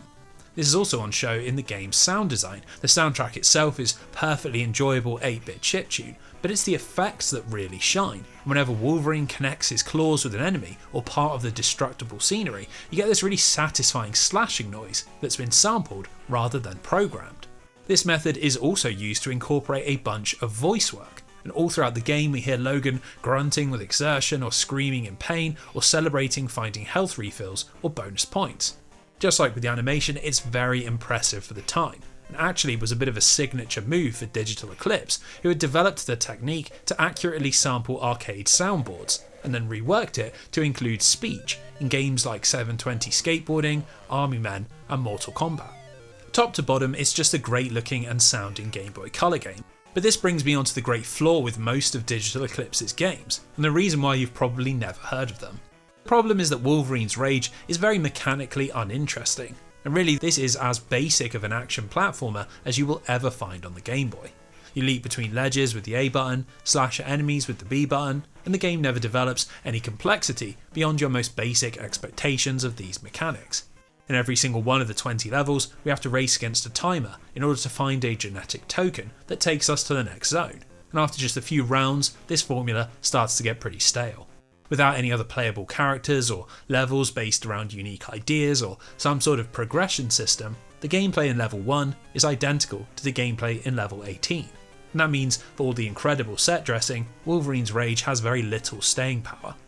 Now you might think that's a harsh judgment on a handheld action platformer from 2001, but you have to remember that owners of the Game Boy Color were absolutely spoiled for choice when it came to this genre. Many other companies were producing games that were not only visually gorgeous, but also mechanically inventive. And between Rayman, Shantae, Mega Man, and a veritable horde of Nintendo first-party titles, Wolverine's Rage simply didn't do enough to stand out in a very crowded market. At just 38 minutes long, with no hidden secrets or optional content, it's just a clear-cut example of style over substance. And while it showed that Digital Eclipse could put together a video game, they needed to up their design ambition if they wanted to be more than just another licensed game studio.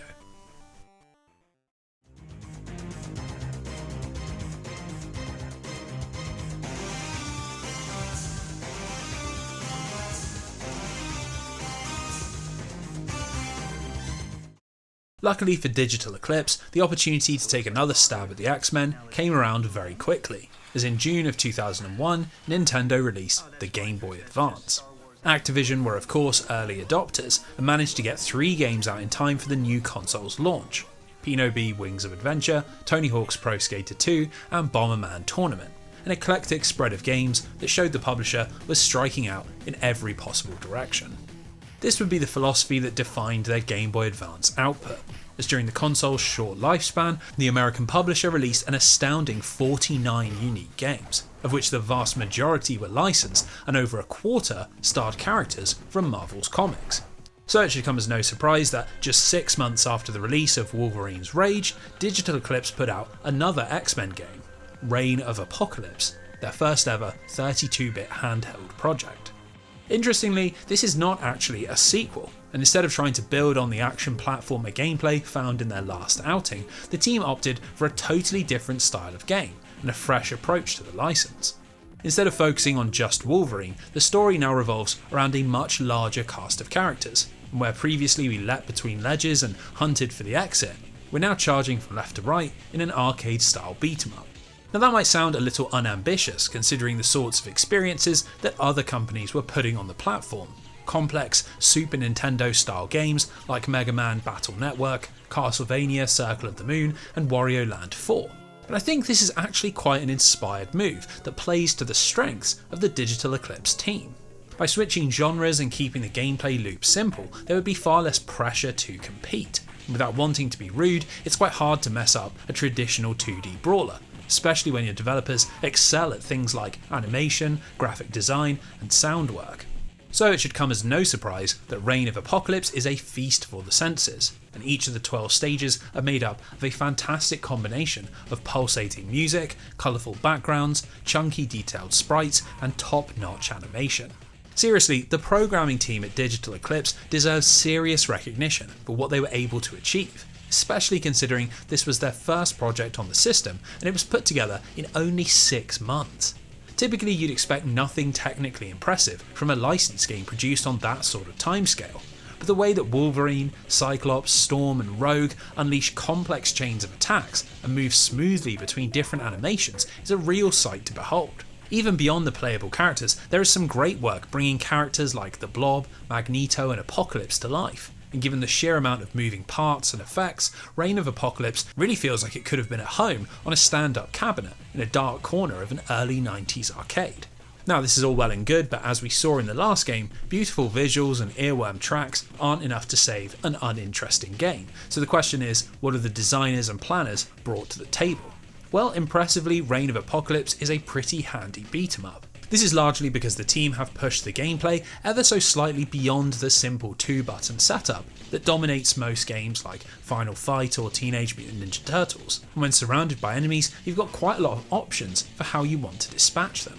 We've of course got your typical spread of throws, jumping attacks and combos, but on top of this each mutant has 2 special moves, one which uses up your health and another that uses up your mutant power.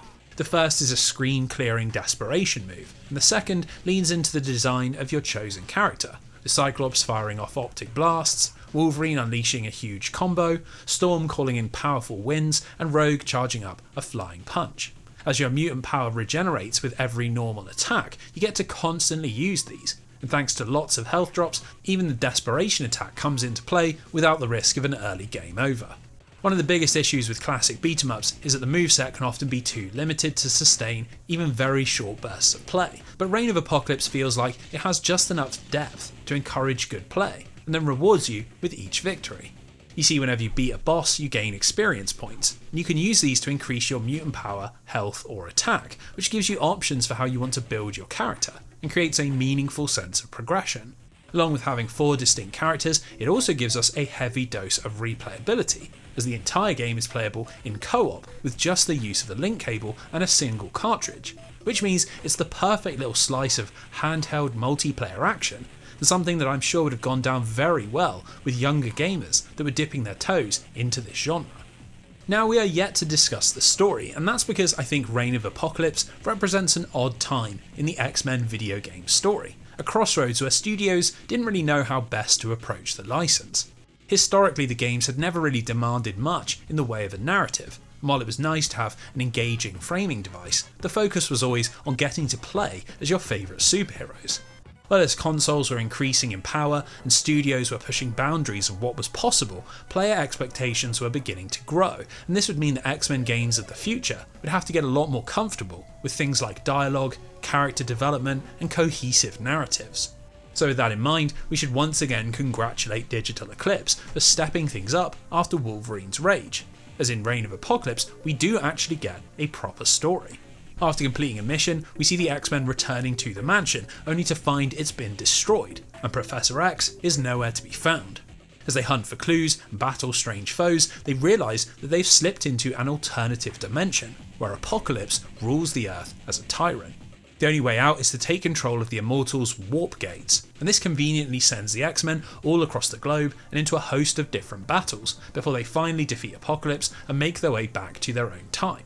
Now, as a wraparound for a handheld beat-em-up, this is all perfectly acceptable, but I do have to point out that the decision to go with this storyline is a little strange, and that's because of some quite major changes happening at Marvel Comics.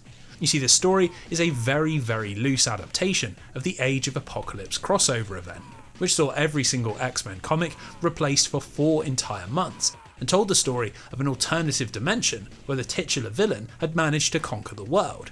It was a shocking move which grabbed a lot of attention, shifted a lot of comics, and would go on to become one of the series' most iconic stories. Now that makes it ripe for video game adaptation, but the strange thing is that this had happened all the way back in 1994, almost 10 years before Digital Eclipse began work on their game. It might make sense if the franchise was at a low ebb without any contemporary material to draw upon, but not only were X-Men fans devouring anything related to the movie, but the comics had come roaring back into relevancy on their own terms. In early 2001, legendary writer Grant Morrison had been given full creative control of the second-tier X-Men monthly series and had transformed it into the New X-Men, a reboot that completely changed the tone of the comic and introduced a huge amount of new concepts. The amount of mutants in the world was radically reduced as a consequence of a brutal Sentinel attack on the mutant nation of Genosha, and this pulled the focus back to Xavier's school, where Morrison began to explore the concept of a cohesive mutant culture, where being an X-Man meant a lot more than just being a powerful fighter. While it of course benefited from the movie's surprise popularity, it was this risk-taking originality and Morrison's high-quality writing that gave the series staying power.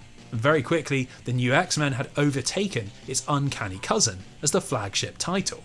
This all makes it a little strange that a video game released during the height of early 2000s X-Men mania opted against using the aesthetics of either Singer's movies or Morrison's comics, either of which could have delivered a lot of sales by sheer association.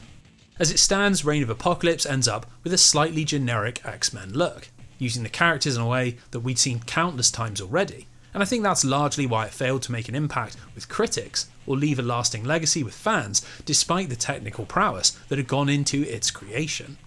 Thankfully for Digital Eclipse, the muted success of Reign of Apocalypse didn't stop them winning further business, and over the next few years they established themselves as a very reliable Game Boy Advance developer, producing more impressive titles like Rayman Advance, Phantasy Star Collection and Grand Theft Auto Advance. Now ironically, Reign of Apocalypse would not be the last X-Men game that the Digital Eclipse team worked on. You see, in 2003, their handheld success had prompted a merger with an edutainment company called Imagine Engine, with the resulting hybrid company being called Backbone Entertainment. If you cast your mind back to our section on Konami's X-Men game, you might recognise Backbone as the company responsible for the short-lived 2010 Xbox Live Arcade version. A funny little twist considering that game was clearly a huge influence on Reign of Apocalypse.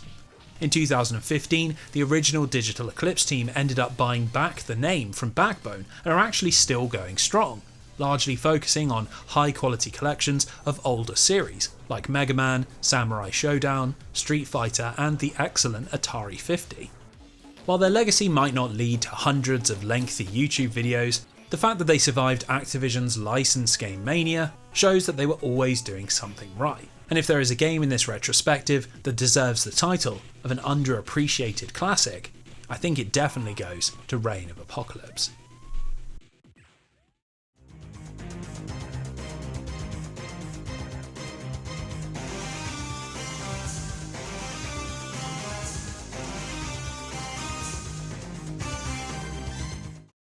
While Digital Eclipse had taken the X-Men into the world of futuristic handhelds, the real generational leap was happening over at Paradox Entertainment, where they were busy adapting their console fighting game formula for the shiny new PlayStation 2, Nintendo GameCube and Microsoft Xbox. Given the popularity of the first two Mutant Academy games, there was quite a bit of excitement around this sequel, and Activision stoked appetites when they announced the game in June 2001, promising faster action, more expansive environments, and graphics that would push all three systems to the limit. It was a big opportunity for both Paradox and the X-Men, as releasing simultaneously across every major console gave the game real commercial potential, and as the video game industry was fast approaching parity with the movie industry, they had a chance to produce something that could rival the films in terms of cultural importance. Where licensed video games had previously traded on the success of the comic or movie they were adapting, the increased power of the 6th generation consoles meant developers could really start to compete with those experiences. And over the course of the next few years, we get legendary Marvel games like Spiderman 2, The Punisher, and Hulk Ultimate Destruction, all of which are held in just as high acclaim as their blockbuster equivalents. The video game was becoming an equal partner in the foundations of a strong franchise, and as Mutant Academy provided a great starting point, expectations were very high when X-Men Next Dimension hit shelves in October of 2002. Now at first glance it appears that Paradox had really learnt from the reviews of their previous game, as Next Dimension seems to have been made specifically with their most common criticisms in mind. The biggest change is that we now have a fully fleshed out story mode, which finally gives players a solid reason to stick in the game when siblings and friends are nowhere to be found. It functions like a heavily augmented arcade mode, where you're taken through a series of 24 one-on-one battles that are linked by cutscenes, and tell an original story about the X-Men and Brotherhood being forced into cooperation. Just like with Mutant Academy, the aesthetics and storytelling draw upon lots of different elements of the X-Men franchise, and this cleverly means that Next Dimension could appeal to comic book fans that have been reading for decades, or those who had just jumped on with the movies. For example, the plot is centered around the exploits of Bastion, a human-machine hybrid who's responsible for the creation of the Prime Sentinels, an upgraded model that's able to transform its appearance and dampen mutant abilities. In Next Generation, he's sprung from captivity by his robot servants and unleashes attacks against both Xavier and Magneto, which prompts an uneasy alliance and a frantic rescue mission to save Forge, who Bastion is forcing to produce perfect Prime Sentinels. Now, while this is hardly the first time an outside threat has forced the two factions together, I really like that Paradox opted for a lesser known X-Men villain and avoided the cliché temptation to fall back on the same old battles with Magneto or yet another apocalypse alternative dimension. At the time, Bastion's only other appearance was in Operation Zero Tolerance, a 1997 crossover event where he attempted to fool the US government into thinking that the X-Men had gone rogue and that they needed to fund his Prime Sentinel program in order to stop them. It was a major storyline involving multiple X-Men publications, but it had released just as Marvel's sales were beginning to collapse, and thus Bastion would have flown under the radar for many fans. Now we're jumping ahead a bit, but in 2024 he came right back to the forefront of the franchise in the wildly popular X-Men 97 cartoon reboot. But back in 2002 he was still very much a bit part player, and I really like the decision to shine a light on an interesting character that we'd not yet seen in video game form. To complement this, we've got the masterstroke casting of Patrick Stewart as Professor Xavier, resuming the role he played so well in the first movie and providing narration that ties together all of the game's cutscenes. It should be no surprise to hear that once again Stewart is fantastic, and his narration transforms a plot about superheroes fighting evil robots into something that feels profound and has a real sense of gravitas. Now the slight downside is that Next Dimension is still just a fighting game, and for all the effort that's gone into creating cutscenes and recording high quality voice acting, the meat of the gameplay is just one-on-one combat, and that does work against the drama that the story is trying to create. There has been some effort to try and mix things up, like in stages where you can pick which character to play as, or in little sequences where you have to defeat an enemy within a certain time limit, but really there isn't much here beyond the core fighting game formula. When you see Magneto fighting off hordes of Sentinels, only to be thrown into a match that's indistinguishable from the versus mode, it does slightly dampen your excitement.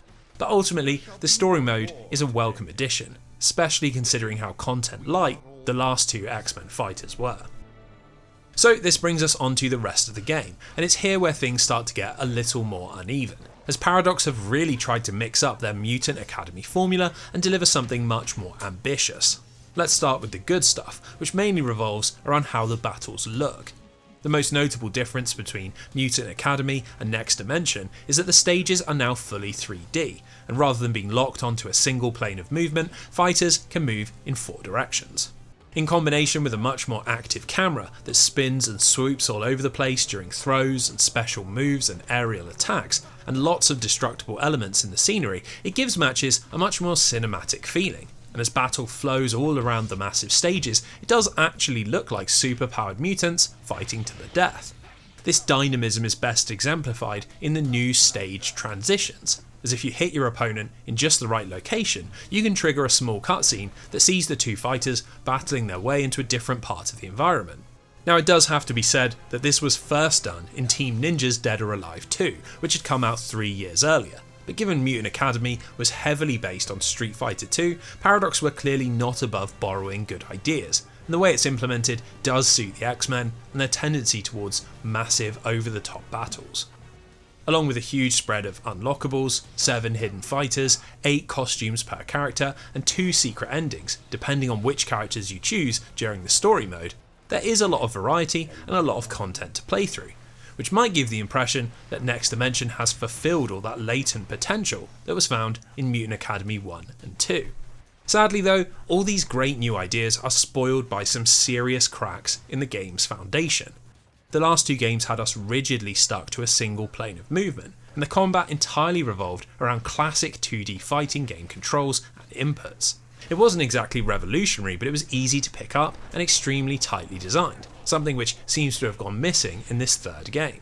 For some reason, everything just feels slightly off, like the controls are a little too loose and imprecise to be able to handle the combo building that the combat is designed around, and the new 3D environments and 4-way movement really do not help.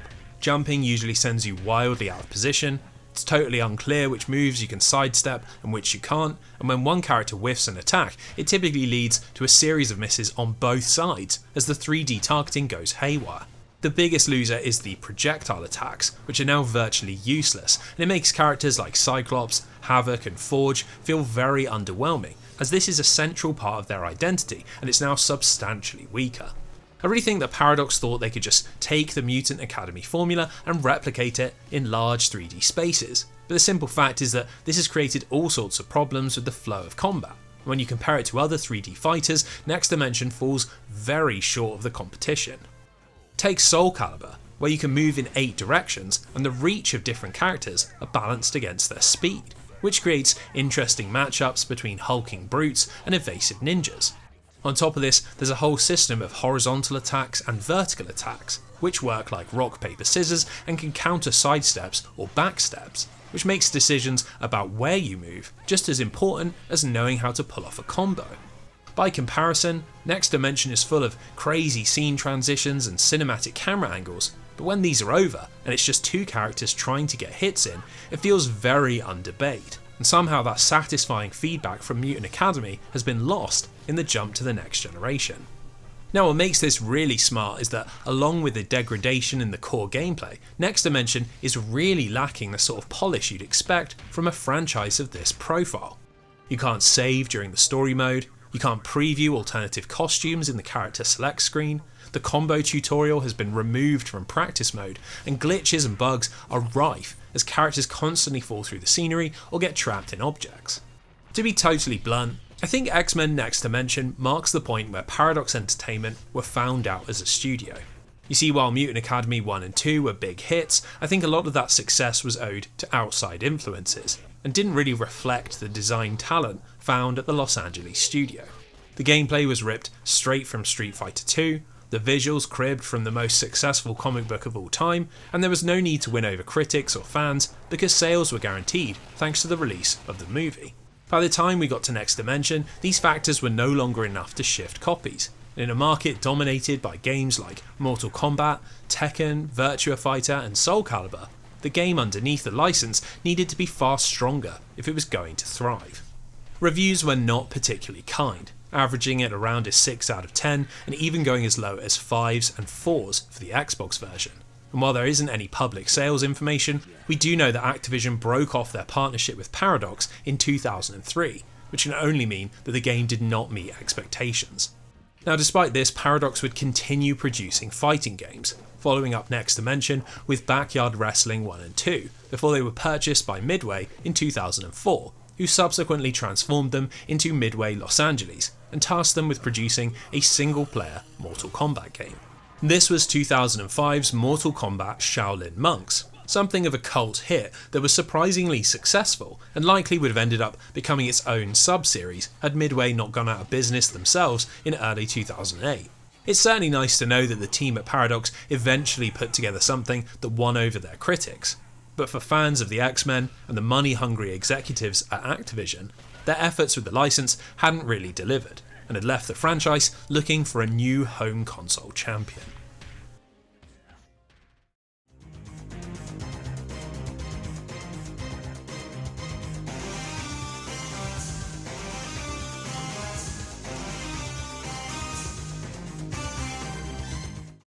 This brings us to X2 Wolverine's Revenge, the moment where Activision's brutal publishing strategy reached peak toxicity and genuinely began to drive people away from a franchise that was otherwise booming. The story begins in August 2000, miles away from anything mutant related, with another Activision published license game called Star Trek Invasion. Thanks to its crisp space shooter gameplay, host of famous Star Trek actor performances, and some pretty impressive PS1 graphics, it received great reviews. But all was not well within the walls of its Manchester-based creator, Warthog Games. The studio was being torn apart by internal disagreements, and mere months after Invasion had shipped, the development team, led by brothers Dave and Mike Anthony and lead designer Hayden Dalton, broke away and formed their own company, Deadpool Software. Now, the plan had been to get off the ground by producing a Star Trek Invasion sequel for Activision, but to the surprise of the Anthony brothers, when they sat down with the American publisher, there was another offer on the table, and it was a big one. Activision wanted Deadpool to produce a third-person X-Men action game for the PlayStation 2, GameCube and Xbox, a huge opportunity that could catapult them to international fame, and one which the brothers obviously accepted. It was a stroke of luck for the fresh-faced studio, but unfortunately, that is also where their good fortune ran out. Deadpool began work on a game called Weapon X, and the idea was to put together something that focused on Wolverine, exploring his mysterious past and placing him in situations that would test other aspects of his character beyond his infamous rage. Thanks to the involvement of Marvel writer Larry Hama, which lent the game an air of legitimacy, and the revelation that the voice cast would include not only Patrick Stewart, but the legendary Mark Hamill, there was a lot of excitement about Weapon X's potential. Unfortunately, Activision didn't see things this way. In late 2002, the publisher caught wind that 20th Century Fox's X-Men movie sequel, X2, would be hitting cinemas in April of 2003, so they immediately ordered a raft of changes to be made to the game being put together in Manchester. First off, the name was changed. Weapon X was out the window, and in its place, we got X2 Wolverine's Revenge. Now, considering that Bryan Singer's movie was also built around the mystery of Wolverine's past, and would be adapting elements of the Weapon X comic, this could potentially have worked, but Activision wanted to make sure that they got that movie tie-in money. Along with the name, a deal was signed for Hugh Jackman's likeness, but only for promotional materials and the game's front cover, which meant that the images appearing in adverts and in marketing previews had almost nothing to do with the content that Deadpool had actually created. This led to a huge amount of confusion, as journalists constantly asked how their game related to the X2 movie and what other actors players could expect to see, only to be met with sheepish responses from Deadpool, who tried to explain the situation. Sadly, this wasn't the only crisis caused by Activision's interference, as the new release date of April 2003 gave the studio almost no time to learn how to actually develop a game for all these new systems. By Dave Anthony's own admission, X2's codebase was a complete mess, and led to a ridiculous amount of bugs that required Activision to send in a team of their own staff, just to make sure that the game shipped in a playable state. Amazingly, despite its creation being referred to as Helm's Deep by the team, X2 Wolverine's Revenge did manage to ship alongside the second X-Men movie, but unlike with Mutant Academy 3 years earlier, this time there was no sales bounce. While the film received rave reviews and made over $400 million at the box office, Gene Pool's game was torn to shreds by magazines and websites alike, averaging barely above a 5 out of 10 and landing very negative coverage from major publications like Eurogamer, GameSpot and official Xbox magazine. The early enthusiasm around X2 Wolverine's Revenge had quickly turned into complete apathy, and within a few months' time it was clear that Activision had a major flop on their hands. A strange mixture of movie tie-in and original project that failed to make good on either. Now, typically when we're looking back at a project like this, we'll take a generous approach and try to cut through the negativity and find out what the developers were trying to achieve. This is a tough old job with X2 Wolverine's Revenge, but we'll at least try to start on a positive note and discuss a few of its less disastrous characteristics. Despite the confusion around the lack of Hugh Jackman, Mark Hamill does a great job in the main role. And while most people would have been more familiar with his wild cackles as the Joker in Batman the Animated Series, or potentially the stoic heroism of Christopher Blair in the Wing Commander series, he's actually got a ridiculously versatile voice that is perfectly suited to an emotionally wild character like Wolverine. His performance is a concoction of growled threats, gravelly self-reflection, pained screams, and even a little dose of sarcastic humour, all of which add up to the most fleshed out video game version of Wolverine to date. Now, this is helped by X2's big focus on narrative, which is placed front and centre in almost 30 minutes of animated cutscenes, and a lot of voice dialogue, which plays as you work your way through the game's levels and constantly gives us an insight into Logan's thoughts.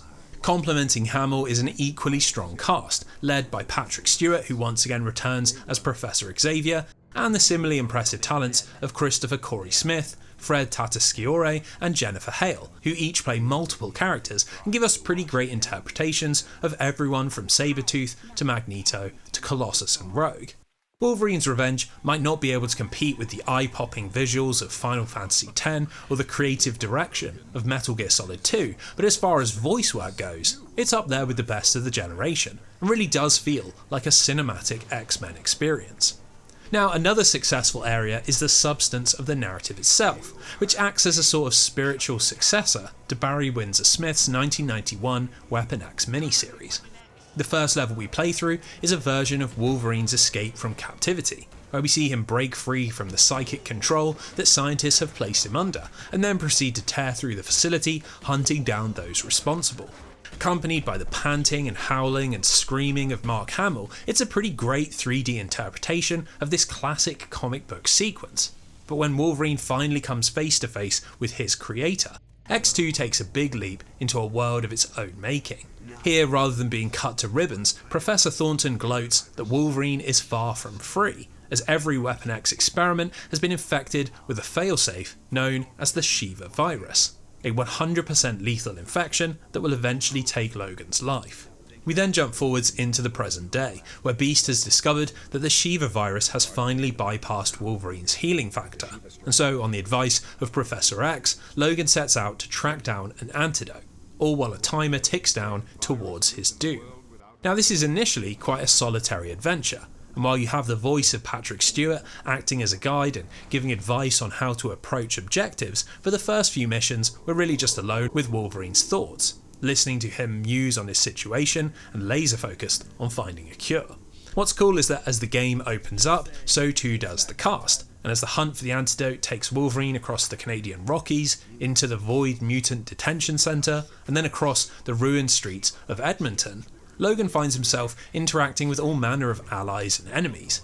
We get to see Colossus pulling off a fastball special, the Wendigo stalking through dank underground caves, and a climactic clash of adamantium claws between Logan and Lady Deathstrike, all of which gives the plot a real grounding in Wolverine's history, and for which Gene Pool do deserve some credit, as they could have easily just stuck to the visuals and ideas of the X2 movie. Now, if Wolverine's Revenge had just been a 30-minute animated story, it would have likely been received quite well, but alas, it was not. and it's in all of the actual video game parts where you can see the shadows of the highly disjointed development.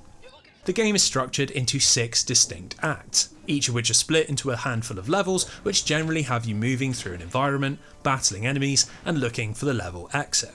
Now that might sound quite old school, but Wolverine's Revenge is 6th generation through and through, as the gameplay is an eclectic mix of early 2000s styles that each try to replicate an element of Wolverine's powers.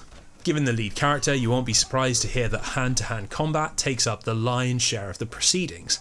But the way it's been implemented is very strange, and feels like 2 conflicting combat systems mashed into one.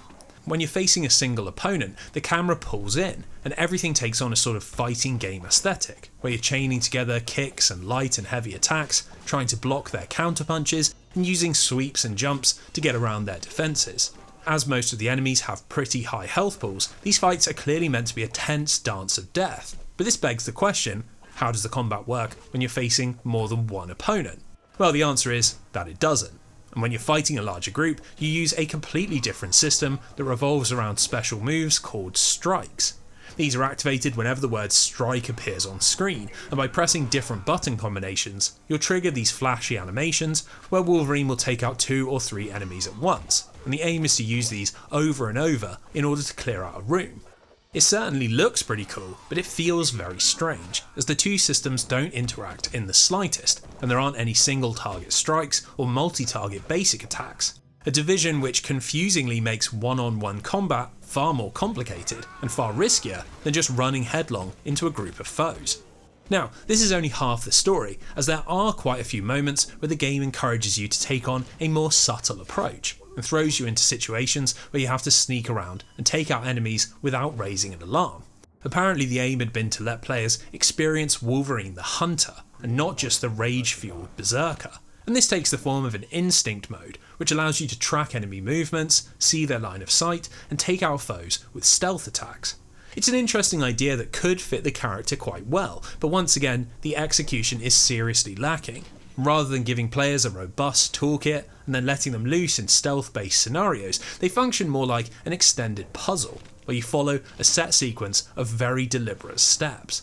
If you try anything other than the intended path, the game pretty much breaks, and coupled with some really awkward design, like how you can only pull off a stealth kill when strike appears on screen, or certain enemies that can only be killed when peeking around a corner, it feels a long way from the open-ended possibility of games like Splinter Cell and Metal Gear Solid. Now, if you can possibly believe it, the disconnected nature of X2's game systems and the janky way they've been mashed together is not the worst thing about this game. No, that would be the difficulty, which has ended up at a comically high level thanks to a series of awful mechanics and genuine design mistakes, all of which make the game borderline unplayable for anyone remotely concerned about their sanity. The first big issue is that Wolverine is very weak, and you can easily go from full health to 0 in a matter of seconds if you're caught in a crossfire or make a mistake during a stealth section.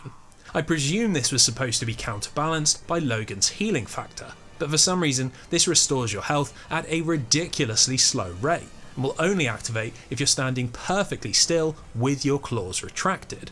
In order to recover a full health bar, it takes well over a minute, and this means the pace of almost every single level is completely thrown out of the window, as you spend the vast majority of your time not fighting or exploring or hunting enemies, but standing still, doing absolutely nothing.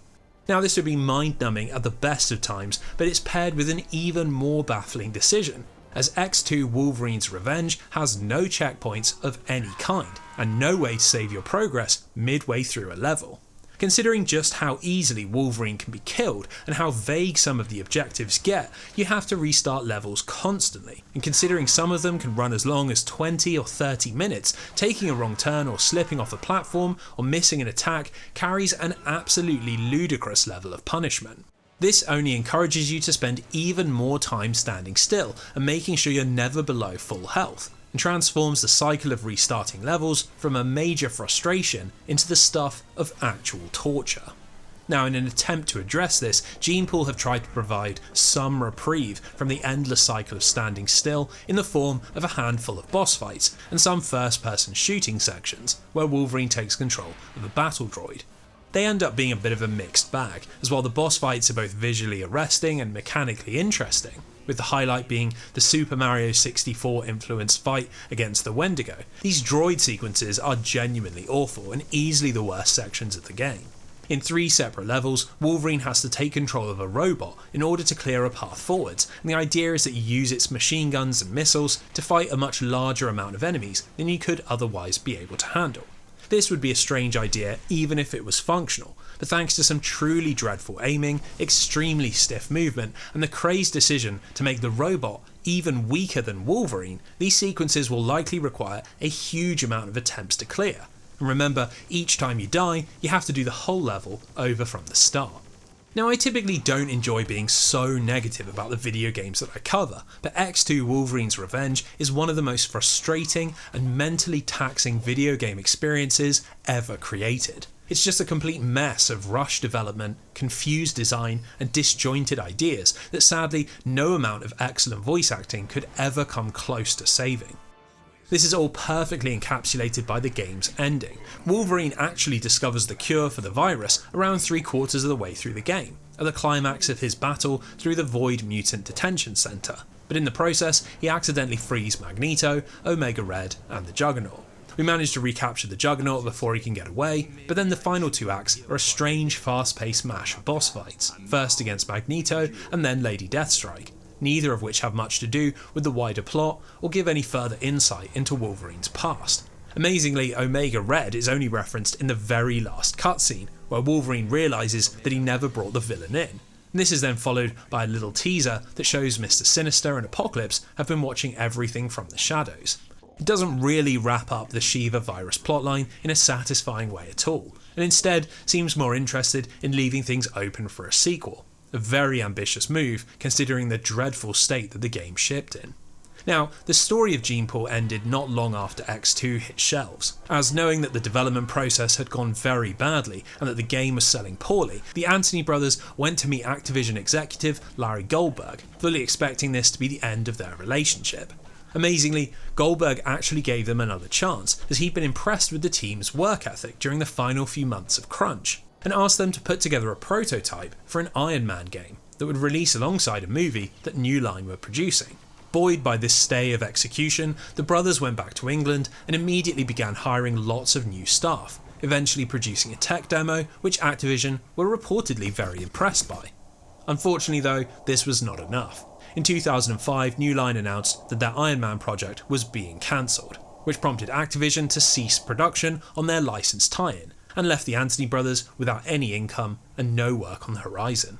Unable to keep the doors open, Gene-Pool filed for bankruptcy within months, and the story of this strange little studio that produced a single strange little game finished as quickly as it had begun. By Dave Anthony's own admission, the fault lay exclusively with him and his team for messing up the development and approaching life as a new studio with such naivety, but it's very hard to not place equal blame on Activision.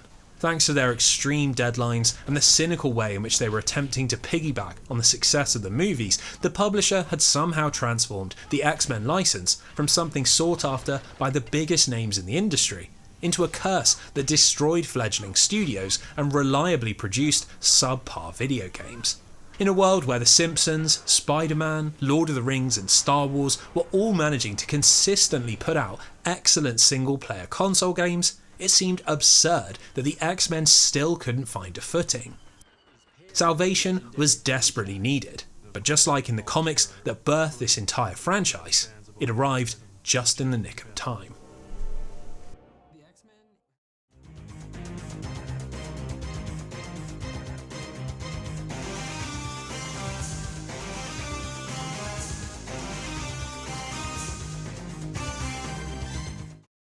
So given the last few games didn't exactly turn out great, you'd be forgiven for thinking that Activision exclusively shipped terrible games made on minuscule budgets during the early 2000s. Well, this was certainly true when it came to the X-Men, but outside of this, it was very much not the case, and thanks to an army of acquired studios, Activision was in the middle of a 6th generation golden age. Infinity Ward had sown the seeds of global FPS domination with the first Call of Duty. An exclusivity deal with Creative Assembly had given the publisher Medieval, Shogun, and Rome Total War. Treyarch had rewritten the licensed game rulebook with Spiderman 2, and Neversoft's skateboarding success story had culminated in the critically acclaimed Tony Hawk's Underground. For every Shrek Super Slam, there was a true crime Streets of LA, and while the Activision logo often did mean cynically produced tie-ins, the publisher owned some extremely talented studios and inarguably put out some very good games. Now, the jewel in their crown was Raven Software, a studio that embodied everything that Activision wanted from its subsidiaries, and in the early 2000s they could do almost nothing wrong. Founded in 1992 in Madison, Wisconsin by brothers Brian and Steve Raffel, Raven had begun life developing RPGs in the Wolfenstein 3D engine, and thanks to their ambition and high quality, this had led to a strong relationship with id Software. Clearly, working with the creators of Doom rubbed off on the brothers as they quickly shifted focus towards first-person shooters, and thanks to games like Heretic and Hexen, Raven became an internationally respected studio that was growing at a very impressive rate. This is what caught the eye of Bobby Kotick, who decided to make Raven the first acquisition of his new regime, and forked out a cool $12 million to bring the studio under corporate ownership. Now, the easy presumption is that without the Raffel brothers in charge, Raven would immediately be sucked into the Activision licensed game meat grinder, forcing them onto production schedules that sapped away all the team's creativity. But amazingly, they absolutely excelled in this environment. In 2000, they put out Soldier of Fortune and Star Trek Voyager Elite Force, two PC shooters that were based on existing properties but brought all sorts of interesting ideas to the table and managed to combine critical and financial success. These were followed up by Star Wars Jedi Outcast in 2002, which thanks to its ridiculously ambitious gameplay and creative use of the license was immediately heralded as one of the greatest Star Wars games ever made, and then this was followed just a year later by Star Wars Jedi Academy, which delivered even more critical praise and for the first time big sales on home consoles. Raven Software were essentially Activision's golden child, a studio that would reliably churn out high-profile license games year on year, but they did so without ever becoming cynical, always managing to please the critics as much as the executives. Now, this led to an excellent relationship between the developer and their parent company, which meant that unlike most Activision studios who strictly did what they were told, Raven staff were free to pitch ideas, and they were actively encouraged to come up with interesting new ways to use the publisher's licenses. According to Raven project lead Patrick Lipo, these could often be just a few paragraphs long and were rarely ever expected to be greenlit. But incredibly, the team discovered in late 2002 that one particularly outlandish pitch had been accepted: an X-Men role-playing game. The idea was to take heavy influence from Squaresoft's Final Fantasy and to produce a rather traditional Japanese-style adventure, complete with turn-based combat and complex menus. A strange concept, but considering Final Fantasy X was currently selling like hotcakes on both sides of the Pacific, Activision clearly saw the appeal. Now, the problem was, as the team started to work, they quickly realised that this was all a bit of an awkward fit. Not only did they lack the experience to create this kind of game, but it was felt that casual X-Men fans might be put off by the slow-paced strategic gameplay, so the decision was made to switch to a hybrid system, where the action happened in real time, but you still had plenty of numbers to sink your teeth into.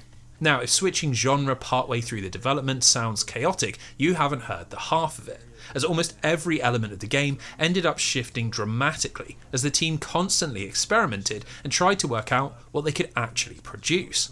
Early magazine previews showed off a game with a realistic graphical style and a close camera angle that almost made it look like a third-person action game. But testing found that the visuals could get pretty muddled when a lot of enemies and special powers were plastered across the screen. This led to the camera being pulled out to a more isometric angle and a big shift in aesthetic, where characters were given thick outlines that made them pop out from the environments and gave everything a very cel-shaded comic book look. With each passing month, that traditional JRPG origin slipped further into the background. When Activision unveiled the game to industry press in April of 2003, it was also revealed that the focus on single player had shifted to a campaign that was fully playable in drop-in, drop-out 4-player co-op. Now, this was all pretty exciting stuff, as there wasn't really anything like this on the market at the time. a video game that combines the complexity of RPGs like Diablo with fluid multiplayer gameplay and gave you the opportunity to craft your own team of legendary mutants. Fittingly titled X-Men Legends, it began to build up a real head of steam in the media, and recognising that the chaotic development might actually be producing something special, Activision ploughed almost $5 million into various forms of advertising and pushed Raven's new game as their marquee 2004 release. Well, when it hit markets in September and October of that year, the investment looked like it had paid off, as X-Men Legends received a raft of very positive reviews, typically scoring 8s and 9s out of 10. And without any help from the movie release, it started shifting copies at a rapid rate.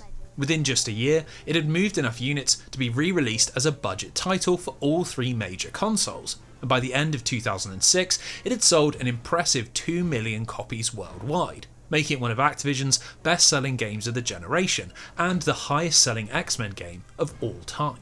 By all accounts, Raven Software had hit yet another home run. But how exactly had they managed it?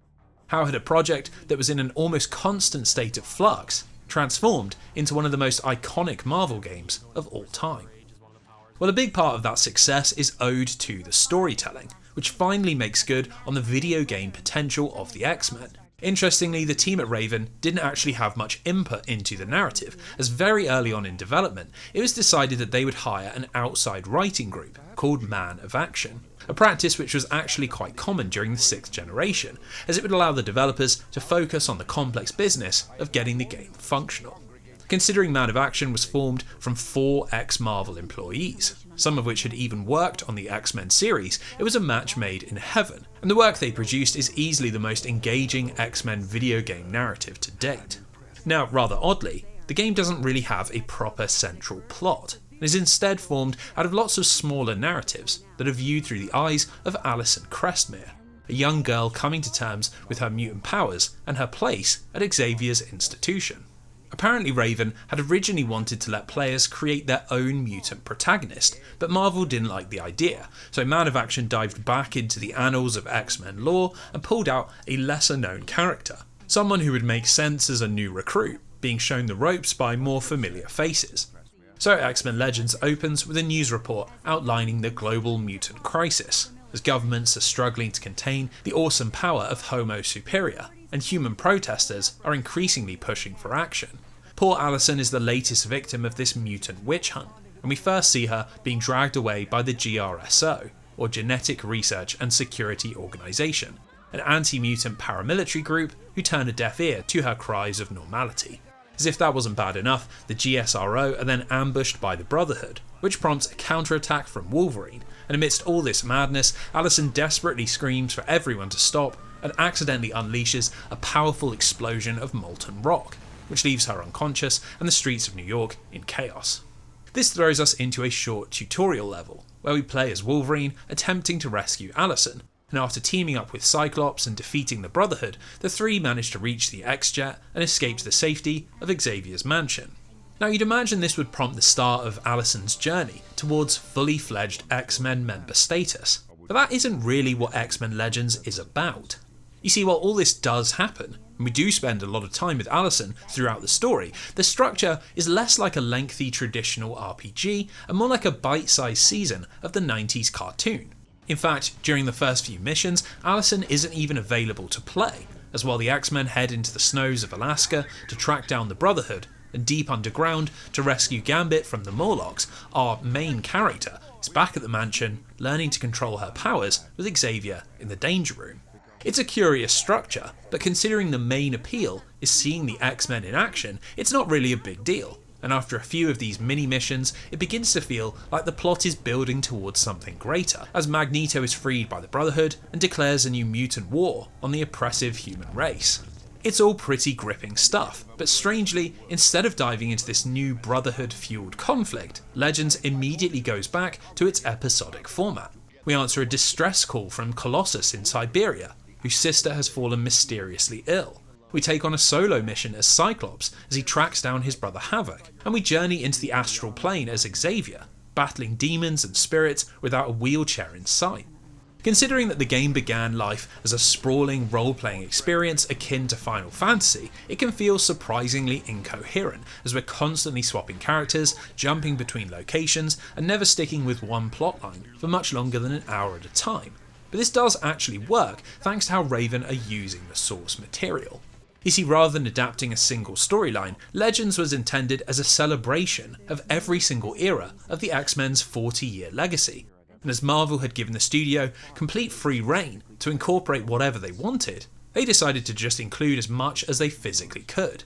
It's a maximalist philosophy that forgoes a tightly written plot in favour of lots of interesting smaller moments, and honestly, it does work pretty well.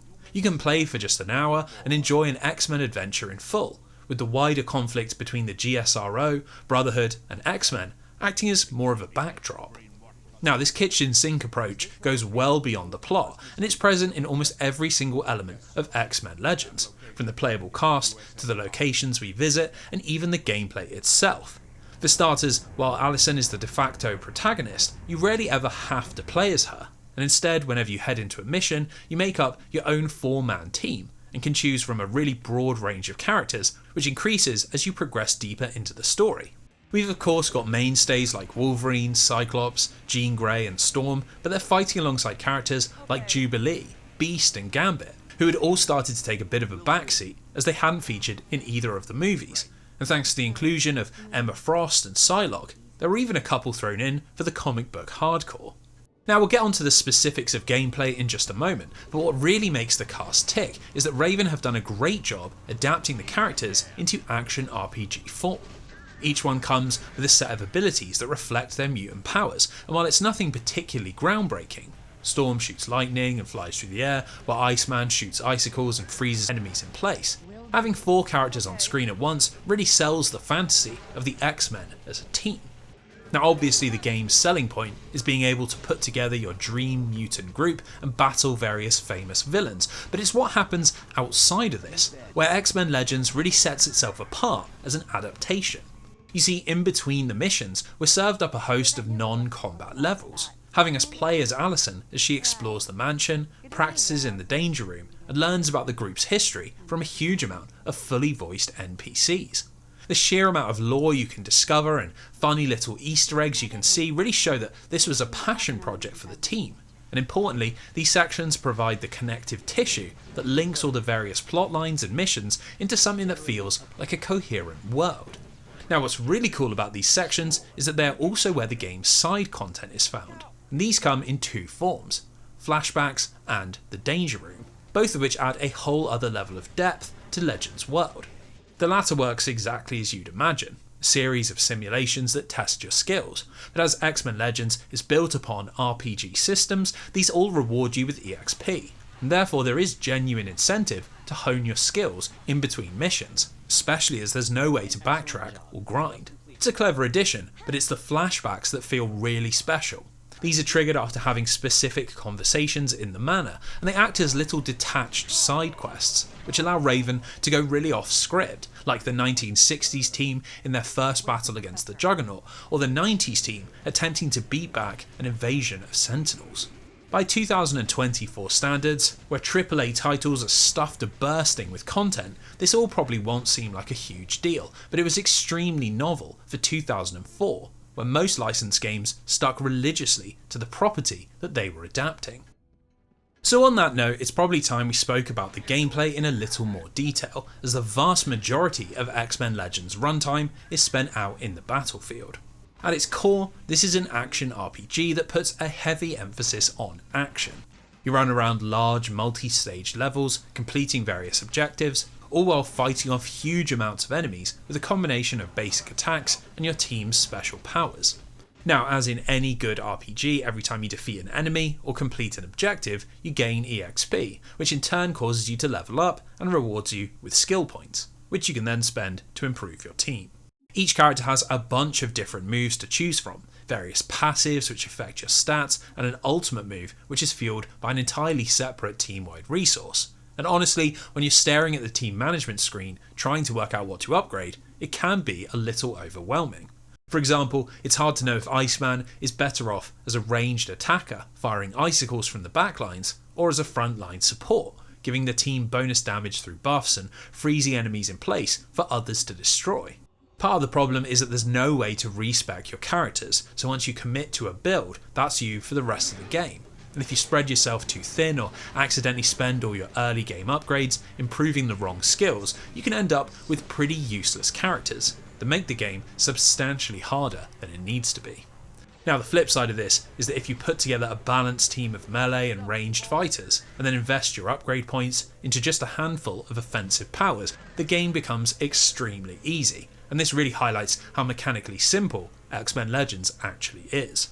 You see, while you can switch between your 4 characters at any time, and lots of them come with various buffs and heals and debuffs, most fights are over far too quickly to bother using any of these. Most of the time, you'll just stick with one character, spamming their most powerful attack over and over. It means that despite all the numbers and the stats, X-Men Legends is rather more Final Fight than Final Fantasy. And in fact, the only way you interact with your companions is through an assist button, which calls a random partner to activate a pre-assigned special move. Oddly, this isn't the only place where X-Men Legends fails to deliver on its RPG potential, as the gear system is also not great. Not only do most of the items you find offer very dull improvements, like a few extra points of attack damage or a slightly higher critical strike rate, but there's no rhyme or reason behind what you find and where you find it, which makes the whole process of gearing up feel very unrewarding. And even though there's a shop, almost all of the items are intended for the early game, and it means that all of the money you collect doesn't really have any purpose beyond replenishing your heals. If we put the great world building and triumphant use of the X-Men license aside, this is actually quite a wonky game, and it really feels like Raven included many of these RPG systems simply because they were genre staples, rather than because they properly contributed to the experience they were creating, which is really more of an arcade brawler. Now you could easily point the finger at the chaotic development process, but I think there's some evidence that the team simply didn't have enough time to properly polish up Legends, as there are quite a few smaller annoyances that I find it hard to believe that the team didn't want to fix. For example, in order to access your upgrades and skills, you have to go into the main menu and then sit through a short loading screen, which, while only a few seconds long, gets extremely annoying as you have to do this thousands of times during a playthrough. Not only that, but only one player can do this at a time, so it really slows down the pace of a multiplayer session. And confusingly, in those mansion sequences where you play as Allison, only player 1 will ever be on screen, and your companions are nowhere to be found. Ultimately, these aren't massive complaints, but in tandem with the janky RPG systems and the simplistic combat, it doesn't exactly paint a picture of an all-time classic. But my friends, that is not a totally fair assessment, because the vast majority of people playing X-Men Legends were doing so for its multiplayer, and when approached from this perspective, quite a few of these design issues seem to fade into the background. You see, with 4 players controlling 4 X-Men, the party building options are much broader, and as you're not limited by the assist system, you can invest your skill points wherever you like, which creates a smidge of strategy, as one player might want to pick up a heal or buff that can be used situationally. Thanks to satisfying animations and crunchy sound effects, and the simple fact that playing as a team of 4 X-Men is just damn fun, it transforms from a passable action RPG with great world building into a spiritual successor to Konami's 1992 arcade hit. Now, regardless of if you're playing alone or with friends, eventually you'll reach X-Men Legends' final few hours, and I think this is the true place where the development cycle did some damage. You see, in an interview in 2021, project lead Patrick Lipo discussed that while the team were perfectly happy with all the changes that were made to the gameplay and graphics and camera, the one area where things didn't really come together was the ending. You see, in the original story treatment that had been put together by Man of Action, X-Men Legends concluded with a sprawling final act set in a ruined New York that paid homage to the Age of Apocalypse. All of the smaller stories like Xavier's imprisonment in the astral plane, or the GSRO's attempts to capture mutants, or Magneto's plan to take the fight to humanity would have all come to a head here, and we'd see a now adult Alison Cressmere assume leadership of the mighty X-Men. The problem was that putting the actual game together took up so much time that all this had to be scrapped, and instead we get a conclusion that's a lot less satisfying and a lot more disjointed. Eventually the X-Men discover that everything was being orchestrated by General Kincaid of the GSRO, who'd somehow struck a deal with the Shadow King and had freed Magneto, in the hopes that he'd do something drastic. Well, the Master of Magnetism doesn't disappoint, and from his asteroid M Fortress, he uses an experimental device to amplify his abilities and surround the planet with rocks, blots out the sun, and throws civilization into chaos. Obviously the X-Men set out to fix this mess, and the final level is set aboard Magneto's interstellar hideout, culminating in a fight against Xavier's nemesis that feels like a natural conclusion to the game. The only thing is, this isn't actually the end, and once we defeat the Brotherhood, we have to push deeper into the facility as a fleet of Sentinels break out of the Comet blockade and begin to tear apart the space station. As it turns out, the final boss is Kincaid himself, piloting a massive master mold Sentinel factory. But confusingly, rather than having him arrive with the attacking Sentinels, he emerges from the internal machinery of Asteroid M, which kind of makes it look like he's been there all along.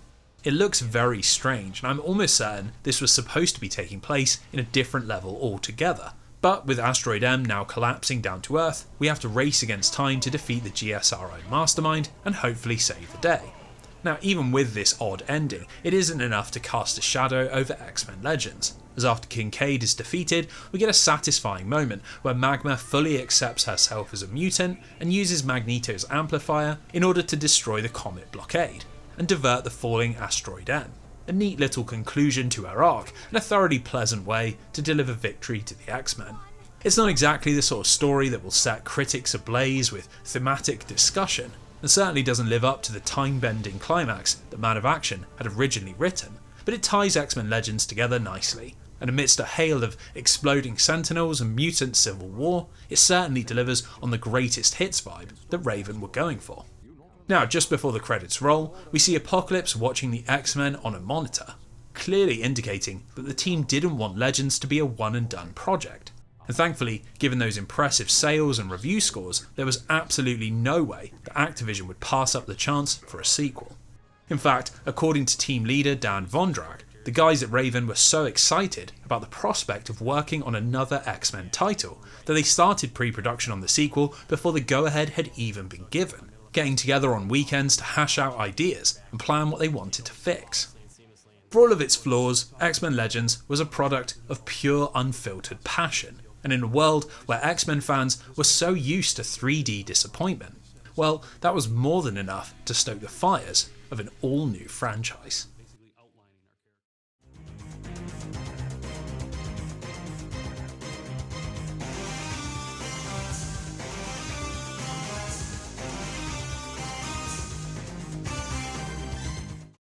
Considering that X-Men Legends had almost immediately become the best-selling game in the history of the franchise, talk of a sequel was to be expected, and Activision weren't going to make people wait long when there was easy money to be made.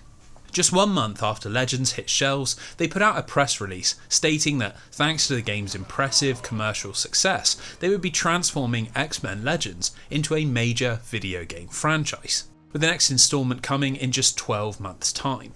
Now, typically this would spell disaster, and wouldn't even be the first time in this video that Activision had pushed out a game on a razor-thin schedule and ended up wrecking its potential. But the response from the team at Raven was actually pretty positive. According to Dan Vondrack, who'd been promoted to director, his team relished the challenge of producing a full sequel in less than a year, and considering that the project wouldn't need anything like the revisions required by their previous game, they all felt that 11 months was more than enough time, even if they had grand ambitions. In various interviews conducted before the sequel's release, Vondrack openly discussed the team wanting to go bigger and give players a real sense of scale, not being content to simply refine and polish, but wanting to produce something special that saw the potential in Legends 1 fully realised.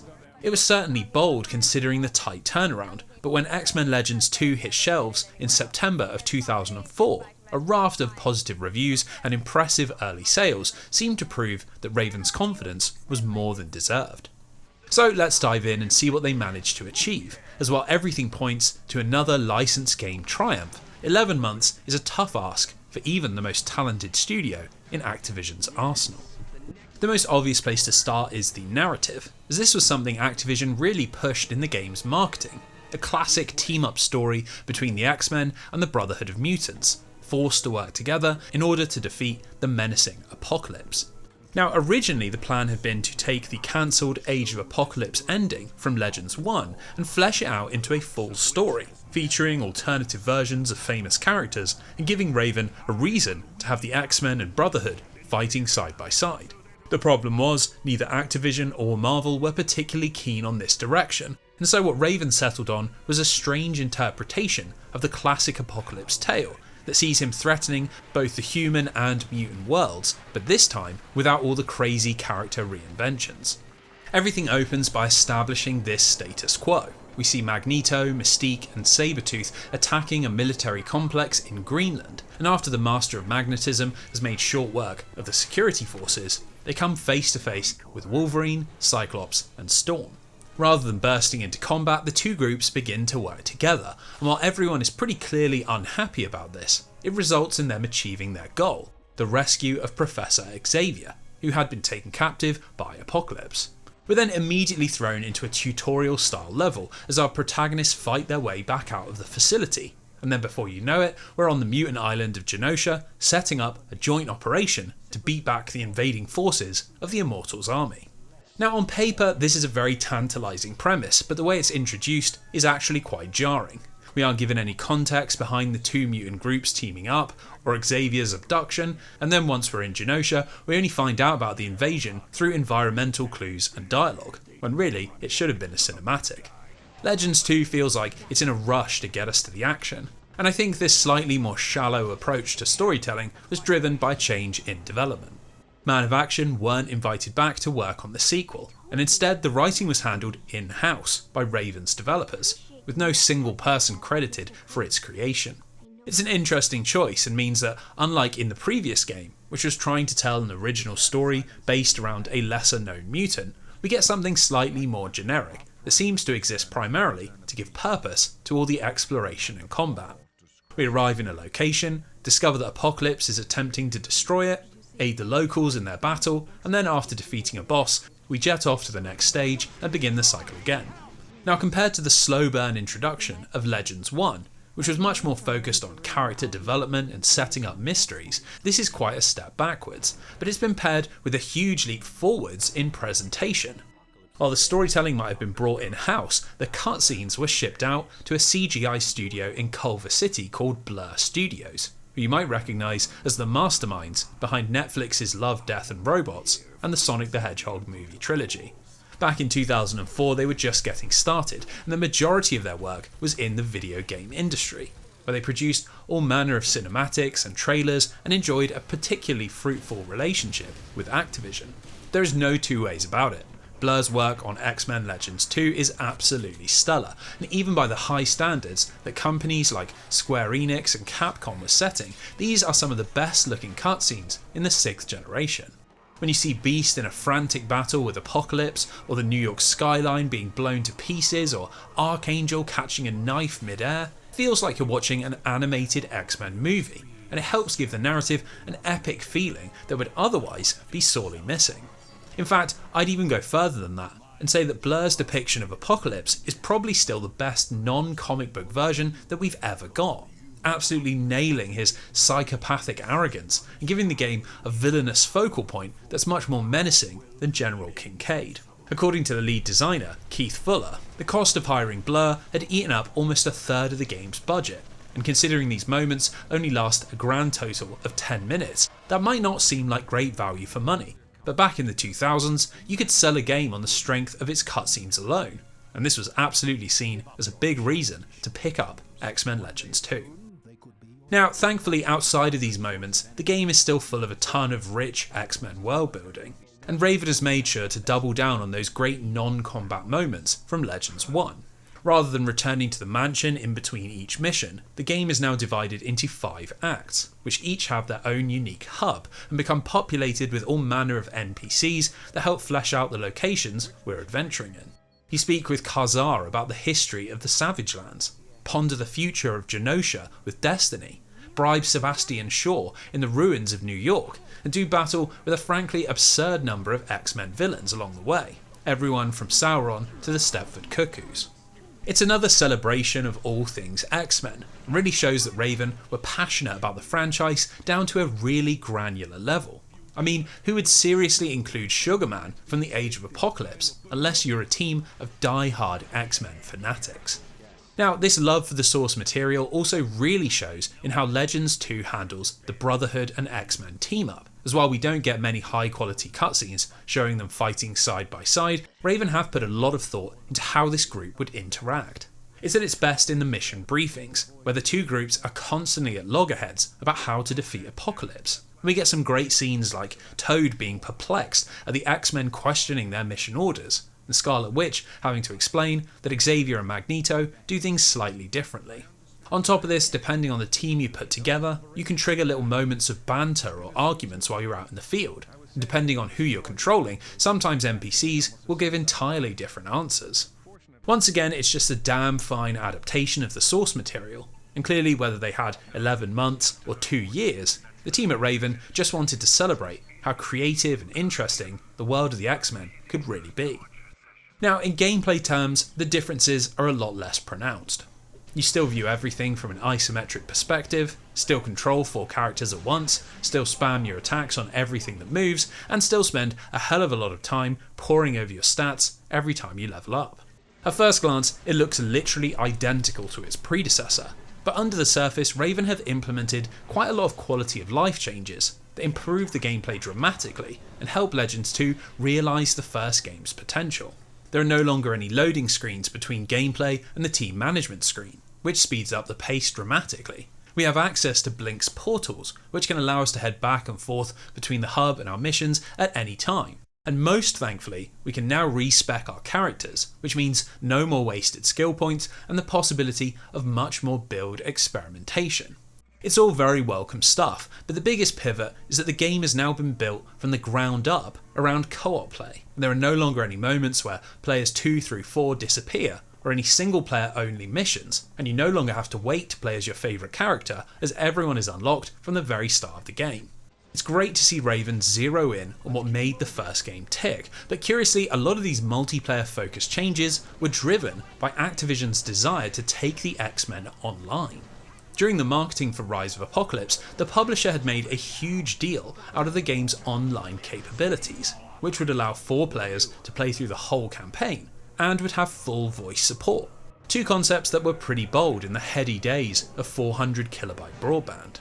It's deeply impressive that Raven got this working in the time they had, but unfortunately it didn't end up being much of a draw, as while Halo 2 had popularised Xbox Live, neither the PS2 or GameCube had much of an online presence outside of Japan, and it meant that most players were still sitting next to their fellow mutants on the living room couch.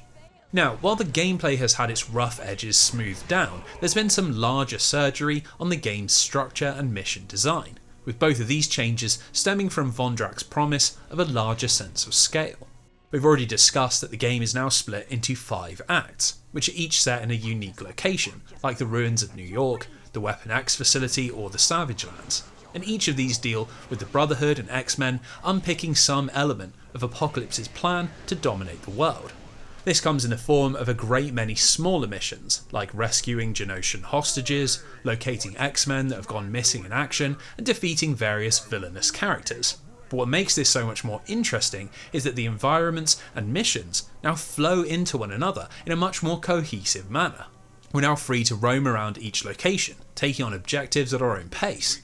We can head back to previous areas to look for missed collectibles, and for the first time you can engage in combat whenever you want, which makes both grinding and levelling alternative characters a feasible activity. Admittedly, this isn't quite Morrowind or The Legend of Zelda, and the limits of your exploration are quite narrow, but this simple change from disconnected linear levels to larger open hubs gives everything a much stronger sense of place, and for the first time really delivers on the promise of an X-Men RPG. Now, if that wasn't enough already, there have also been some big improvements to the moment-to-moment action. Elite enemies now have much more interesting abilities, like being invulnerable until you defeat their minions, or having triple damage, or even requiring a specific combo in order to be taken down. While the broad strokes of combat are still rooted in spamming the same attack over and over, these encounters mix up the pacing just enough to keep things interesting. And there are now a lot more boss and mini-boss encounters, most of which bring some sort of cinematic mix-up. We battle Abyss atop 2 Zeppelins racing high above the clouds, and then plunge into his chest dimension in order to destroy him from the inside out. We have to platform over spinning lasers as we deactivate the shields of Mikhail Rasputin, and much to the dismay of the poor PlayStation 2, wage war against an army of illusions when we fight the Stepford Cuckoos and William Rolfson. Considering the relatively simple combat mechanics and the restrictions imposed by the isometric perspective, these are genuinely very fun boss fights. By incorporating just a little bit of action game flair, X-Men Legends 2 is a much more satisfying experience. Now, it does have to be said that bigger is not always better, and there is one element where I think the larger sense of scale doesn't really have the desired effect. This is in the changes to player progression, as each character now has a lot more potential moves. When a character levels up, you now have to choose from anything up to 5 abilities, 2 or 3 ultimates, and more passives than you can possibly level during the course of a single playthrough, which means it's even more overwhelming than in Legends 1. Thankfully, as you can now respec, there isn't as much risk of messing up your build, but this kitchen sink approach only makes that disconnect between the fast-paced action and the underlying RPG numbers all the more stark, and lessens the reward of developing your character.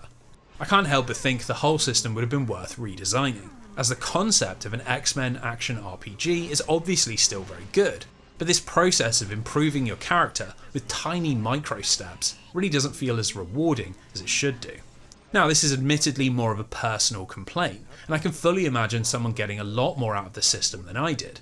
But what isn't so subjective is how the back half of the game plays out, as this is the one area where you can start to notice Raven's tight development cycle. Unfortunately, once we're into Act 4, the quality of the level design and the coherence of the environments takes a real nosedive, and everything starts to feel quite reminiscent of the linear structure found in Legends 1.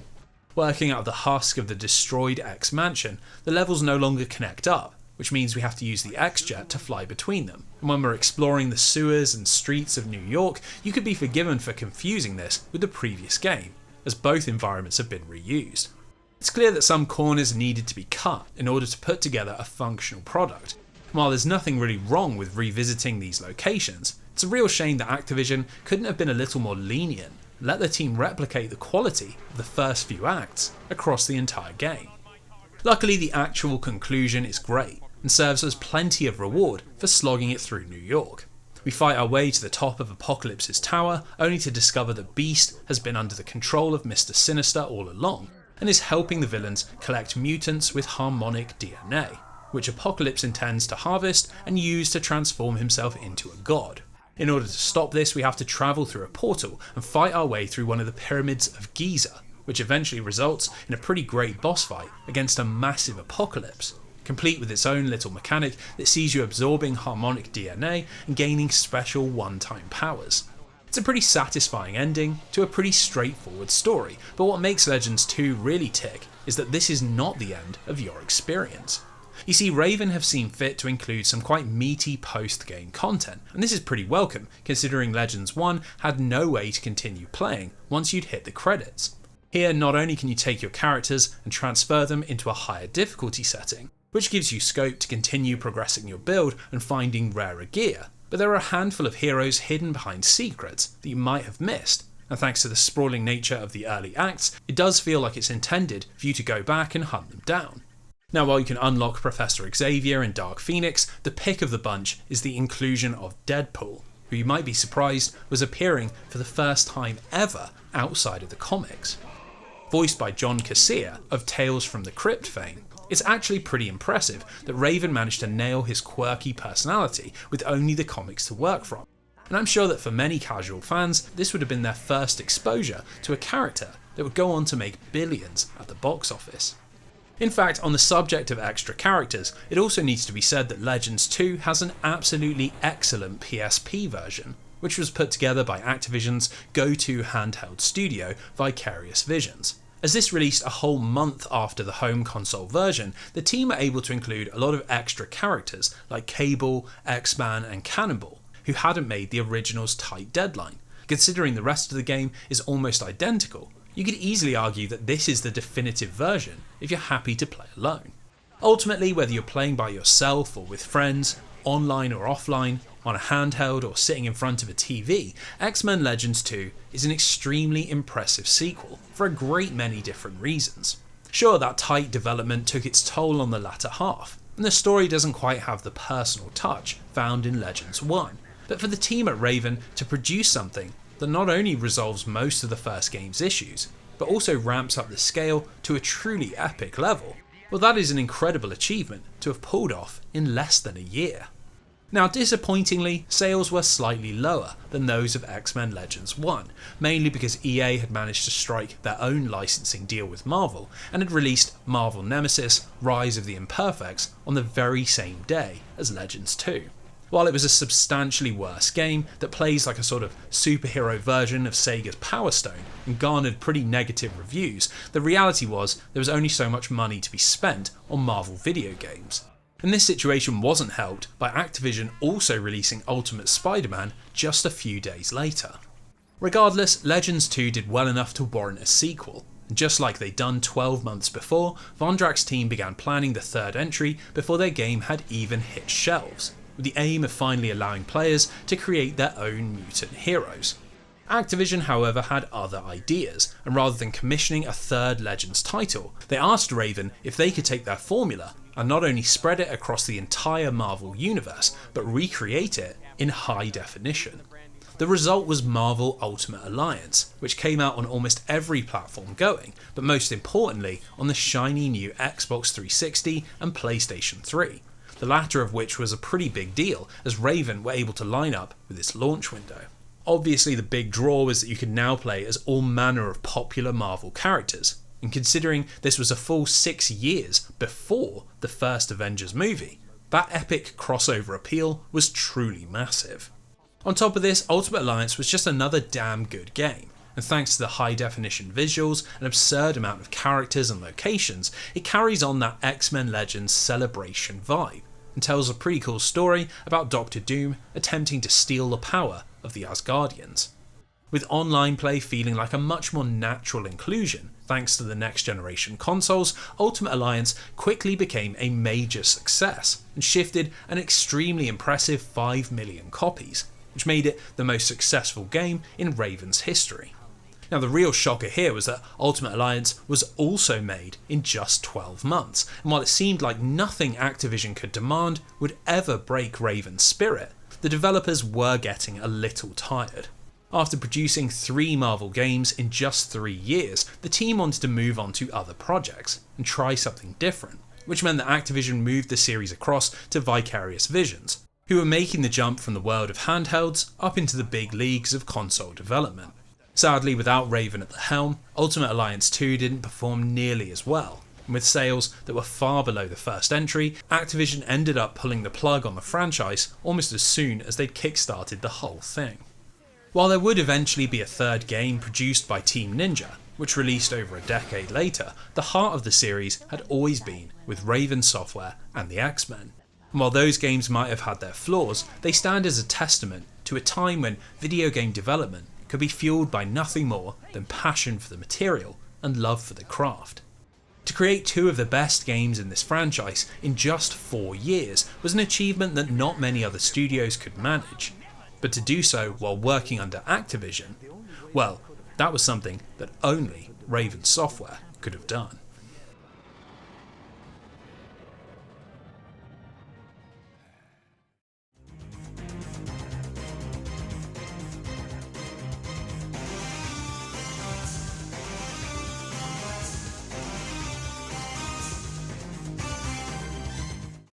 So with Raven taking a little break, Paradox having been bought by Midway, and Genepool no longer existing, Activision were left without a dedicated X-Men studio, and this was something of an issue as a third movie was looming on the horizon.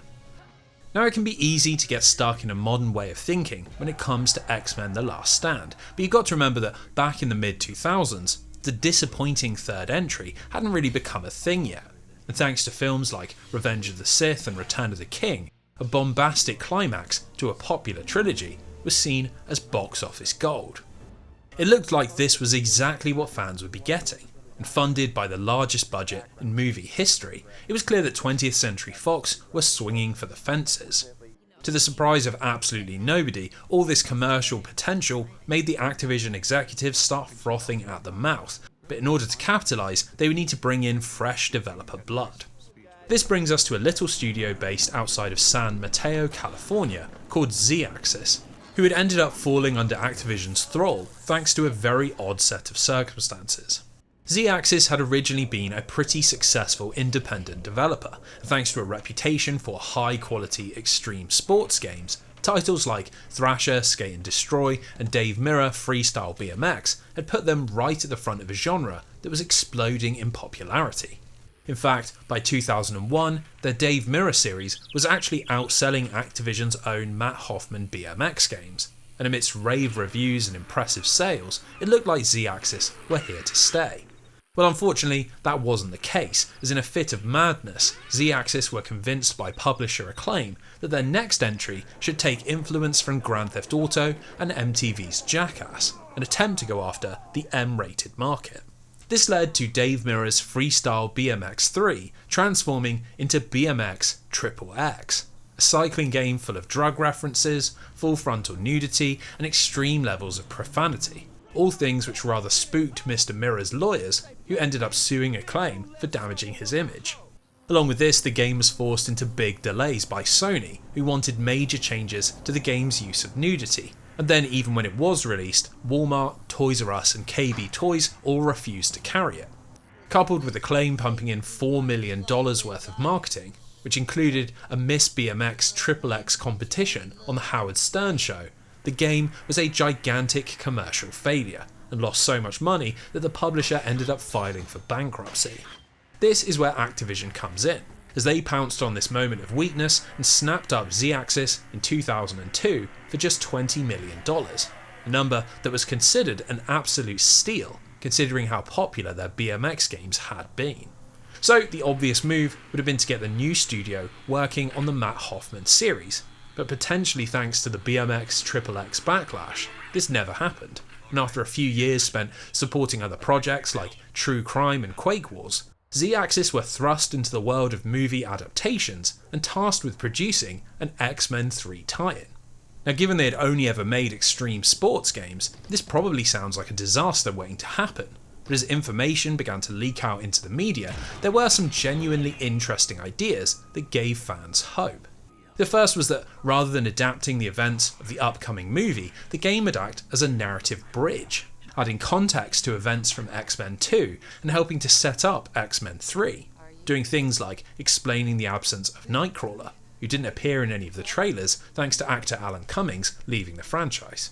This might seem like an odd direction to go in, but Activision and Marvel had decided to take influence from Enter the Matrix, which had been put together by Shiny Entertainment and Infogrames in 2003, and had delivered a movie prelude video game to impressive commercial success, boasting sky-high production values that included performances by most of the film's actors, and a narrative that provided context to the events of Matrix Reloaded. Enter the Matrix felt like a critical part of the franchise, and this led to a whopping 5 million units shipped, far beyond anything else in Shiny's history, and well in excess of anything that Activision had managed with the X-Men. Now, to make this plan work, the upcoming X-Men game would have to fit seamlessly into the movie franchise, and so the publisher went to the source of all things Mutant and hired Chris Claremont to put together a story treatment, which would then be revised by X-Men 3's screenwriter Zach Penn.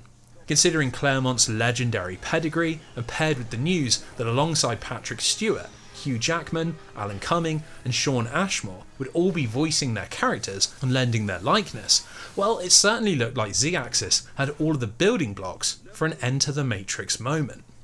So let's dive in and see if a studio once known for a very different kind of Superman could suddenly produce that superhero movie hit that Activision had been looking for. Now, before we get into the meat of the game, I just want to quickly point out how strange the name is. Because curiously, this is not X-Men 3 the video game, or even just X-Men The Last Stand, but X-Men the official game. Considering every X-Men game is already by definition an official game, this makes it sound extremely generic, and considering the cover is nothing more than a giant picture of Hugh Jackman, I can imagine a lot of people being confused about what this actually is. That's quite an important flaw considering this was not your typical run-of-the-mill adaptation, and it certainly acts as a bit of a red flag that neither Z-Axis or Activision were that serious about replicating the unique success of Enter the Matrix. So with that ominous mood setter, let's start by talking about the strange bridge narrative that X-Men the official game is attempting to weave. As promised, everything picks up directly after the conclusion of X2, where William Stryker has been defeated, but it's come at the cost of Jean Grey's life, and this is hitting the team hard. Now, despite all this pain, life for the X-Men must go on, and Xavier tasks the team with recovering some lost parts of Cerebro, which requires them to head back to Alkali Lake, and it's here that we get the general thrust of the story. Deep inside of the base, Wolverine and Nightcrawler discover that not only are soldiers from Hydra poking around Stryker's failed experiments, but that Jason Stryker, the commander's mentally damaged psychic son who died at the end of X2, may well still be alive. After a handful of missions, these two plot lines intersect, as Hydra accidentally reactivate a master mold, which is then hijacked by the dark side of Jason's personality and begins spewing out Sentinels in an attempt to continue his father's work. So the rest of the game is framed as a race against time to stop Jason, with Wolverine heading out to Japan in search of answers, and everything then coming together in Hong Kong, where the team destroys the Master Mold and saves Jason from himself. Now, the more discerning amongst you will notice that this all has very little to do with the plot of X-Men The Last Stand. Other than a few brief moments where we see Cyclops hearing Jean Grey's voice, and Nightcrawler leaving the group at the end thanks to a growing distaste for violence, there is almost nothing of the Dark Phoenix or Mutant Cure plotlines that define that movie. With all of its focus on Stryker and Alkali Lake, it's much more of a sequel to X-Men 2 than a bridge towards the next movie. And unlike Enter the Matrix, which focused heavily on setting up the events of Reloaded, there is nothing in this game that adds anything to the experience of X-Men The Last Stand. Sadly, it's unclear if this was thanks to Claremont's original story, the changes made by Zach Penn, or even adjustments made to suit the game's structure, but the result is disappointing no matter how you look at it, and unfortunately that's also true of the game's presentation. All of this story is exclusively delivered through animated images, while Z-Axis have tried to include a few comic book stingers to make it seem like more of a stylistic choice, the end product feels very cheap, and it really hampers the impact of having the movie actors voicing their characters. Now, in gameplay terms, things are a little more interesting, but not by much. Everything is split between three characters: Wolverine, Nightcrawler, and Iceman, with you switching between them as the story progresses, and each one having their own unique style of gameplay. Let's start with Wolverine because these are the most straightforward. It's a 3D hack and slash where you use light and heavy attacks to fight the soldiers of Hydra and beat down a handful of bosses like Lady Deathstrike, Silver Samurai, and Sabretooth. Sounds like something that would be hard to mess up, but these levels are genuinely dreadful. In virtually every single one of the 10 levels, we either walk from point A to point B while defeating waves of enemies, or fight waves of enemies in a single room until a timer expires, with absolutely no attempt by Z-Axis to add in any sort of complexity. There is just a ridiculous lack of depth, and considering this was the same year that God of War, Devil May Cry 3 and Resident Evil 4 released, it's comically behind the curve. Now, that might sound like an unfair comparison, but even if we just look at movie licensed games, 2 years earlier, EA Redwood Shores had put together Return of the King, a 3D hack and slash that was full of all sorts of special moves, unique characters, and even a dash of RPG mechanics. When you're wandering repeated hallways with fixed camera angles, beating back waves of identical Hydra soldiers with the same set of moves, it's hard to give Z-Axis much leeway, because these levels really do the character a disservice. Thankfully, the other two are a lot more interesting. When you're playing as Nightcrawler, everything feels more like a 3D platform. While we do still battle our fair share of goons, the lion's share of the gameplay revolves around Nightcrawler's teleportation, and the levels have been designed to accommodate this thanks to lots of hanging poles and outcroppings and broken pieces of metal. It's actually a pretty satisfying power to use, mainly because it has a really short cooldown, which means you can absolutely fly around the levels, getting some serious height and speed and skipping right over the heads of your enemies, something which is very on brand for the character. Outside of the movement, the levels are still very simple, usually based around objectives like opening a door or disarming a bomb, but thanks to the teleportation, it just about feels fun, and compared to the dull slugfests that make up Wolverine's stages, they're a big improvement. Now the Iceman levels are where things get pretty strange, as unlike the other two, Z-Axis have opted for something a little less traditionally action-adventure. Here the gameplay is built around Bobby's ability to create an ice slide, which effectively simulates flight, and gives us levels that feel like they are heavily influenced by Star Fox or Star Wars Rogue Squadron. You either get a version where you're racing along a set path, blasting foes with ice missiles and trying to avoid crashing into obstacles, or wide open spaces where you're free to fly in every direction but have to put out fires around the map or hunt down a specific amount of enemies. While they are yet again quite mechanically simple, there's something about the freedom of flying and the speed which you can build up which makes these levels enjoyable. And while Storm probably would have been a better fit, it does feel like a good adaptation of a character that often doesn't get enough love. Now, it does have to be said that for all that good stuff, the Iceman stages contain some of the worst jank in the game, namely in the form of certain objectives that seem completely broken.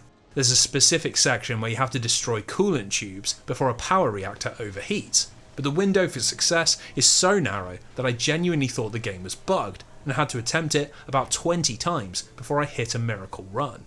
It's particularly confusing as the rest of the game is extremely easy, and even though you can choose between 3 difficulty levels at the start of each stage, with higher levels rewarding you with upgrade points that you can use to boost your health or damage, none of this ever feels important as the basic gameplay is so straightforward.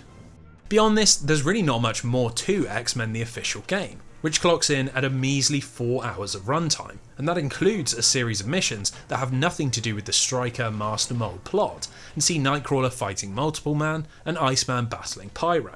You could go back and try to beat every level on the hardest difficulty, or fully upgrade each of the X-Men, or play through the 3 optional Danger Room missions, but really this is a Spartan experience. It contains almost nothing of interest for even the most casual of X-Men fans. Enter the Matrix, this certainly was not, and critics were very harsh in their assessment, with the game receiving an average review score of 5 out of 10, and even dipping as low as 3 in EGM and Eurogamer. Now typically when it came to licensed games, the review scores weren't particularly important, as the aim was to piggyback on the success of a movie. But here Activision were dealt quite a serious blow. While the movie doubled its budget at the box office, fans were pretty unimpressed. Thanks to a plot that was far too focused on action scenes and special effects, the emotion of the Dark Phoenix storyline wasn't properly realised. And most controversially, the decision to kill off Cyclops, Xavier, Mystique and Jean Grey was not well received. The issue was that while the X-Men had helped usher in a new era of superhero blockbusters, they were beginning to be eclipsed by even bigger franchises.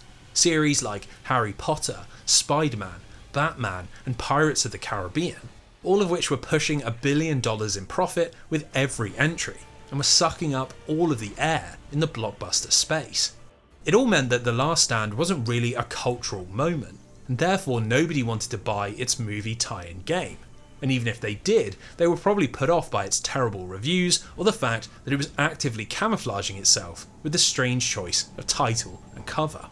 For Activision, this was a big problem, as despite the poor quality of the product, they'd pumped a lot of money into marketing and had produced versions of the game for 7 different platforms, all of which flopped very hard and left a gaping hole in their finances. In August of 2006, the publisher reported an eye-watering $18 million loss for the quarter. And while that wasn't entirely due to the failure of X-Men the official game, it had made a big contribution, and prompted CEO Bobby Kotick to issue a statement attempting to reassure investors that they actually knew what they were doing. While the publisher was eventually saved by the twin releases of Guitar Hero 3 and Call of Duty Modern Warfare, there was no such salvation for Z-Axis, who were reorganised into underground development and then sent back into the shadow realm of supporting other studios before being shut down for good in 2010. For everything that Raven had done for the franchise with the X-Men Legends series, X-Men the official game proved that goodwill could disappear as quickly as it was gained, and with Activision at the helm, there was no guarantee that lessons would be learned and mistakes would not be repeated.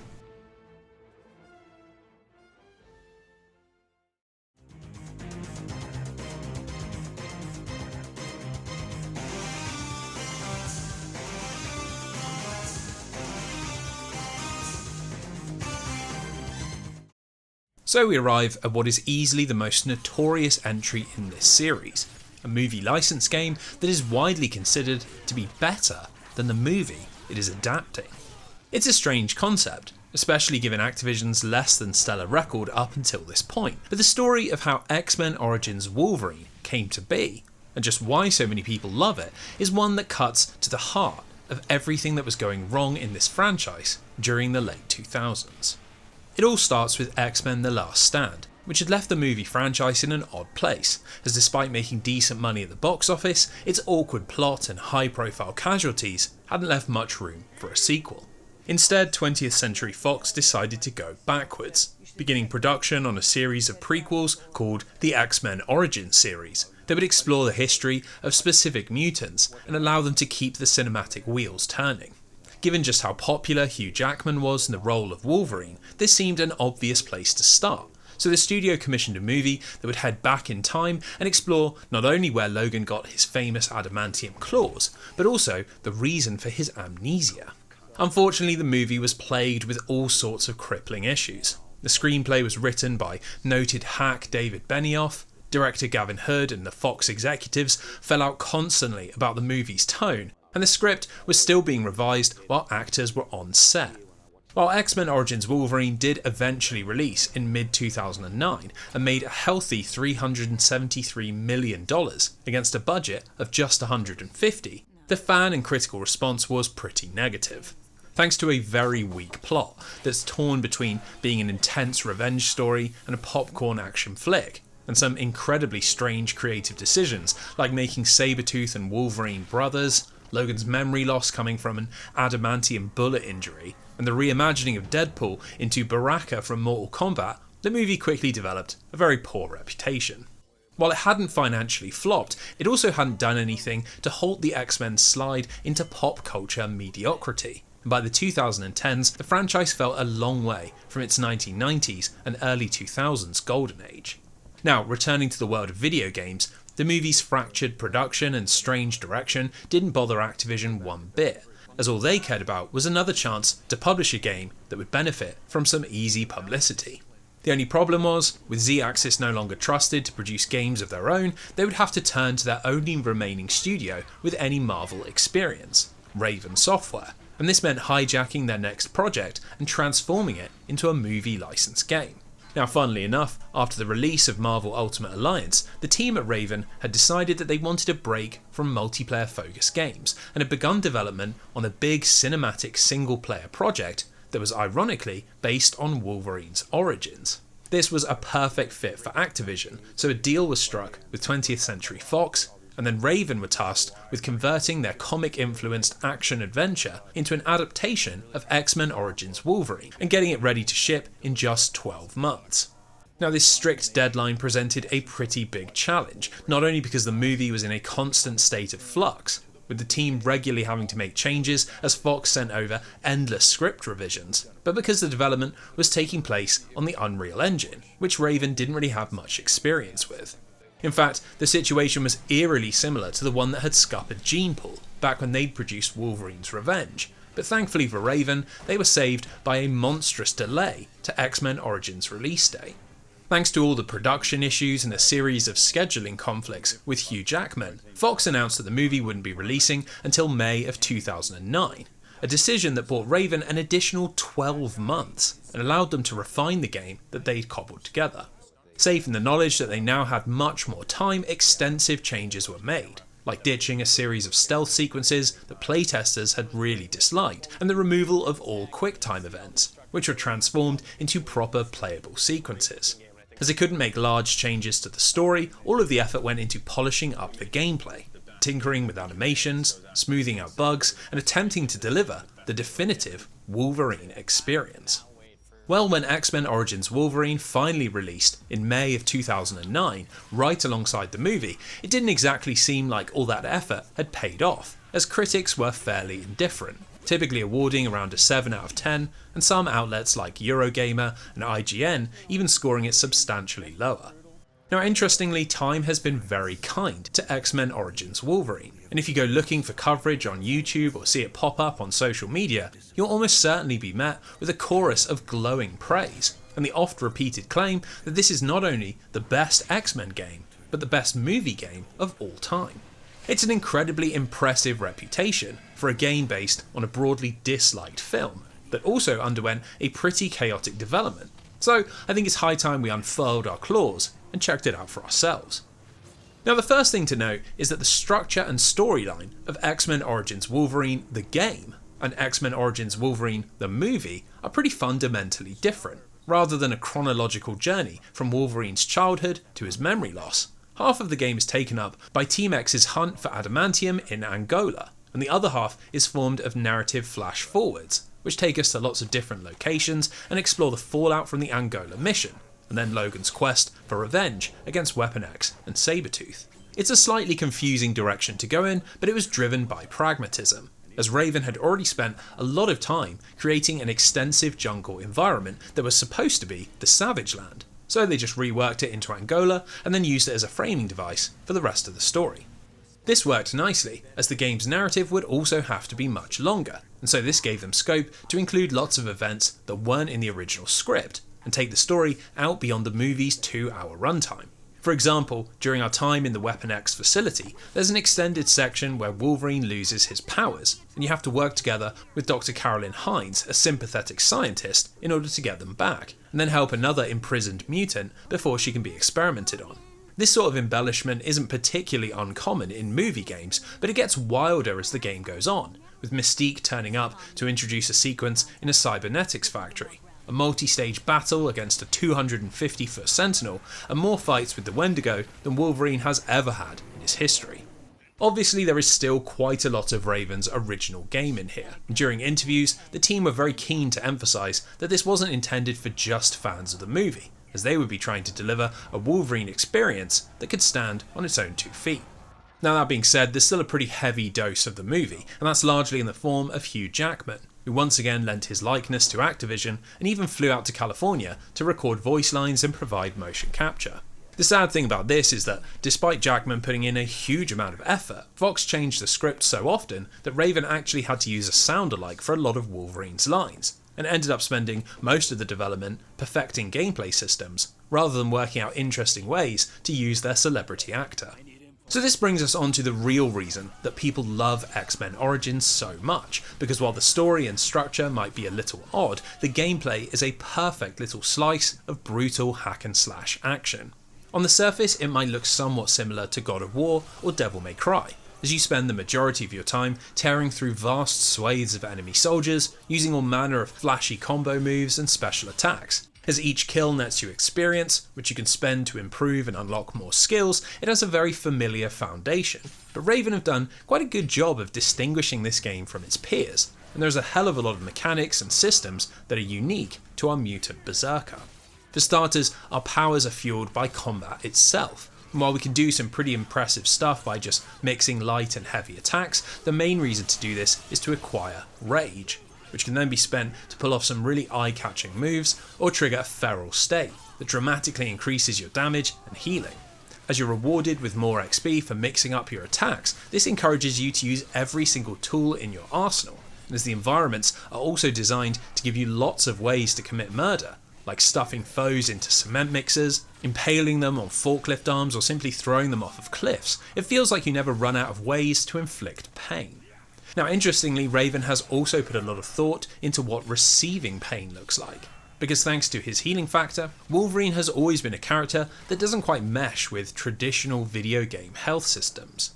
The solution was to make taking damage not all that consequential, and while you can still dodge out of the way of bigger attacks, generally the game is designed around Logan pushing through an almost constant barrage of injuries. It's all represented by an amazing bit of visual feedback, as Raven has built Wolverine's model with 4 distinct layers that can be torn away depending on the type of damage you receive, going through clothing, then skin, then muscle, and finally adamantium encased bones. It looks extremely cool, and seeing Wolverine's wounds stitch up in real time absolutely delivers on the character fantasy. But the health system also does a great job of making you feel like the aggressor, as you rarely ever have to run away and instead simply dive headfirst into whatever scrum the game throws your way. Now, this is made all the easier by another key mechanic, the lunge, which might well be the most satisfying attack in action game history. By pressing the RB button, you'll lock onto a foe, and you can then hit LB, which causes Wolverine to leap forwards and pounce on top of them, opening up all sorts of different attacks and allowing you to get around the battlefield extremely quickly. Not only is it visually arresting, but it's a fundamental part of the gameplay, as you need to use it constantly in order to keep your chain going, and it's often incorporated into the level design as a cinematic way to move between areas, something which really suits the game's ridiculously high-octane atmosphere. When taken all together, the fast pace, the flashy moves, the breadth of combat options and the kinetic animations, it's just a brilliant combat system that feels like 90s comic book Wolverine come to life. But the crimson icing on top is the absolutely rampant use of gore. Now, I'm fully aware that gore is not for everyone, but I think when taken in the right circumstances, it provides that wonderful little wince that makes intense action really hit home. And to their credit, Raven gets extremely creative with the brutality on show. We see a pilot have his head jammed into the spinning blades of a helicopter, Wolverine getting skewered on a statue and then having to pull himself back up to freedom, a foolish soldier getting his brain slashed out as he tries to take a photo with what he believes is a defeated Logan. These intense moments happen almost constantly, and it's extremely entertaining to see what sort of twisted idea Raven will come up with next. Now, interestingly, Activision had originally wanted the game to match the movie's PG-13 rating, but Raven's developers had pushed back hard. Eventually, a compromise was struck, and Activision agreed that they could go for an M rating, as long as Raven's 360, PS3 and PC versions were sold with the subtitle The Uncaged Edition, with a non-subtitled version released on PS2, Nintendo DS, PSP and Wii, and developed separately by Amaze Entertainment and Kryptonite Games. You might recognise these two studios if you've seen my Lord of the Rings and Indiana Jones videos, because they were at the forefront of 2000's licensed shovelware slop. And unfortunately, all four of the caged editions do very little to change this reputation. They run much more closely to the structure of the movie and feature far less complex combat and graphical effects, with the Wii version in particular standing out for all the wrong reasons, as it's full of unpleasant waggle QuickTime events that have aged worse than Wolverine's victims. So, returning to our main event, it also has to be said that Raven have done a pretty great job of pacing out all the intensity, as despite everything we've just discussed, X-Men Origins Wolverine isn't just mindless bloodshed and flashing lights. There's actually quite a bit of non-combat gameplay, and this typically revolves around Uncharted-style climbing and a surprising amount of puzzles. The former works just as you'd imagine, while these little sequences of shuffling along a ledge or balancing across a beam aren't exactly the most unique take on traversal, they do a good job of adding a sense of scale to the environment, which only makes it all the more satisfying when you throw an enemy off into the void. Now, while the puzzles are also quite a straightforward affair, typically asking you to break certain barriers or push around boxes to open gates, there are a few moments where Raven uses these to clever effect, with a standout moment coming in a room where you power up a Sentinel hand cannon. Rather than this triggering a cutscene, our efforts are rewarded with control of the weapon, which we then turn on waves of attacking soldiers before blasting a hole in the head of a massive belligerent Sentinel. In fact, one of the strongest elements of X-Men Origins Wolverine is this approach to set-piece design, and how so many little moments that would normally be relegated to cutscenes have been made fully playable. There are a couple of amazing sequences where we use the lunge to leap between speeding vehicles, first on a set of speedboats as they charge down an Angolan river, and then across a fleet of trucks as they race away from a wall of floodwater. These little snippets of cinema pop up all throughout the game, in moments where Wolverine tears apart an attacking helicopter or races away from a sniper's scope, or most impressively, a boss fight against the Blob where we have to leap on his back and ride the villain as he bulldozes his way through a supermarket, complete with tins and packets flying everywhere. Really, it's very easy to see why people hold this game in such high acclaim, but as with any reputation that's been fostered by the internet, there's a tendency to go overboard, and it does have to be said that X-Men Origins has a few pretty glaring faults. The biggest, quite literally, is the game's tentpole boss fight, battle against the 250-foot Sentinel, which Raven were so proud of that they mentioned it in almost every single developer interview. Unfortunately, it's really very janky, as the camera struggles to cope with such a large model, and the gameplay, which revolves around damaging weak points on his feet, gives almost no visual feedback. Once it blasts off into the air, it seems like things are going to get a lot more exciting, but this only leads to the worst section in the entire game, where we have to repeatedly fall through the air, dodging hard to see shrapnel, and then button mashing like crazy in order to destroy the Sentinel's core. Nearly breaking my controller in order to watch a cutscene isn't exactly my idea of visceral Wolverine gameplay, and it's a shame that something the developers were so proud of doesn't really end up working. Also, it's got to be said that the performance in general can be quite spotty. During the bigger fights and when you're pulling off certain special moves, it's not uncommon to see the FPS drop very low indeed, and I even encountered a handful of game-breaking bugs that required a full console restart.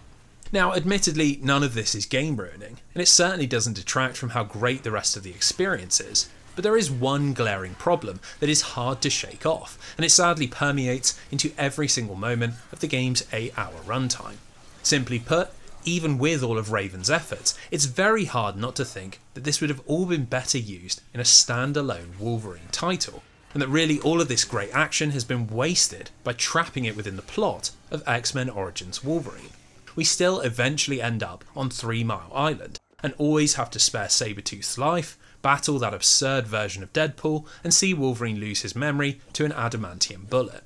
It was a confused and disappointing ending in the movie, and it's very much the same situation here, robbing Raven of the chance to give us a bombastic and gore-filled conclusion that does the rest of the game justice.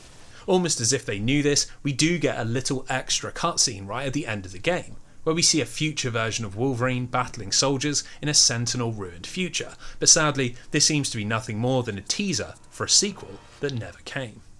So let's return to the question at the start of this review. Is X-Men Origins Wolverine the greatest movie game of all time? Well, this might be controversial, but in my opinion, it isn't. Compared to the likes of Return of the King, Spider-Man 2, GoldenEye or Escape from Butcher Bay, X-Men Origins Wolverine can easily compete on gameplay and game design, but what it lacks is that wonderful sense of movie nostalgia. Being transported into a beloved film is a huge part of the appeal of any great tie-in, and in that respect, X-Men Origins Wolverine was doomed from the minute Activision struck a deal with Fox. Had the publisher just been brave enough to stick with Raven's original vision, I'm sure they would have ended up with a much stronger game. And while we would have lost a surprisingly good movie tie-in, we would have probably gained a wonderful original X-Men experience. Now, the true tragedy of X-Men Origins Wolverine is what happened after its release, as unfortunately, as seems to happen with almost every Activision associated studio, Raven's good luck finally began to run out. While the game sold slightly over 2 million copies, its production costs had ended up running pretty high, in no small part thanks to its unexpected 2.5-year dev cycle. Activision had been expecting blockbuster sales, and for Raven, this slight financial disappointment couldn't have come at a worse time. You see, a few months after the release of X-Men Origins Wolverine, the studio had finally put out their long-awaited remake of Wolfenstein, but it had absolutely bombed. Caught between the release of multiple big-hitting first-person shooters like Halo 3 ODST, Left 4 Dead 2, Killzone 2 and Borderlands 1, Wolfenstein ended up only managing to sell 100,000 units in its first month. A catastrophic return considering it had been in development for 3 years. Combined with the muted reception to X-Men Origins Wolverine, Activision finally lost faith in their golden child studio and decided to downsize, making a number of employees redundant and relegating half of the team to a support role assisting Treyarch on Call of Duty Black Ops. Unfortunately, the pain didn't end there, as the following year Raven released Singularity, a story-driven sci-fi shooter that was heavily influenced by BioShock. Despite it being received pretty well and gaining quite a cult following over the years, it was another big commercial failure. Sales peaked at around 400,000 units, which to the executives at Activision was the final straw. Raven could no longer be trusted to produce profitable games as a solo developer, and after another round of layoffs, the now substantially smaller studio disappeared for good into the Call of Duty ecosystem, where they remain to this day. For fans of their Star Wars and X-Men games, this was a painful situation to accept. not only because it has deprived us of a creative and ambitious developer, but because it's symbolic of the direction that the wider industry was heading in. The world of the small studio producing interesting games fueled by a passion for the license was coming to an end, and along with it, any hopes that the X-Men might one day produce another quality video game.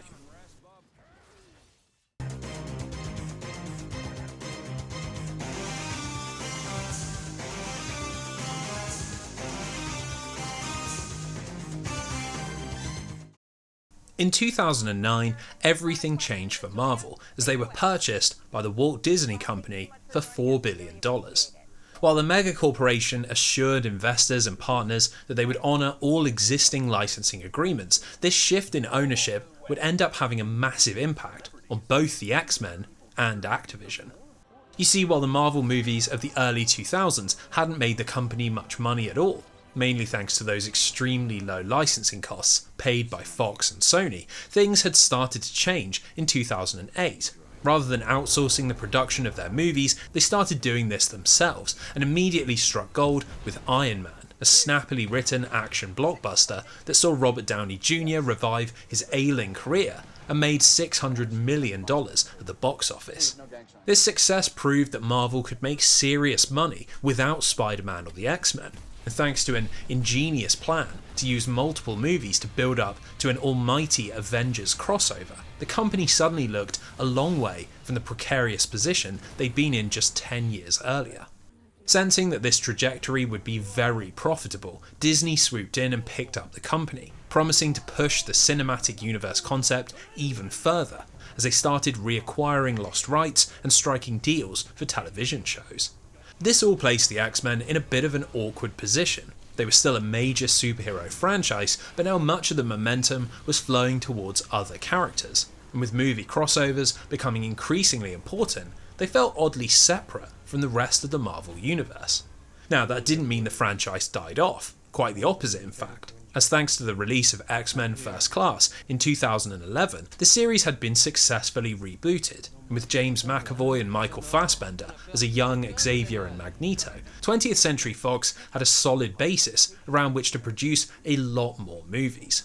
The issue was that this reinvention didn't extend into the world of video games, as Disney weren't particularly interested in funneling vast amounts of money into characters that weren't featuring in their films, and Activision was starting to pull back from their hardcore focus on licensed titles.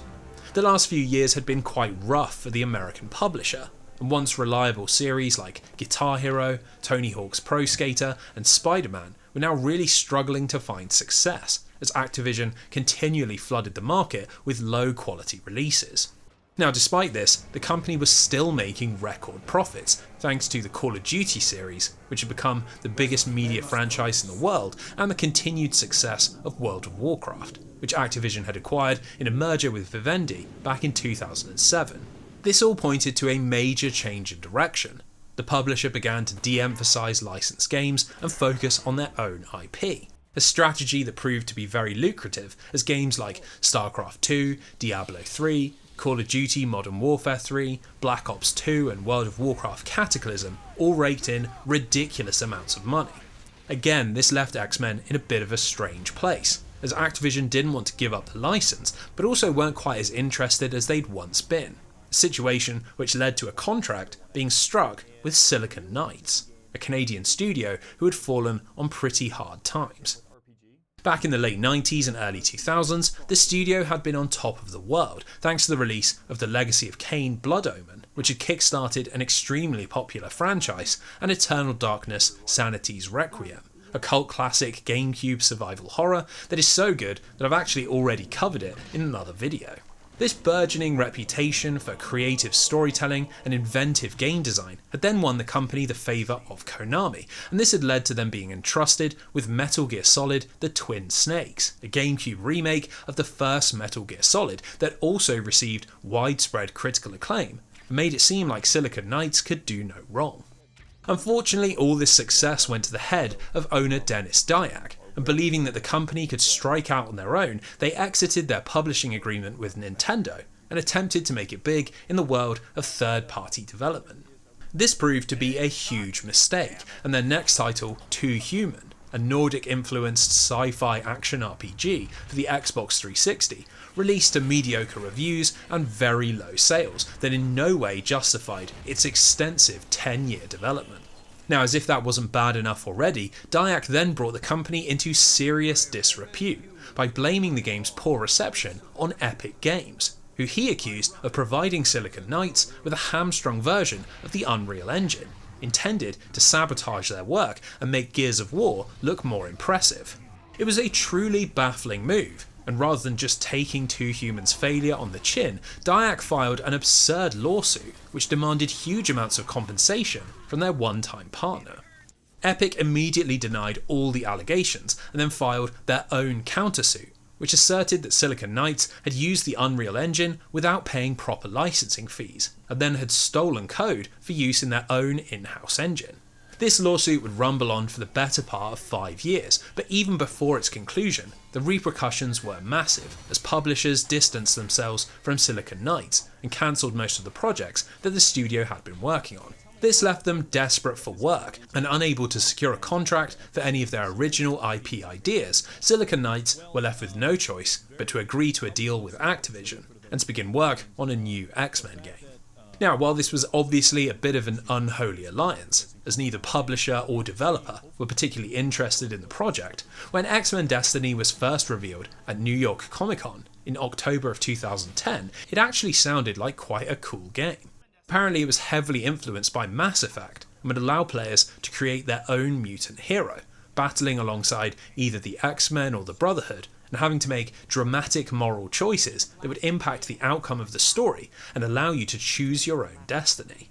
Considering that Silicon Knights had been producing all-time classic games just a few years earlier, there was every reason to believe that this could be a fantastic game. But what we ended up getting shocked even the most ardent critic of Diak and his controversial studio. So let's begin with the premise, as any action RPG worth its salt needs to have a gripping reason to drive forward all the gameplay, and make all those player decisions feel consequential. Now, X-Men Destiny begins in a very strange way, as through an animated intro sequence we learn that not only is the world collapsing as natural resources run out, but that the X-Men have relocated to San Francisco, and are now led by Cyclops, after Xavier was killed in a confrontation with Bastion. It's quite the shake-up to the traditional franchise formula, but actually none of this ends up having much of an impact, as the narrative is pretty unconcerned with both the growing ecological disaster or the changing face of the X-Men, and instead focuses on your choice of 3 original protagonists. The game opens with a memorial service in honour of Professor Xavier, hosted by the Mutant Response Division's leader, Luis Reyes. But as he speaks of the need for unity between the peoples of San Francisco, the rally comes under attack from a mysterious force, and our chosen character suddenly awakens their mutant power. This pushes them into working alongside either the X-Men or the Brotherhood, attempting to discover who is responsible for the attack and trying to prevent an all-out war between man and mutant kind, all while developing their powers and trying to find their place in this strange new world. Now, this brings us on to the first major issue with X-Men Destiny, and that is the choice of playable characters: Grant, Adrian and Amy, all of whom are severely lacking in charisma and feel very underdeveloped. Grant is your typical American jock, and when he's introduced to us, he's throwing around a football and talking about checking out girls at the mutant rally, an incredibly cliche trope even by 2011 standards, and one which defines him for the entire runtime. Other than attempting to flirt with Emma Frost and Mystique, he adds almost nothing to any of the game's dialogue, existing purely as a vehicle for exposition or to ask about the next gameplay objective, and to be quite honest, playing as him is extremely boring. Now, Amy and Adrian have slightly more interesting backstories, but both come wrapped up in some very poor writing that is far below the standard of Silicon Knights' earlier games. Amy is a mutant who's been sent to live in America by her Japanese parents, although you'd never know this as she has a thick American accent. Outside of saying arigato and konnichiwa every now and then, her background virtually never comes up, and she seems content to completely forget about her parents as soon as the X-Men and Brotherhood come calling. It's very peculiar writing, but this pales in comparison to Adrian, who's introduced to us as a mutant-hating member of the Purifiers, that hallucinates his dead genocidal father telling him to kill all the non-humans. Clearly, the idea was for him to discover that he was actually a mutant, and then through working with the X-Men or Brotherhood, overcome his prejudices and leave his father's memory behind, but it's just so poorly written that it hardly makes any sense. Adrian seems to be in a comical level of denial that a group called the Purifiers might have anything less than pleasant intentions for the mutant population, and similarly he appears to have little issue working alongside mutant terrorists like Toad and Mystique simply because the plot demands it.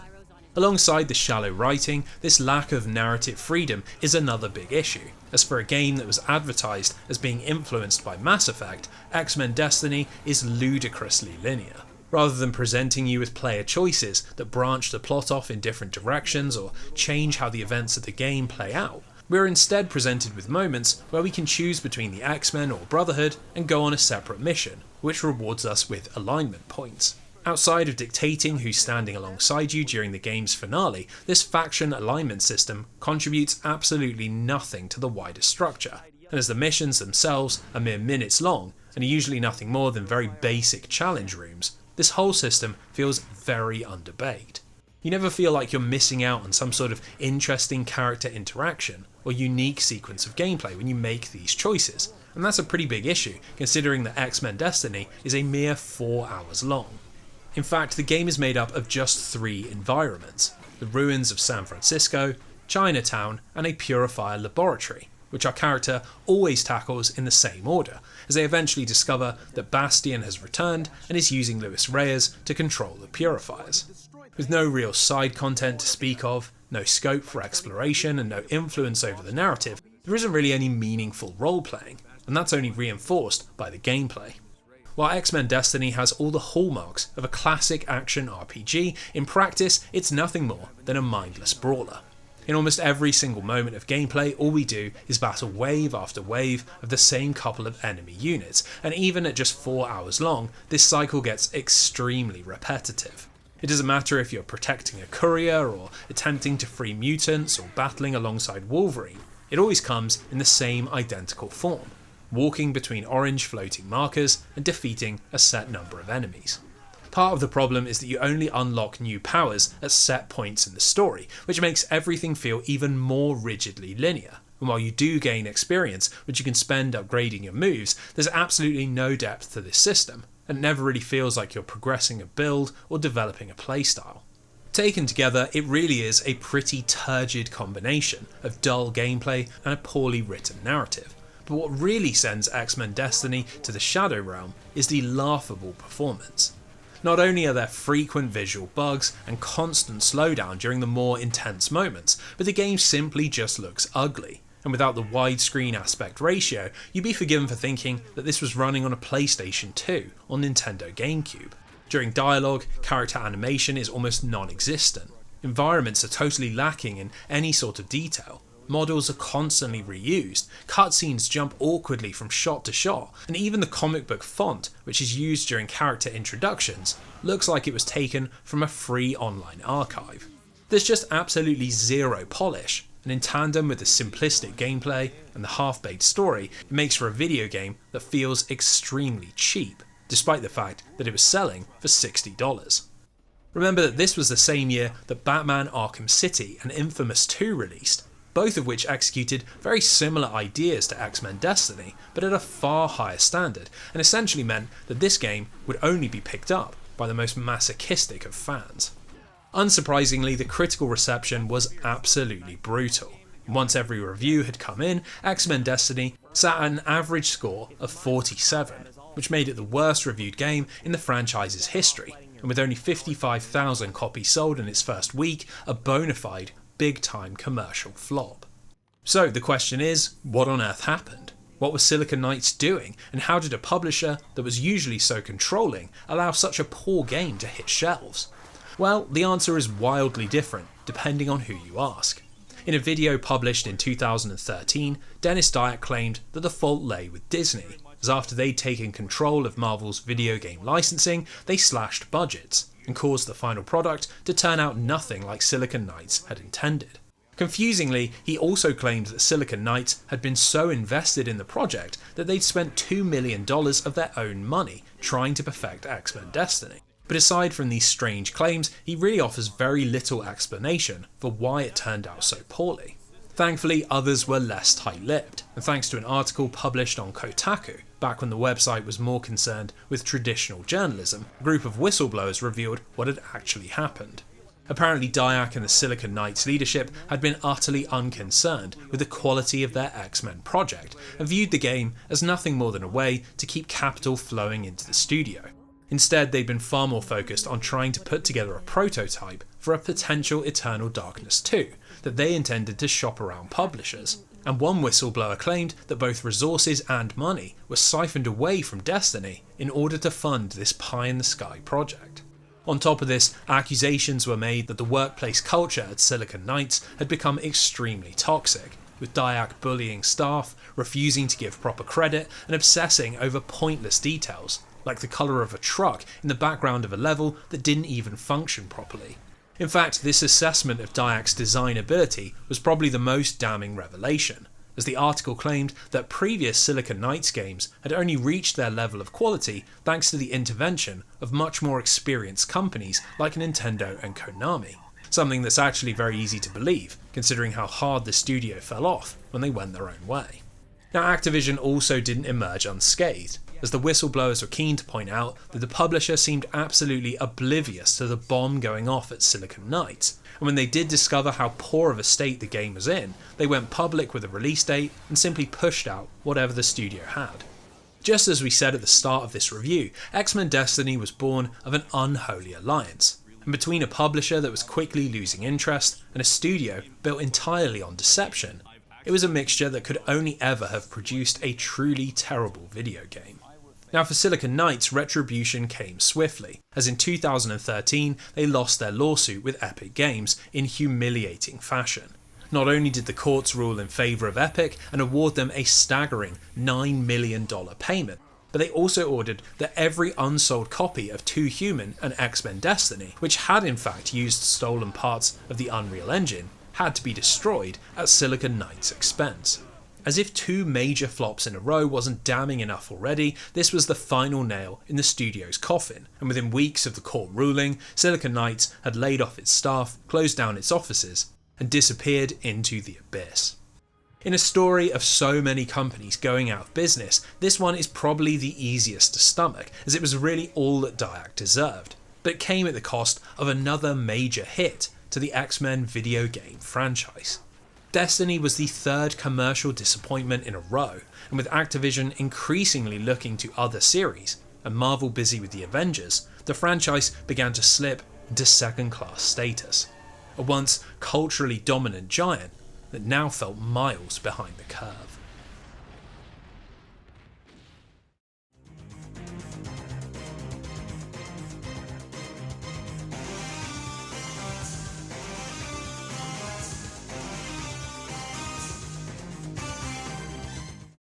And so we arrive at what is bafflingly the last major X-Men game, a title that doesn't even bear the series' name or focus on its major players.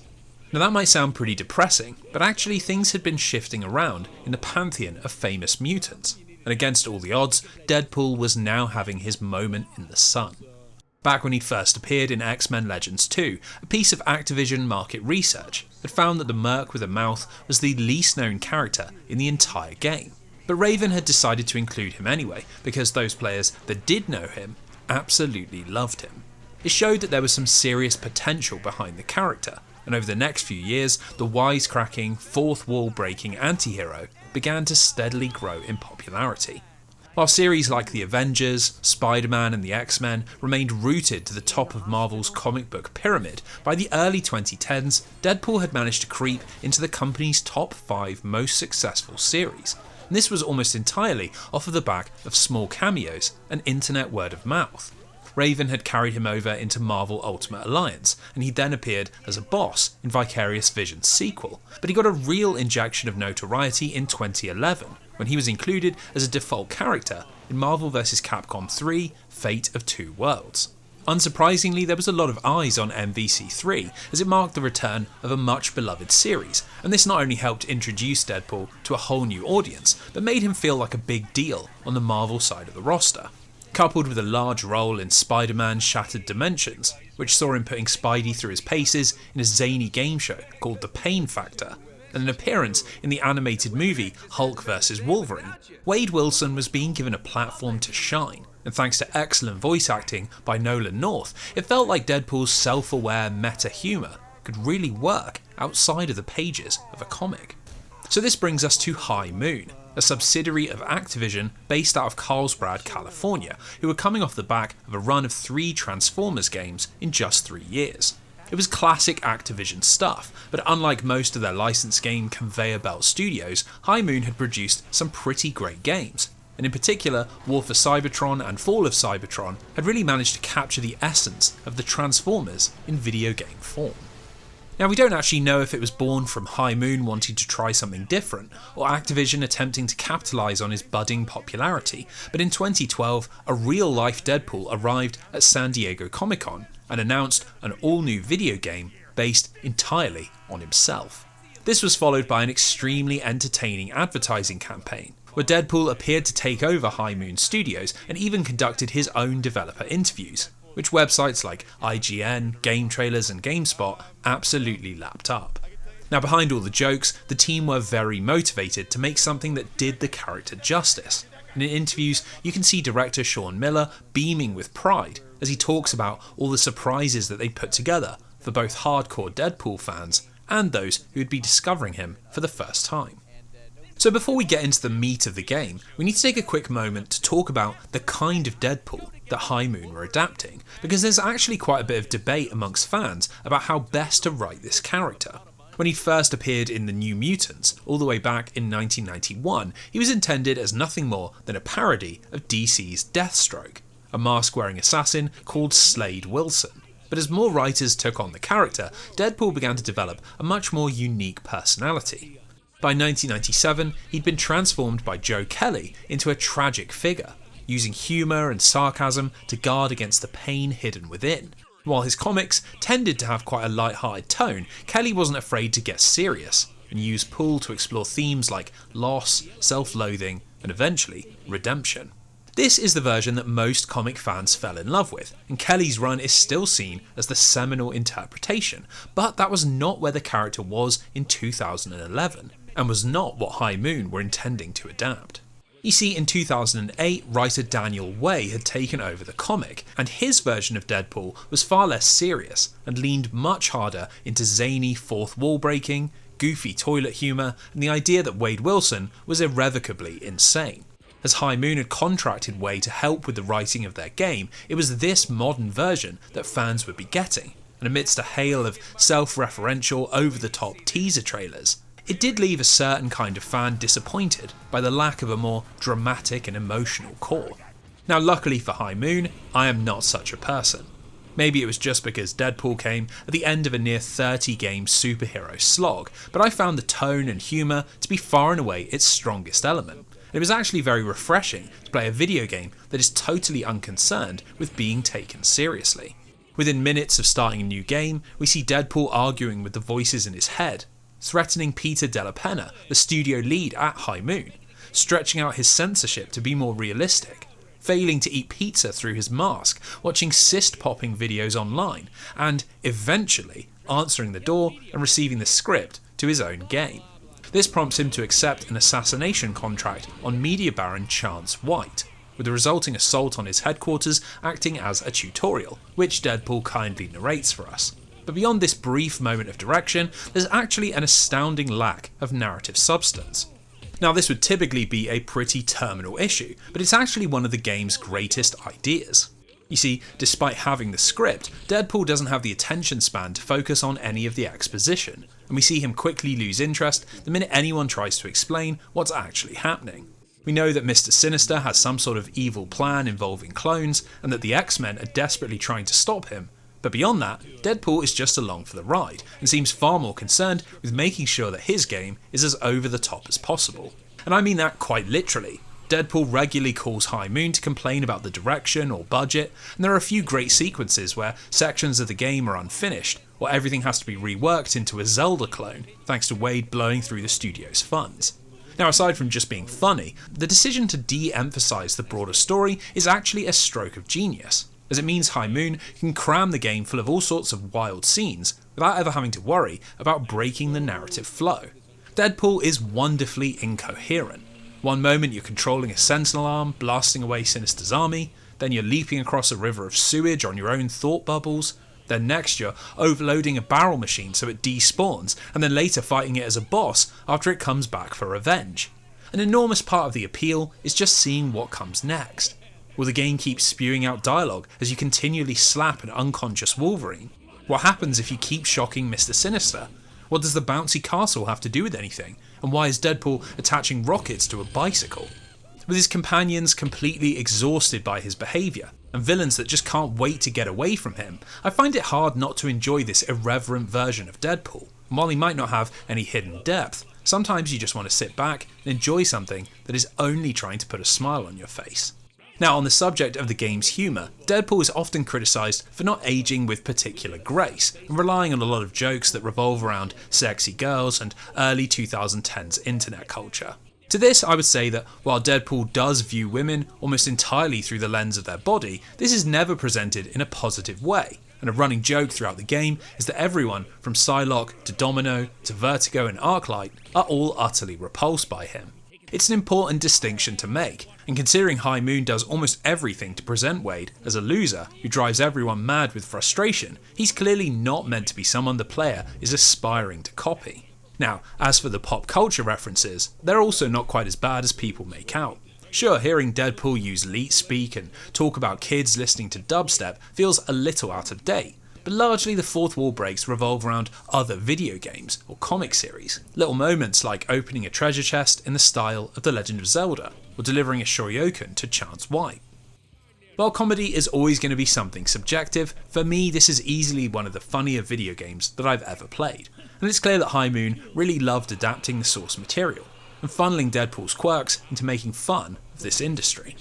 Now, you might have noticed that so far we haven't really spoken about Deadpool's gameplay, and that's because it highlights a bit of a disconnect within both High Moon's game and the character itself. Outside of all the crazy cutscenes, Deadpool is a pretty traditional third-person action game, where you can take out enemies from range with an arsenal of guns, or get up close and personal with his iconic katanas. With flashy moves and lots of different weapons that you can unlock and improve, it sounds like a setup that would perfectly suit the merc with a mouth. But unfortunately there are quite a few problems. For starters, it feels like High Moon have been caught between creating an over-the-top Devil May Cry system and one that runs closer to the Batman Arkham games. You see, as you land hits you'll build up your momentum meter, which can then be spent on special attacks, and as enemies circle around you, you have to counter them when a button prompt appears in order to keep that combo going.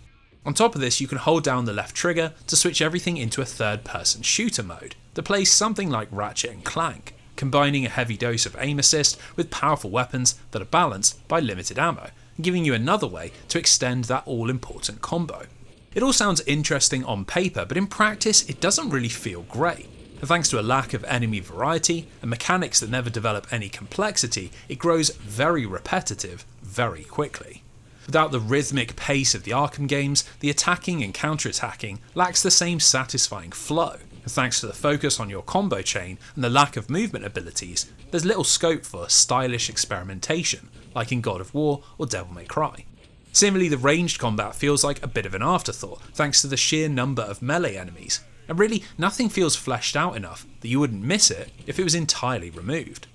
On top of the dull design, the game's performance is surprisingly poor and will often drop down to single-digit frames in the more hectic moments, which only serves to make the combat all the less satisfying, as snappy animations and pinpoint timings are the very core of any successful action game.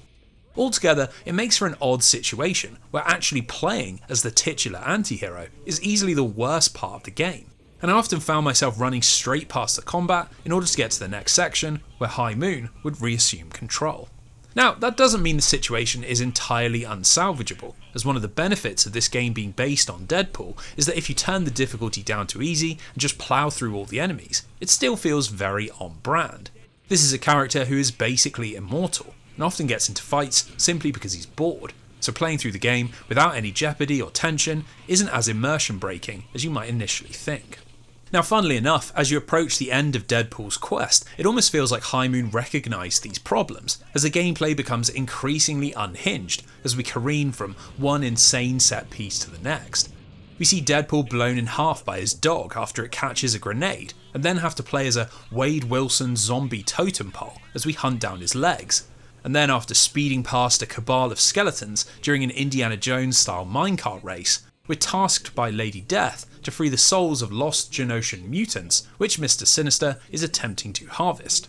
While it feels like we're building to an epic conclusion, what we actually get is a duet sung by the two on a boat before it tips over a waterfall, a series of trivia questions asked by a Deadpool-themed arcade machine, and a turret section that is so outlandish the developers haven't even tried to explain what's going on in the mission objective.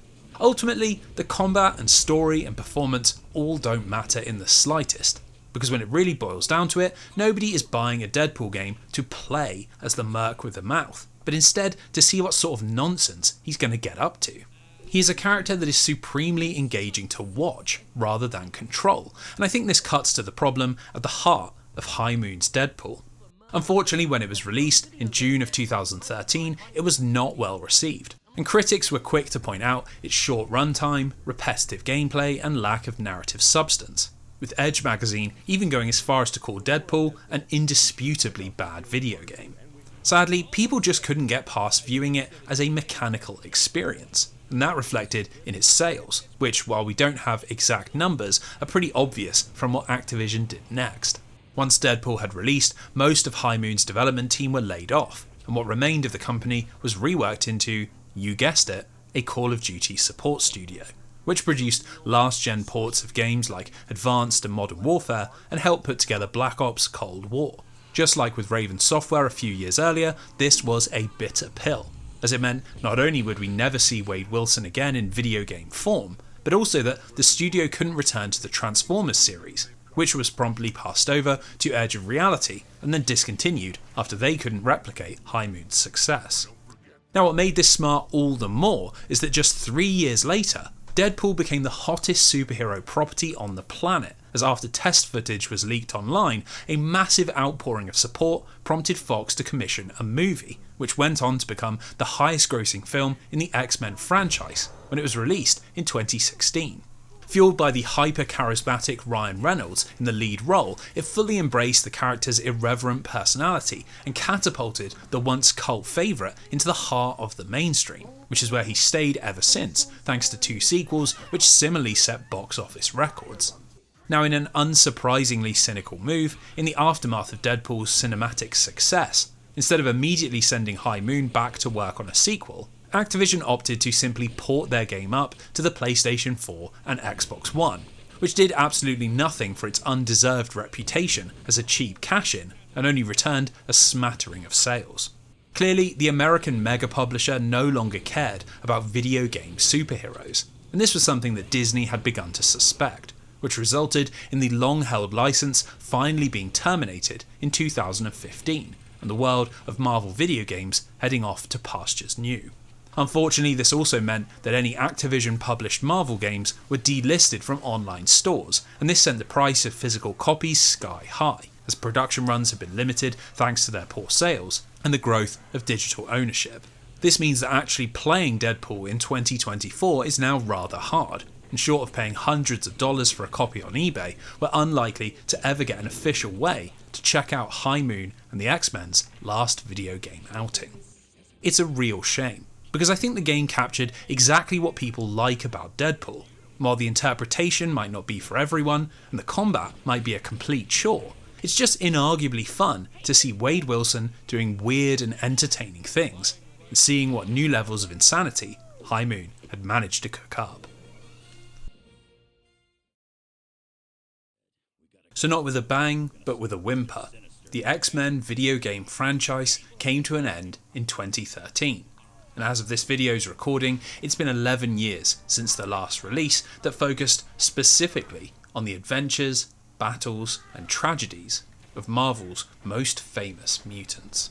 Now, the confusing thing about this absence is that outside of the world of video games, the X-Men haven't exactly been quiet. In addition to X-Men First Class and Deadpool, 20th Century Fox and Marvel put out a further 5 movies during the 2010s, giving fans 3 more prequels, 2 more Wolverine solo films, and a Deadpool sequel. While that might sound like box office overload, the quality was generally pretty good, and outside of another weak attempt at the Dark Phoenix storyline in 2019, every single release turned a healthy profit and felt like it belonged on the big screen. In fact, Days of Future Past, which brought together the 2 iconic eras of the X-Men on film, and Logan, which finally gave moviegoers an uncaged version of Wolverine, both hit box office gold, and raked in huge numbers that put the franchise back on an equal footing with the Avengers and Spiderman. Now, while comic book sales would never again reach their 1990s peak, the emergence of digital comic distribution and the growing popularity of graphic novel collections meant that outside of these movies, the X-Men were more accessible than ever. And really, the franchise was doing pretty great. So that begs the question, where were the video games? And why had this once supremely important pillar of superhero franchise building seemingly crumbled away? Well, the easy answer is that while Disney held the video game rights, they didn't want to commission products that would add value to an IP that they weren't in complete control of, and instead funneled resources towards characters that would provide a more direct return.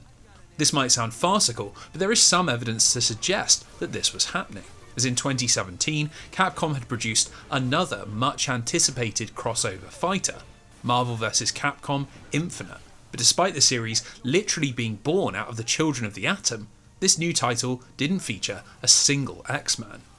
Now, while Mutants did pop up in LEGO Marvel Superheroes and a short-lived MMO called Marvel Heroes Omega, it was pretty obvious that Disney were not interested in producing another major X-Men console game, and this rift was only further confirmed in 2017, when news broke of a massive deal between Marvel and Square Enix. This was the sort of partnership that 90s comic and video game fans could have only dreamt of, but it quickly transformed into a complete nightmare, thanks to the Japanese developer utterly imploding during the latter half of the decade. Despite promising fans multiple high-quality games set in the Marvel universe, and leading some to dream of that fabled X-Men RPG, Square Enix only managed to produce 2 games, Marvel's Avengers and Guardians of the Galaxy, both of which were tied to popular MCU film franchises, and both of which disappointed financially, with Avengers in particular flopping extremely hard.